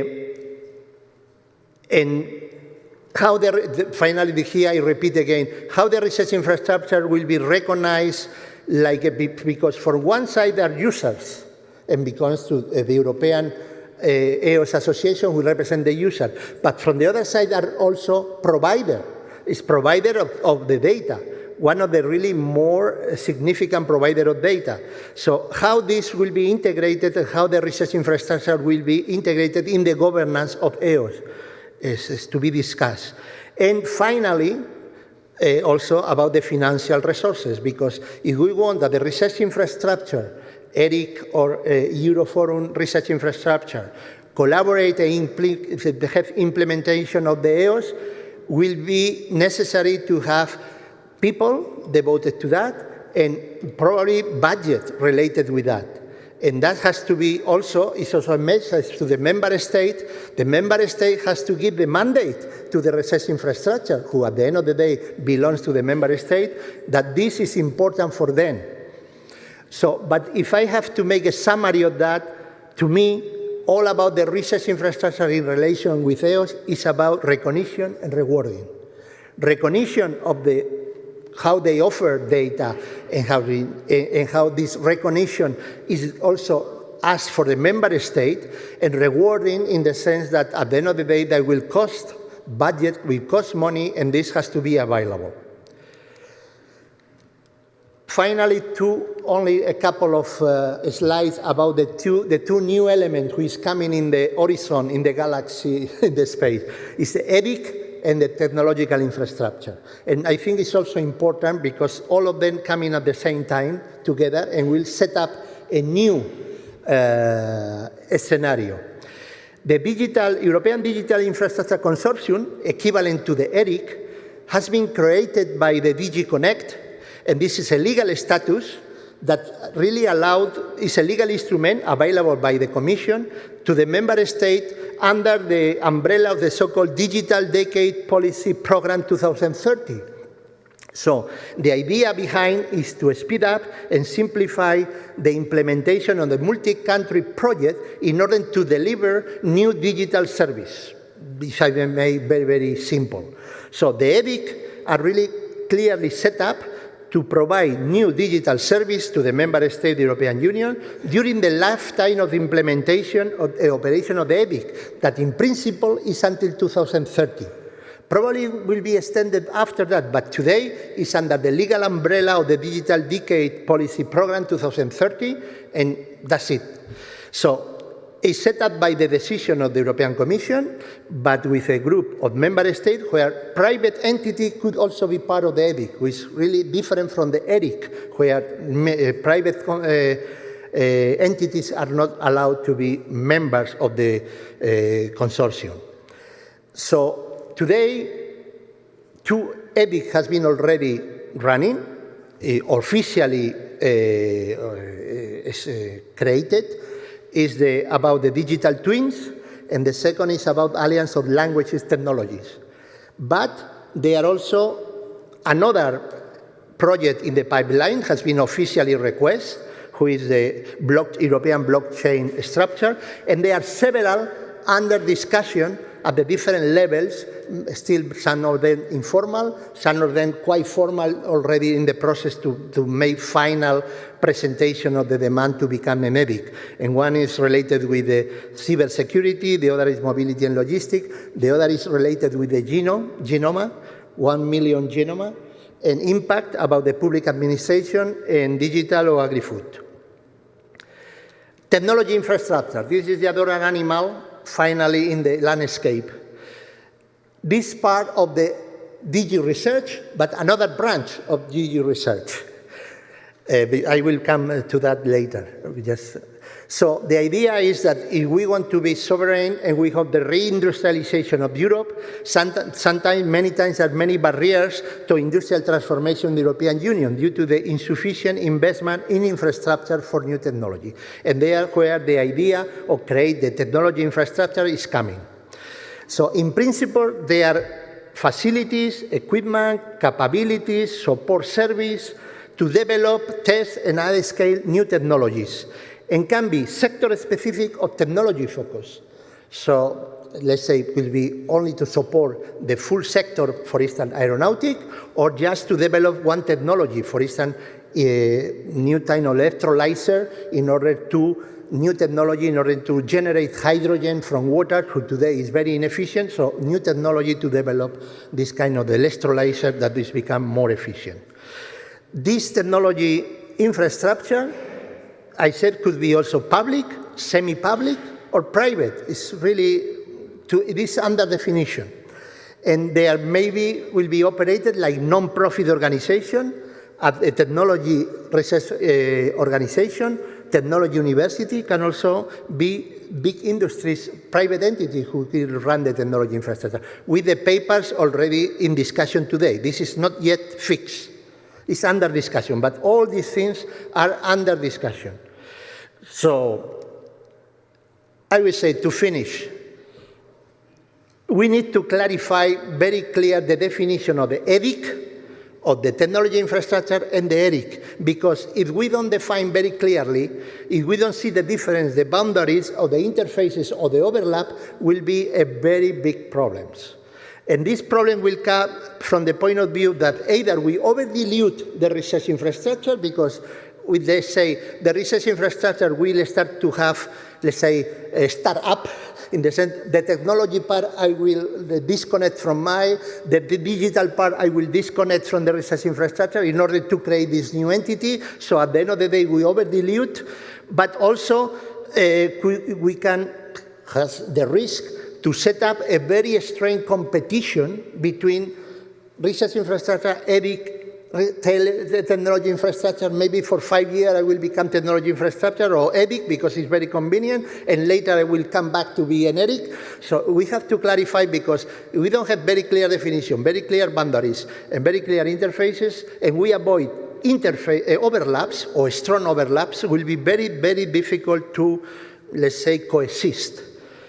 We need, and this is the part I commented before, the point with these three elements is need a lot of coherency, coordination at the national level and at the Commission level, because many of the responsibilities are usually in the Commission in different areas, different Director General, and even inside the Director General in different branches, but also at the national level, at the member state of the country, as also at different ministries.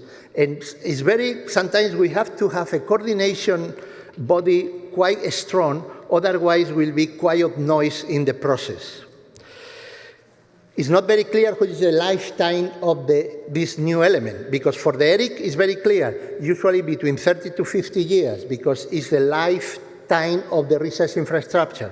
But for the ERIC, it's not very clear because they have to provide services as soon as possible. And in principle, with the framework of this position paper from the Commission, it's until 2030.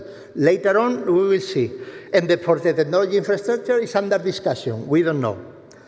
So, and also, and finally, and it's particular for the ERIC and technology infrastructure, the business model is not yet very well defined.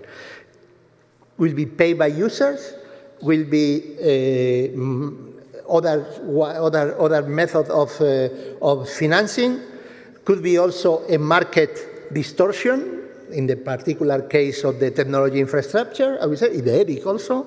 This has to be clarified as much as possible, but nevertheless, I would say it's an opportunity. So if we define the things properly and we set up very clear the boundary and the collaboration, will be a much more diverse ecosystem and will be in benefit all of us, but has to be done properly. And I just finished to thank you again for the organizer to give me the opportunity of give this last, let's say, summary of points from the outside. And it was a really very pleasant meeting and it was a very interesting day. So thank you very much.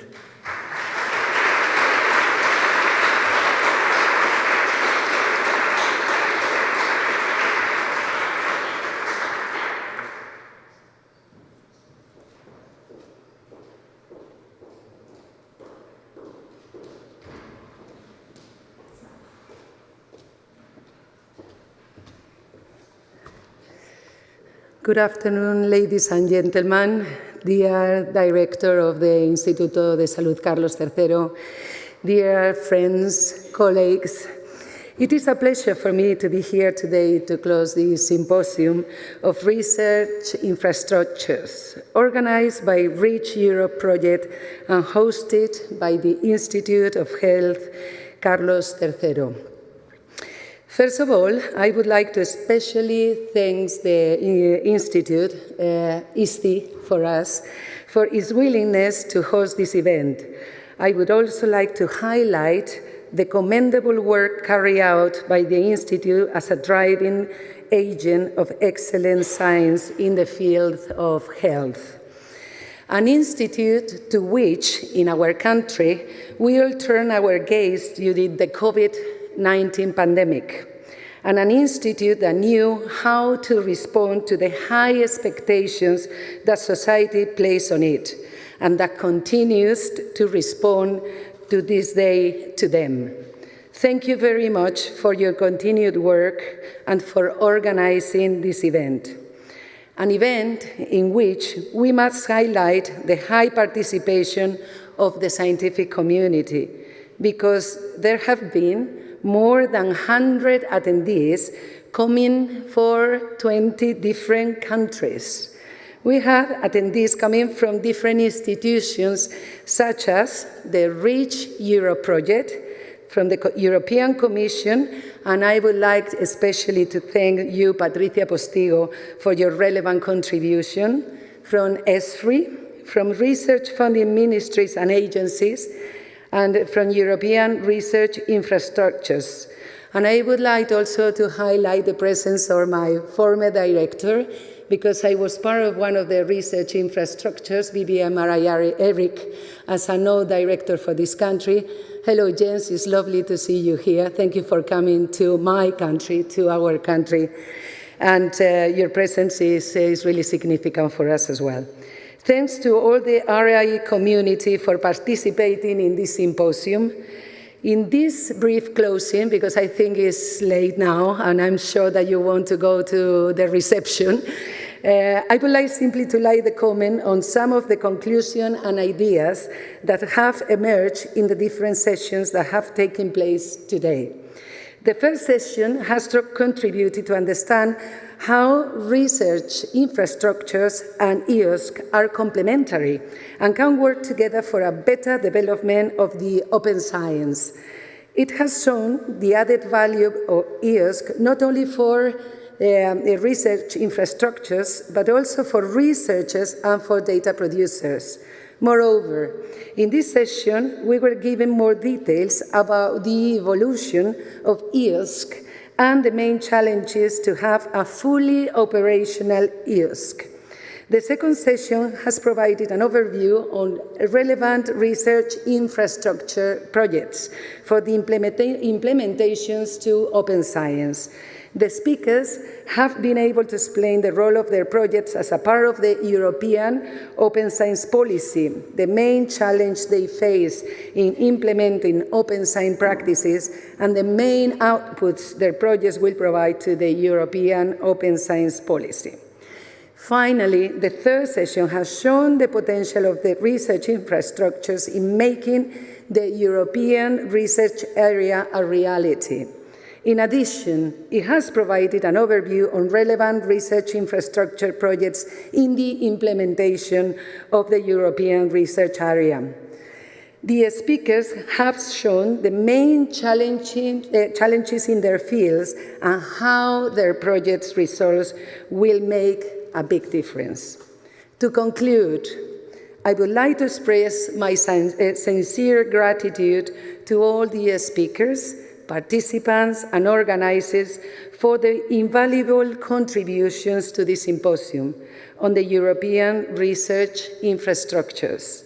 Throughout our discussions, we have delved into the remarkable advances, collaborative efforts, and immense potential that these infrastructures hold for driving innovation and scientific progress in a huge variety of fields.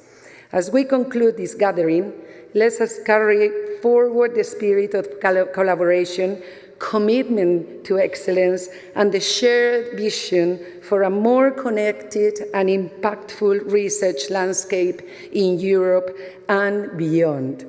May the insights gained and connections forged here serve as a catalyst for future collaborations and breakthroughs, ultimately enriching the scientific community and benefit our society as a whole. Thank you very much.